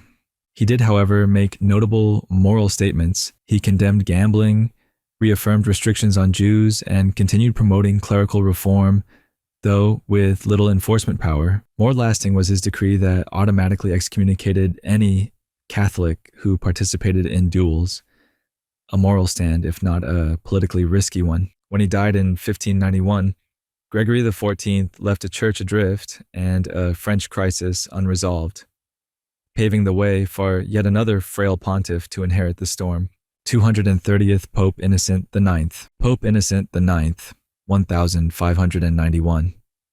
Born Giovanni Antonio Facchinetti, held the papacy for a mere 2 months. Yet even in this short time, he embodied a recurring pattern of late 16th century pontiffs, advanced in age, ailing in health, and elected not for vision but for safety.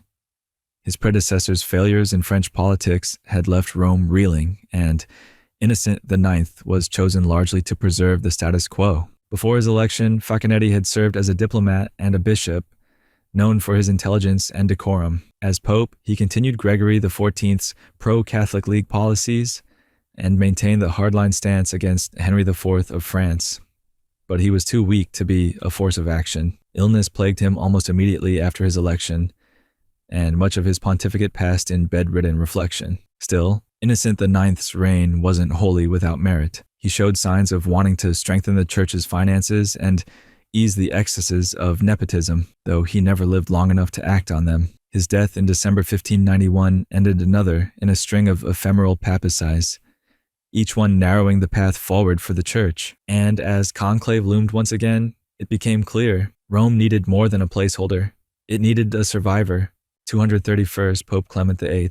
Pope Clement VIII, 1592 to 1605, born Ippolito Aldobrandini, was the man the church had been waiting for.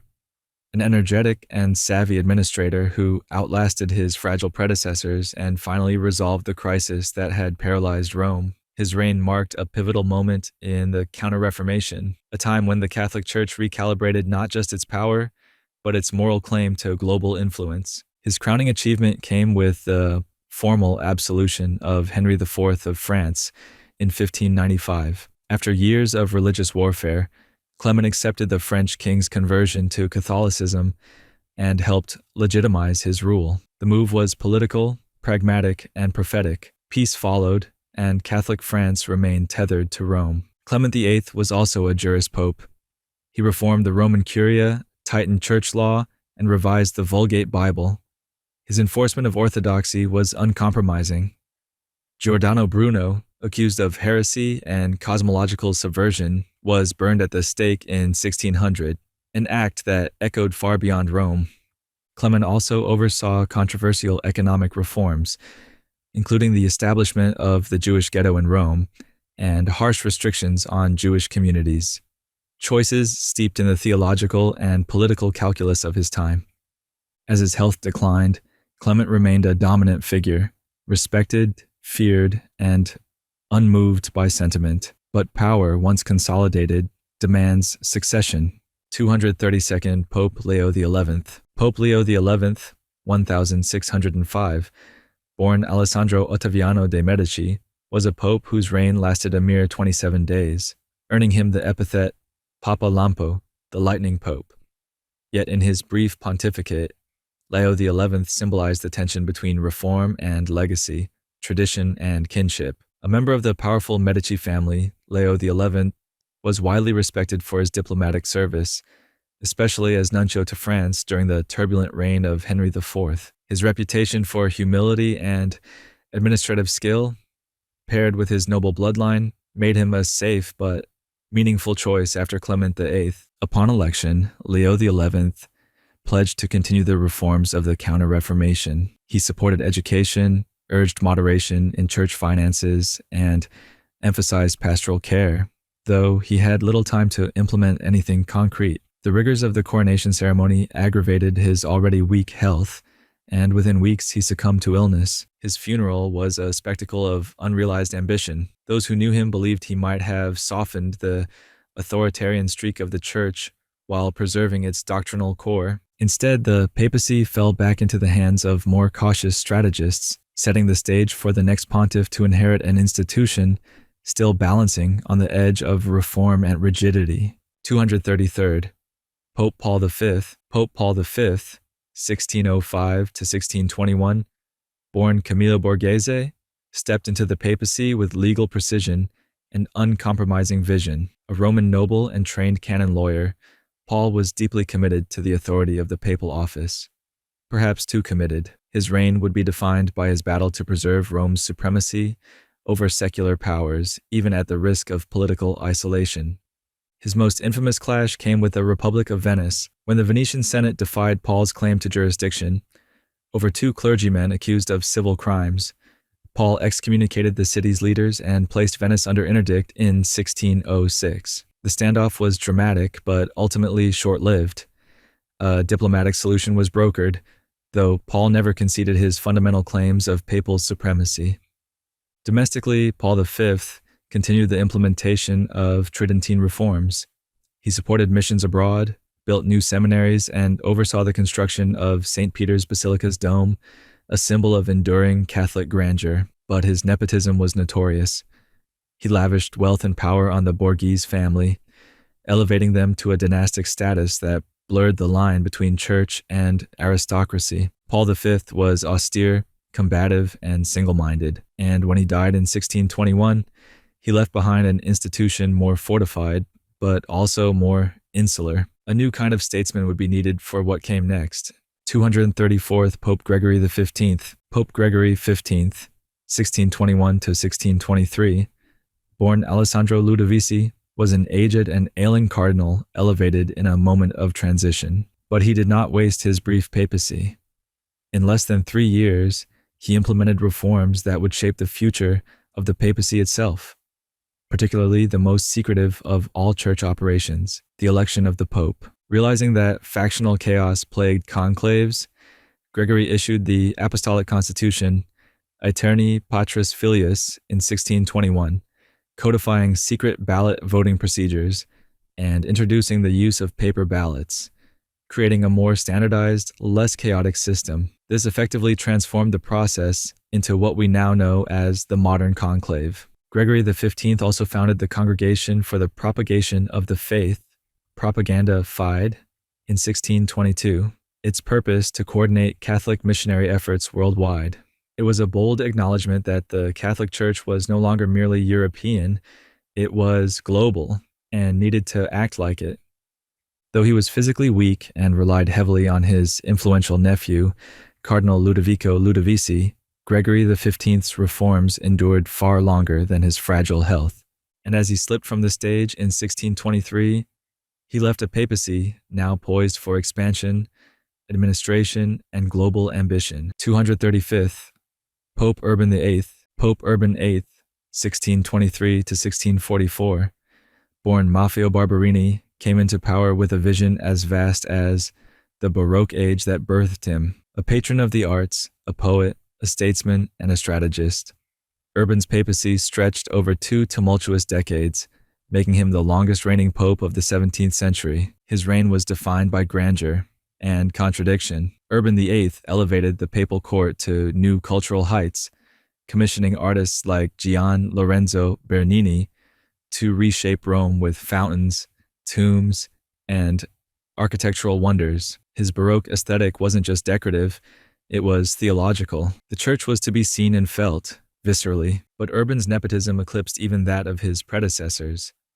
He showered his family, the Barberini, with titles, wealth, and territory, sparking the phrase, quod non fecerunt barbari, fecerunt barbarini. What the barbarians did not do, the Barberini did. Politically, Urban sought neutrality during the 30 Years' War, but often leaned toward Catholic France over the Habsburgs.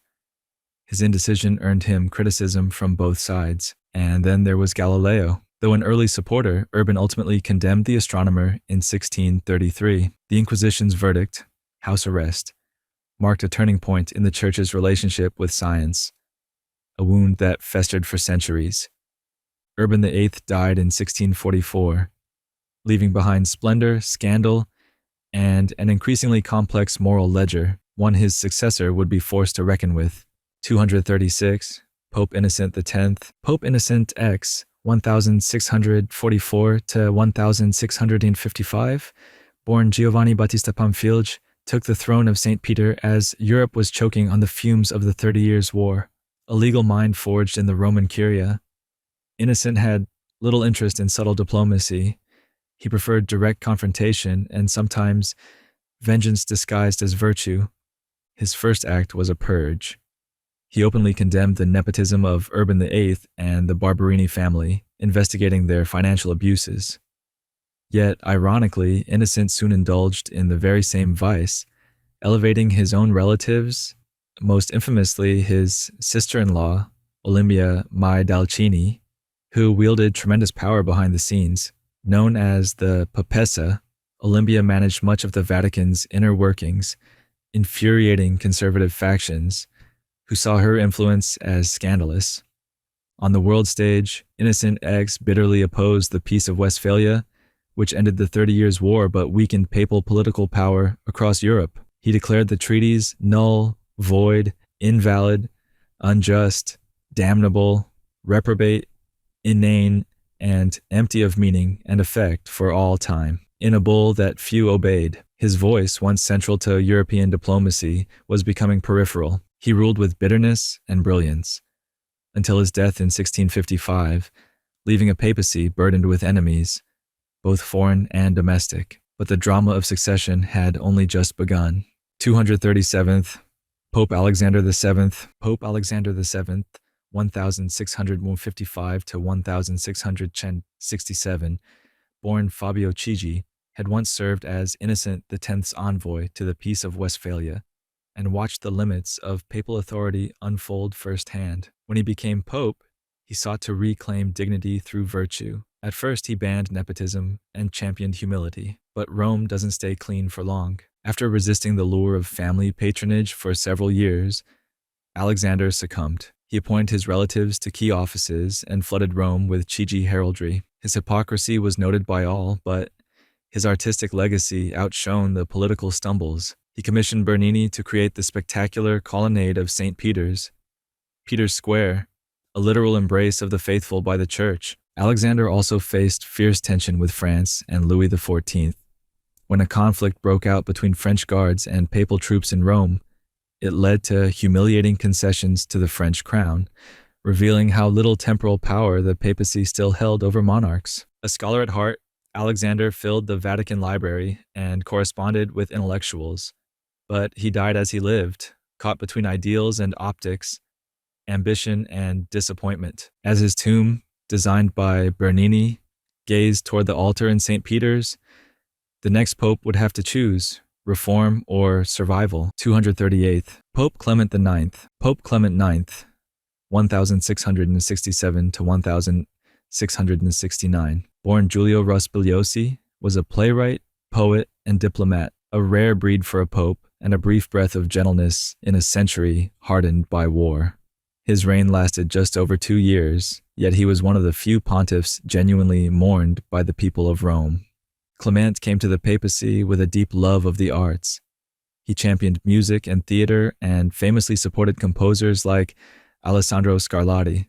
He was a rare pontiff who saw culture not merely as decoration but as spiritual medicine. His Christmas season nativity scenes, or presepi, revived a tradition that still thrives in Italy today. Politically, he tried to negotiate peace in Europe, particularly between France and Spain, and helped engineer the Treaty of Aix-la-Chapelle.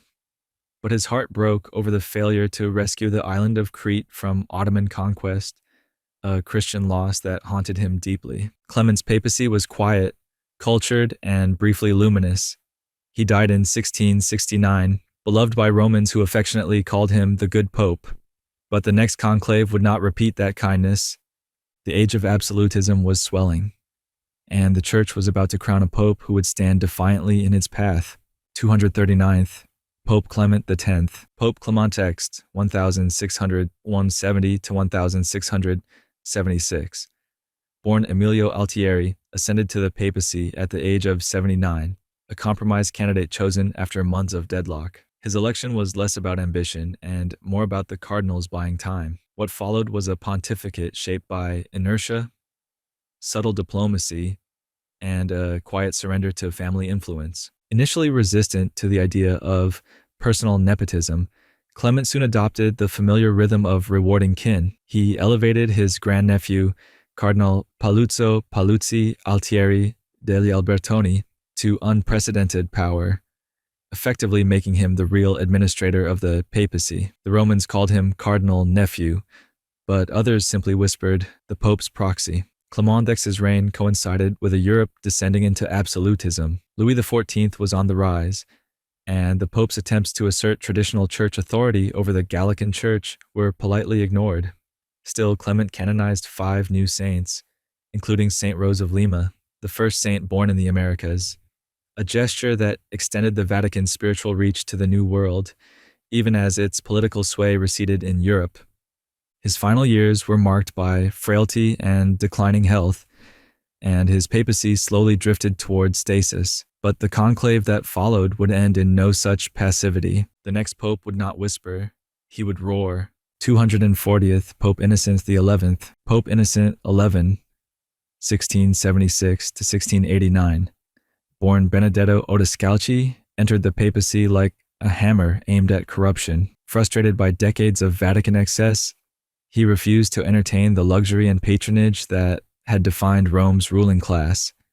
His mission, moral austerity, clerical reform, and open war with the Sun King of France. Innocent XI's first target was the Church itself. He cracked down on simony, reined in spending, and curbed nepotism with an iron hand. His austerity extended even to his own household. He dined plainly, wore simple robes, and banned lavish celebrations. Rome, once a theater of opulence, turned into a monastery under his rule. His fiercest battle was with Louis XIV. When the French king tried to control the appointment of bishops, Innocent fought back. The Pope condemned Gallicanism and refused to grant Louis's ambassador diplomatic privileges, which ignited a years-long standoff. Meanwhile, Innocent funneled support to Christian armies resisting the Ottoman siege of Vienna in 1683. Casting himself as both spiritual and geopolitical defender of Europe, he died embattled and exhausted, but revered by reformers. His beatification came centuries later, but his reputation had already hardened into legend. After this firebrand pope, the Church would retreat once more into compromise and survival. 241st Pope Alexander VIII. Pope Alexander VIII, 1689 to 1691. Born Pietro Vito Ottoboni, was a Roman noble with a polished education, a refined sense of patronage, and a family to enrich. After the ascetic thunder of Innocent XI, Alexander was a return to form. Papal politics as dynastic chess. At 79 years old, he was another elderly compromise candidate, elected to quiet the factions without upsetting the balance. But what followed was a whirlwind of appointments, promotions, and fortunes flowing into Ottoboni hands. The old game was back. He reversed many of Innocent XI's reforms and embraced the lavish trappings of papal prestige. Still, Alexander VIII was not without conscience. He condemned the slave trade and attempted to support missions in Asia and the Americas. He also tried to diffuse tensions with France by recognizing Louis XIV's controversial episcopal appointments, though too late to repair trust entirely. His papacy ended after just 2 years, his health failing as quickly as his fiscal discipline. Though brief, his reign was a reminder. The Church could not resist the gravitational pull of Rome's ancient elite forever, and as another conclave convened, the question hung in the air: would the pendulum swing back toward reform, or deeper into politics? 242nd Pope Innocent XII. Pope Innocent XII, 1691 to 1700, born Antonio Pignatelli, was elected to clean house again. After the short, nepotistic resurgence of Alexander VIII, the cardinals turned to a man with a reputation for incorruptibility. They were not disappointed. Almost immediately, Innocent XII issued Romanum Decet Pontificem, a decree that banned nepotism in the papal court outright. It was not a gesture, it was a guillotine. This bull permanently ended the custom of elevating relatives to princely or cardinalatial positions. No more palaces for nephews, no more foreign policy directed by cousins. Innocent, unlike his predecessors, meant it. The rule still stands today.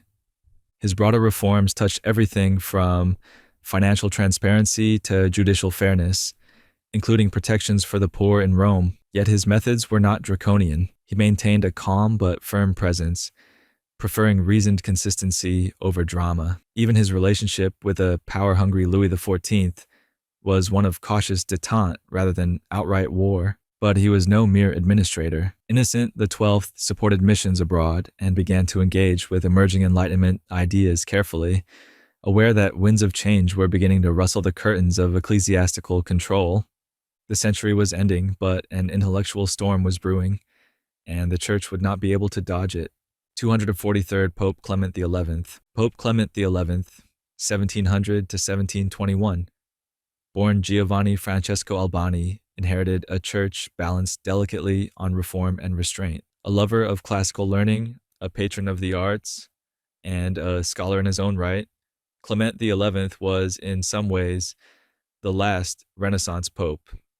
Elegant, erudite, and embattled. His pontificate was dominated by the War of the Spanish Succession, and Clement struggled to maintain neutrality. When he recognized Philip V as King of Spain, against the wishes of other European powers, the decision drew fire from all sides. The Vatican's spiritual authority was becoming increasingly entangled in secular geopolitics, and Clement's diplomacy was often seen as feeble. At home, he convened the Roman Synod of 1725 and commissioned new buildings and restoration projects across Rome, attempting to anchor the Church's image in grandeur while its influence faltered. In doctrine, he condemned Jansenism and supported the Jesuits, though their growing power in Asia would soon lead to paradox. Despite his polished image, Clement's reign was full of unresolved contradictions.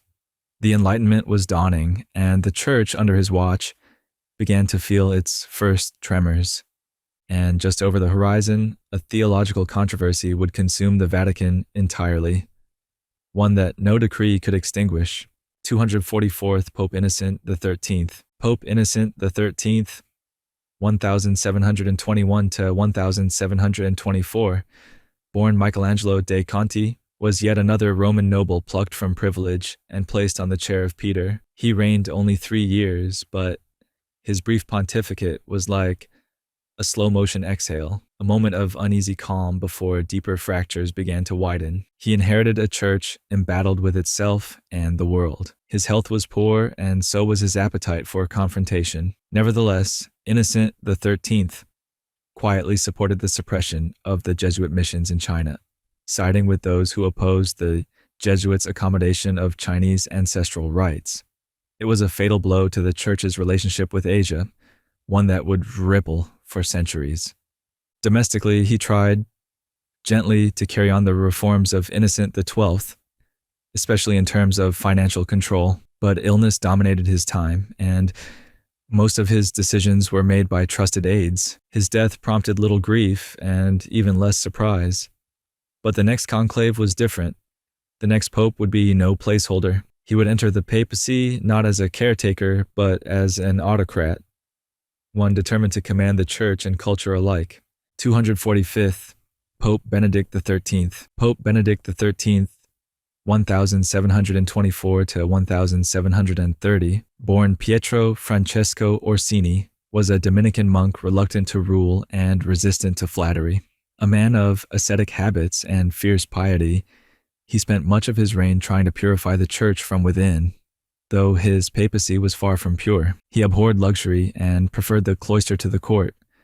He walked barefoot in processions, fasted frequently, and rejected most ceremonial trappings. But for all his personal integrity, he lacked political acumen. This gave dangerous latitude to his corrupt Secretary of State, Cardinal Niccolò Coscia, who exploited his position to enrich himself and manipulate ecclesiastical appointments. Benedict XIII devoted most of his attention to liturgical order and the canonization of saints. He promoted widespread parish missions and founded seminaries across Italy, hoping to reawaken a clergy he believed had grown too worldly. He even opened hospitals for the poor and sick, especially during outbreaks of disease in Rome. But his misplaced trust in Coscia marred his legacy. After Benedict's death, Coscia was arrested and convicted, exposing just how deeply corruption had flourished in the shadow of virtue. The church had tried humility, and once again it had been devoured from within. A different kind of ruler was coming, one who saw the church not as a monastery but as a fortress.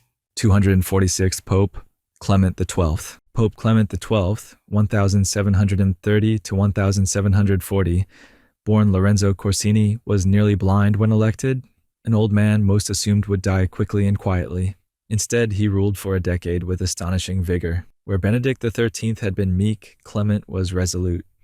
He entered the papacy like a general surveying a looted citadel and began fortifying. He quickly cleaned house. The corrupt Coscia was prosecuted and imprisoned. Nepotism was curbed again, and fiscal discipline returned. Clement XII was determined to restore the moral and financial authority of the church, even if he had to do it in his twilight years. Though blind, he was visionary in the arts. He commissioned the Trevi Fountain, launched archaeological excavations in Rome, and restored ancient basilicas. In a time of Enlightenment suspicion, Clement doubled down on grandeur, architectural, theological, and ceremonial. Yet he also confronted modernity. He condemned Freemasonry in 1738, seeing in it a rival system of ethics and secrecy that threatened ecclesiastical control. His Bullum Eminenti Apostolatus Specula began the church's long and uneasy war with Enlightenment-era secret societies. By the end of his reign, the papal court was reformed. The Roman skyline was more glorious, and the ideological siege had begun. The next pope would inherit both the splendor and the siege. 247, Pope Benedict XIV. Pope Benedict XIV, 1740 to 1758, born Prospero Lorenzo Lambertini, was arguably the most intellectually gifted pope of the 18th century. A scholar, theologian, and wit, Benedict XIV brought reason and balance to a church navigating the volatile currents of Enlightenment Europe. He engaged with scientific thought, supported historical criticism of religious texts, and encouraged dialogue with Protestant scholars. His openness did not make him soft. He upheld doctrine with clarity, but also believed that faith must be intelligent and grounded. His work on canon law and papal bulls was rigorous and influential for centuries. Benedict XIV's diplomacy was subtle. He made concordats with secular rulers, recognizing that brute opposition to rising national powers was a dead end. He eased censorship and promoted artistic and academic patronage, including support for the Vatican Library and the promotion of music and architecture in Rome. But his balance was delicate. He condemned the slave trade, yet did little to abolish its church ties. He engaged with modern ideas, but held firm against moral liberalism. His papacy was a rope bridge over a widening chasm between reason and revelation, tradition and change. And that bridge, however well built, would not hold forever. The church's storm was about to become revolutionary. 248th, Pope Clement XIII. Pope Clement XIII, 1758 to 1769, born Carlo della Torre di Rezzonico, was a deeply pious and gentle man who took the helm of the church at a time when its enemies were not just spiritual. They were royal, rationalist, and rapidly multiplying. The Enlightenment had become a siege engine, and Clement XIII found himself defending a crumbling wall. His reign was marked by fierce controversy surrounding the Jesuits. Once the intellectual elite of the Catholic world, the Society of Jesus had become a lightning rod for criticism from monarchs and secular philosophers alike. Kings of France, Spain, and Portugal accused them of political meddling and economic sabotage. They wanted the Jesuits gone, and they expected the Pope to cooperate. Clement refused. He defended the Jesuits stubbornly, arguing their loyalty to the papacy and their contributions to education and missionary work, but this defense only sharpened the knives of Bourbon monarchs. Clement's papacy became a siege. His refusal to suppress the society seen as papal defiance of sovereign authority. He died suddenly, some whisper from stress, others from poison. Just days before he was expected to issue a bull protecting the Jesuits. His tomb bears a tranquil face. The storm behind it was just beginning, because the next pope would give in to what Clement refused, the dismantling of the Church's most dangerous defenders. 249th, Pope Clement XIV. Pope Clement XIV, 1769 to 1774, born Lorenzo Ganganelli, was the compromise candidate. His election was brokered by the Catholic monarchs on one unspoken condition: the Jesuits must go. And he delivered. In 1773, with the bull Dominus AC Redemptor, Clement XIV dissolved the Society of Jesus under immense political pressure. It was an act both strategic and tragic. Clement was no enemy of the Jesuits. He admired their work, but he saw the writing on the walls of European capitals. The Bourbon courts had made suppression a prerequisite for political peace. Clement gave them what they wanted to avoid schism. The suppression was catastrophic. Jesuits were imprisoned, exiled, humiliated. Their schools were shuttered. Their missions halted. The intellectual engine of Catholicism was torn out to placate monarchs who would soon turn against the Church anyway. Clement's later years were consumed by guilt, illness, and paranoia. He became withdrawn, suffering what many interpreted as spiritual torment. When he died, rumors of poisoning swirled, echoing those that preceded him. The world was changing, and Clement had tried to manage that change through surrender. But the guillotine of revolution was already being whetted, and the Church would soon discover that compromise was not a shield. 250th Pope Pius VI. Pope Pius VI, 1775 to 1799, born Giovanni Angelo Braschi, reigned over the most catastrophic collapse of papal authority since the Reformation. His pontificate began with grand vision. He was a patron of the arts, an advocate of administrative reform, and a man of stately charisma, but history had other plans. The French Revolution shattered the fragile order Clement XIV had tried to appease. Anti-clericalism exploded into state-sponsored atheism. Monasteries were seized, bishops were driven out, and churches became temples of reason. In 1791, the civil constitution of the clergy turned priests into civil servants of the revolution. Pius VI condemned it. The French responded with mockery, then occupation. By 1796, Napoleon's armies had entered Italy. Rome was invaded in 1798. The Pope, old, sick, and increasingly isolated, was taken prisoner and dragged across Europe. He died in captivity in Valence, France in 1799. It was the end of an era. The papacy, once feared and revered, had been physically abolished by revolution. No successor sat in the Vatican. The throne of St. Peter was vacant, and Europe seemed to have buried its last pope beneath the wreckage of monarchy and faith. But the story wasn't over. The ashes still smoldered, and from them a different papacy would rise. 251, Pope Pius VII. Pope Pius VII, 1800 to 1823, born Barnaba Chiaramonti, became pope in the shadow of a destroyed church. Rome was under foreign control. The papal states had vanished, and the cardinals met in Venice under Austrian protection to elect him. He inherited a papacy stripped of its lands and legitimacy, and yet he was expected to salvage it. Pius VII's first years were a study in contradiction, collaborating with Napoleon Bonaparte while quietly resisting his overreach. In 1701, he signed the Concordat with France, hoping to restore Catholic worship in a land that had burned its altars. It was a delicate balancing act, and it worked, briefly. Then Napoleon crowned himself emperor in 1804. Pius had traveled to Paris for the coronation, only to stand by as the new Caesar placed the crown on his own head. The gesture was unmistakable. The Pope was present, but not in power. Tensions worsened. In 1809, Napoleon annexed the Papal States entirely and took Pius prisoner. He spent 5 years in French captivity, aging and silent, until the empire began to collapse. After Napoleon's defeat, Pius VII returned to Rome as a symbol of endurance. He restored the Jesuits in 1814 and oversaw a fragile revival of papal authority. He didn't defeat Napoleon, but he outlasted him, and the papacy, once exiled and humiliated, had now survived its gravest crisis yet. But the scars of survival would define the next chapter, one of moral compromise and political conservatism. 252, Pope Leo XII. Pope Leo XII, 1823 to 1829, born Annibale della Genga, was a throwback to an earlier age, reactionary, aristocratic, and suspicious of everything that smacked of revolution. He came to power in a post-Napoleonic Europe, desperate to stitch the old world back together. For Leo XII, that meant reinstating the pre-revolutionary order with a vengeance. He launched a campaign of moral purification across the Papal States. Censorship was tightened, Jewish communities were ghettoized again, and secret police were encouraged to sniff out liberal sympathies. Rome became a city of watchmen and whisperers. While he was praised for personal austerity and piety, his governance was harsh. Leo XII wasn't naive. He knew the world had changed.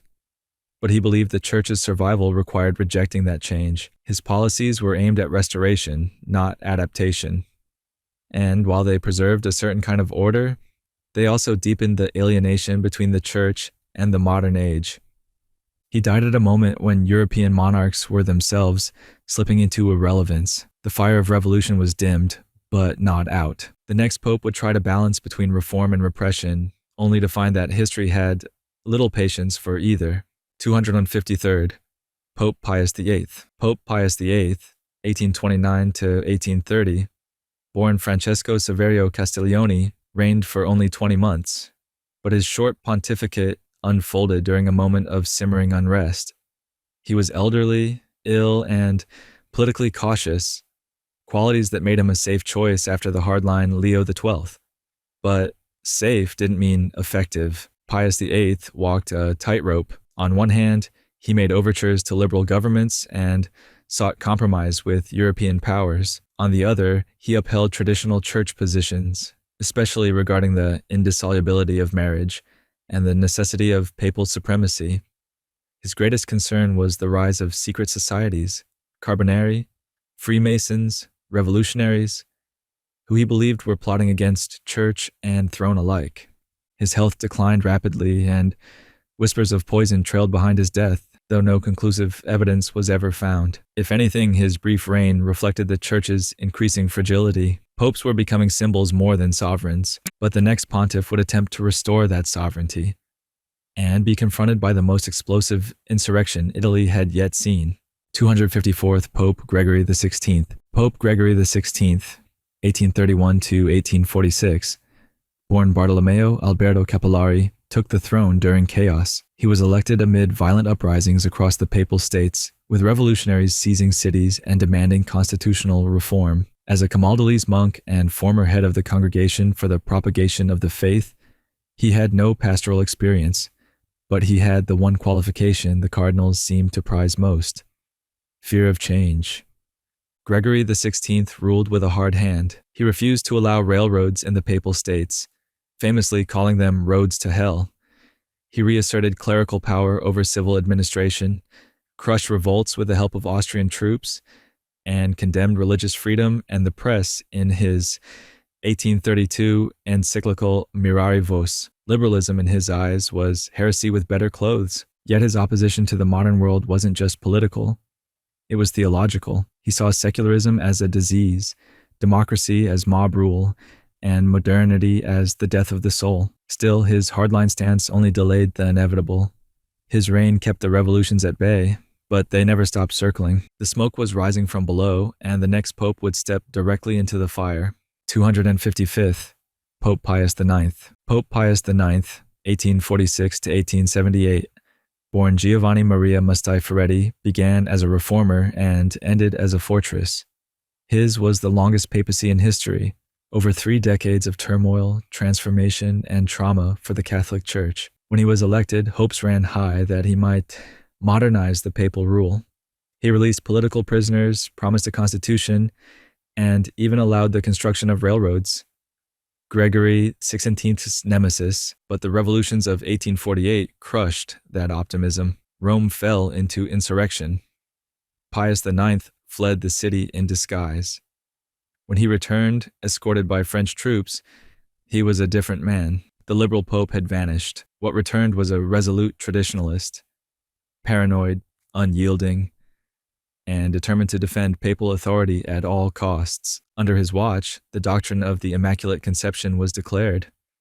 The First Vatican Council convened, and papal infallibility was formalized. In 1870, the Papal States were annexed by Italy, and Pius IX declared himself the prisoner of the Vatican. He refused to recognize the new Italian state, choosing symbolic captivity over political compromise. He died behind the Leonine walls, broken, beloved, and bitter. The papacy he left behind was spiritually fortified, but geopolitically defeated, and the man who followed him would inherit not a kingdom, but a cage. 256th Pope, Leo XIII. Pope Leo XIII, 1878 to 1903. Born Vincenzo Gioacchino Raffaele Luigi Pecci, took the keys of St. Peter at the age of 68 with a singular mission: to reassert the moral and intellectual authority of the papacy in a world where its political authority had evaporated. The Papal States were gone. Italy ruled Rome. The Pope had no army, no land, no throne, only words. So Leo chose his words carefully. He was a diplomat, a scholar, and a realist. Unlike his predecessor, he sought engagement, not isolation. His 1891 encyclical Rerum Novarum broke ground, defending workers' rights while denouncing both socialism and unregulated capitalism. He gave the Church a voice in the age of industrial labor, poverty, and rising class warfare. Leo XIII opened the Vatican archives to scholars, encouraged Thomistic philosophy, and tried to bridge the divide between the Church and modern science. Still, he never recognized the legitimacy of the Italian state. The papacy remained locked in its self-imposed exile. Leo's papacy was both Renaissance and reckoning. He transformed the role of the Pope from monarch to moral compass, an evolution born not of strategy but survival. But even a compass needs direction, and the next Pope would chart a far more conservative course. 257. Pope Pius X. Pope Pius VI, 1903 to 1914, born Giuseppe Melchiorre Sardo, came from peasant roots. He was the first pope in centuries not born into nobility. His election was, in many ways, a rejection of Leo XIII's intellectualism and diplomacy. Instead, Pius X brought a pastoral simplicity and a rigid spiritual conservatism that would define a new century of Catholic identity. He saw the modern world as a creeping infection. His response was anti-modernism, a formal campaign to root out perceived heresies in theology, liturgy, and scripture. He introduced the 1910 Oath Against Modernism, requiring all clergy and seminary professors to swear allegiance to traditional doctrine and denounce any innovations. Dissent was not debated. It was hunted. But Pius X wasn't all doctrine and dogma. He lowered the age for First Communion, encouraged frequent reception of the Eucharist, and reformed church music to restore Gregorian chant. He streamlined church administration and began reorganizing canon law. His piety was undeniable, his rigidity unshakable. As Europe hurtled toward World War I, Pius X watched in growing despair. He died just weeks after the war began, reportedly heartbroken by the impending bloodshed, and the next man to wear the white cassock would have to lead a church through its most brutal century yet.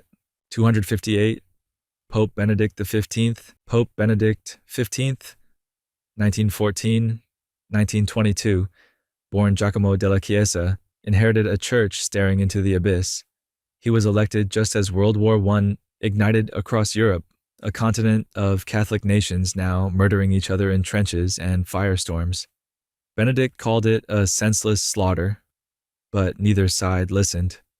He remained neutral, offering repeated appeals for peace. In 1917, he issued a 7-point peace plan that was largely ignored by the major powers. Still, he sent chaplains to the front lines and organized extensive humanitarian aid, regardless of nationality. His efforts earned him respect among diplomats, but suspicion from governments who wanted spiritual endorsements, not moral interference. After the war, Benedict shifted focus to reconstruction, both materially and spiritually. He expanded missionary work, supported Eastern Catholic communities, and promoted reconciliation with post-Ottoman Turkey. Yet his papacy was overshadowed by the global trauma of war and the emerging ideological rifts of the 20th century. Benedict XV died in relative obscurity, a pope who had tried to be a voice of sanity in a world that had gone deaf. The scars of the Great War had only begun to harden, and the man who followed him would need more than prayer to confront the age of dictators. 259. Pope Pius XI. Pope Pius XI, 1922 to 1939, born Achille Rodi, was a librarian by trade and a scholar by temperament, but the world forced him to be a tactician. His papacy saw the rise of fascism, communism, and totalitarianism across Europe. Mussolini, Hitler, and Stalin all would rise during his time in the chair of Peter. Pius XI's early years were marked by diplomacy. He signed the Lateran Treaty in 1929, finally resolving the Roman question and creating the independent Vatican City-State. For the first time since the fall of the Papal States, the Pope had sovereign territory again, though it came at the cost of coexisting with Mussolini's regime. But Pius was no fascist pawn. When the Nazi threat became undeniable, he condemned anti-Semitism, racism, and the totalitarian state in his 1937 encyclical Mit brennender Sorge, written in German and smuggled into the Third Reich for public reading in Catholic churches. It was one of the boldest papal denunciations of the 20th century, and it made enemies. He also opposed Soviet communism and the Mexican government's persecution of the church, issuing harsh condemnations from behind Vatican walls. Pius XI died just before World War II erupted, some suspect under murky circumstances, days before he was set to denounce Mussolini again. The church had chosen confrontation, and his successor would have to endure the consequences. 260th Pope Pius XII. Pope Pius XII, 1939 to 1958, born Eugenio Pacelli, became pope on the brink of global catastrophe. A former diplomat and Vatican Secretary of State, he was well versed in power, protocol, and political subtext. Yet history has never settled on whether he was a saintly peacemaker or a complicit observer. During World War II, Pius XII adopted a policy of cautious neutrality. He refused to publicly condemn the Nazis by name, even as evidence of the Holocaust mounted. He sheltered Jews in Vatican buildings, convents, and monasteries, but he never spoke the word Auschwitz. His defenders argue silence was strategic. His critics, that it was damning. After the war, Pius became the Cold War Pope. He was an outspoken critic of communism, excommunicating Catholic collaborators and promoting Marian devotion as a shield against atheistic regimes. His 1950 dogmatic declaration of the Assumption of Mary cemented his theological conservatism. Pius XII projected an image of papal authority at its most majestic, solemn, aloof, unbending. But as television and mass media rose, so did the hunger for a more human pope. The church stood regal but remote, gilded but aging. The next pontiff would have to decide whether to open the windows or seal them shut forever. 261st Pope John XXIII. Pope John XXIII, 1958 to 1963. Born Angelo Giuseppe Roncalli, was expected to be a transitional figure, a kindly placeholder who wouldn't rock the bark of Peter. But within months of his election, he launched the most revolutionary act of the modern papacy, the Second Vatican Council. Vatican II wasn't just a meeting, it was an upheaval. John called it to open the windows of the church and let in some air. What followed were sweeping reforms, mass in vernacular languages, increased lay participation, dialogue with Protestants and Jews, and a new emphasis on the church as the people of God, not just its hierarchy. John XXIII embodied humility and warmth. He visited hospitals, joked with children, and once told a Vatican housekeeper, "Madam, I'm not the Pope, I'm just the caretaker." Yet he wielded his brief 5-year reign with the impact of a century. He died of stomach cancer in 1963, beloved by Catholics and non-Catholics alike. Some mourned the loss of continuity. Others sensed something else. The dam had broken, and the flood would not be gentle. And in the wake of that flood, his successor would be tasked with steering the ship through deeper, darker waters. 262nd Pope Paul VI. Pope Paul VI, 1963 to 1978. Born Giovanni Battista Montini, inherited a church mid-quake. Tasked with completing Vatican II, he became both architect and mediator of a revolution he hadn't started, but one he couldn't stop. His papacy was a constant balancing act between tradition and reform, identity and change, unity and fragmentation. Paul VI oversaw the final sessions of Vatican II and began implementing its reforms, new liturgies, ecumenical outreach, and a sweeping reorientation of the Church's global mission. But it was his 1968 encyclical Humanae Vitae, which reaffirmed the Church's ban on artificial contraception, that ignited firestorms. To many Catholics, it was a betrayal of progress. To others, it was a brave stand against moral relativism. He traveled more than any pope before him, becoming the first to visit 6 continents.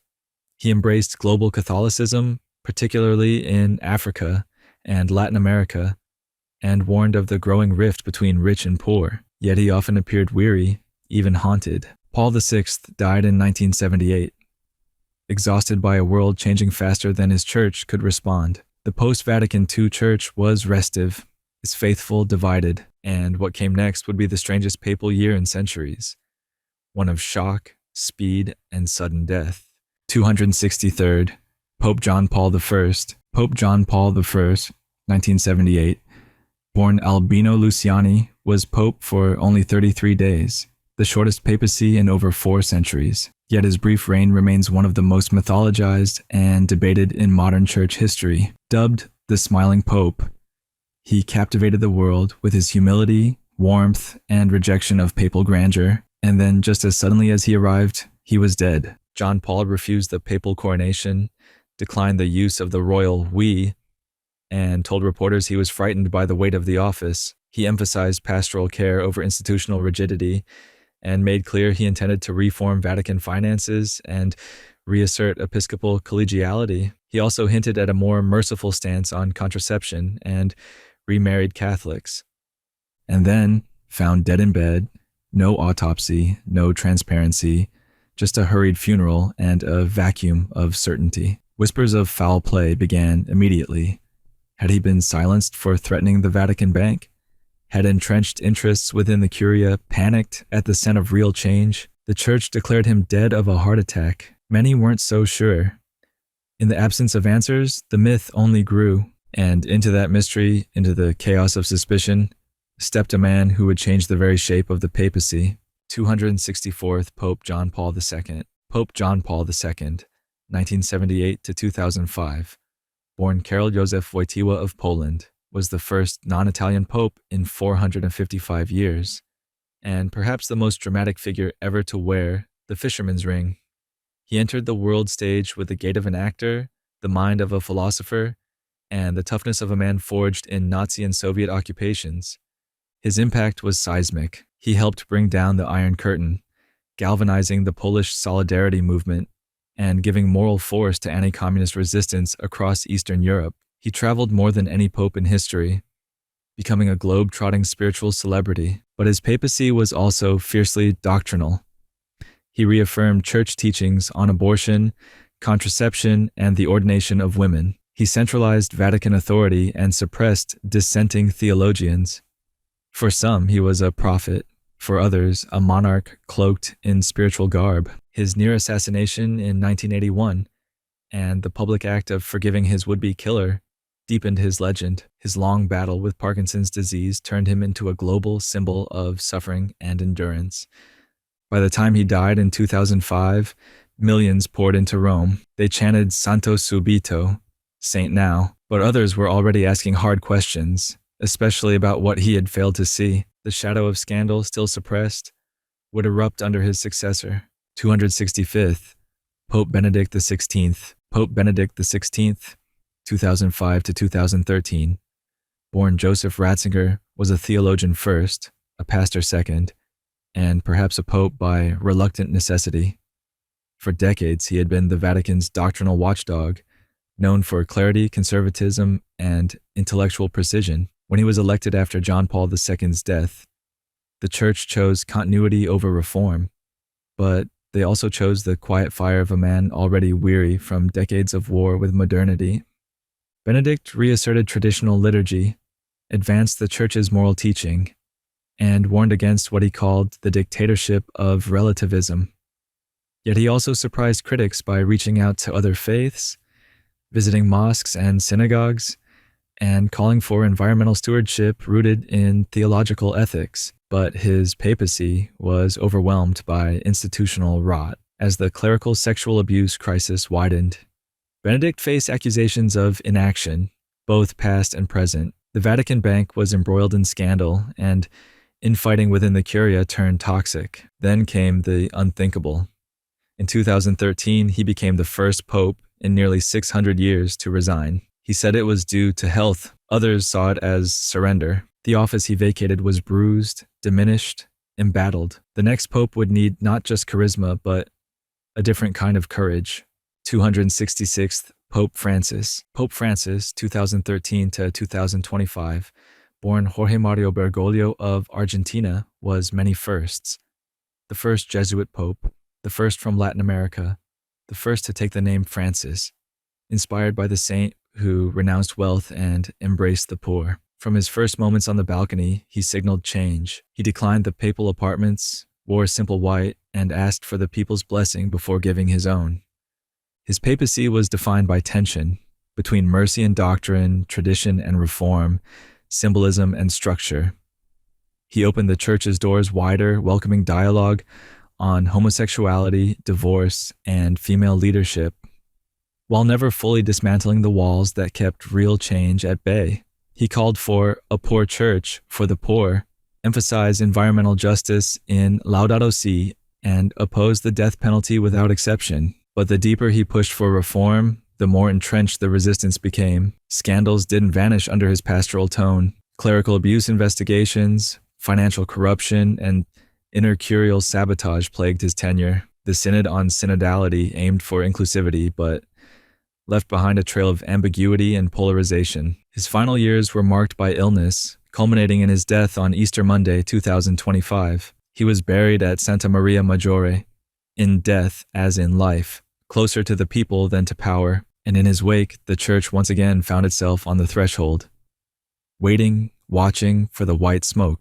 267th Pope Leo XIV. Pope Leo XIV, 2025, born Robert Francis Prevost, is the current pope, the first to hail from the United States, and the first dual citizen of both the U.S. and Peru. A former Augustinian prior general, missionary in Peru, and prefect of the dicastery for bishops under Francis, Leo XIV arrived not with thunder, but with an air of calm continuity, a middle road between confrontation and reform. His election surprised many.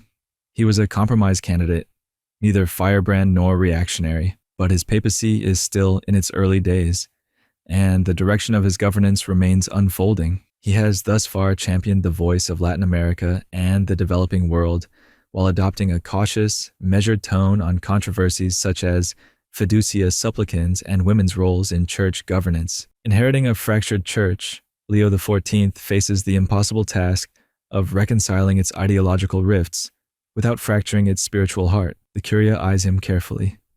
Reformers hope, traditionalists wait. He has spoken of unity in the One, but unity has always been a myth more than a mandate in Rome. Now the chair of Peter is his, and the mystery continues, not with a roar, but with a question. What kind of future does a bridge builder inherit when the river has split in two?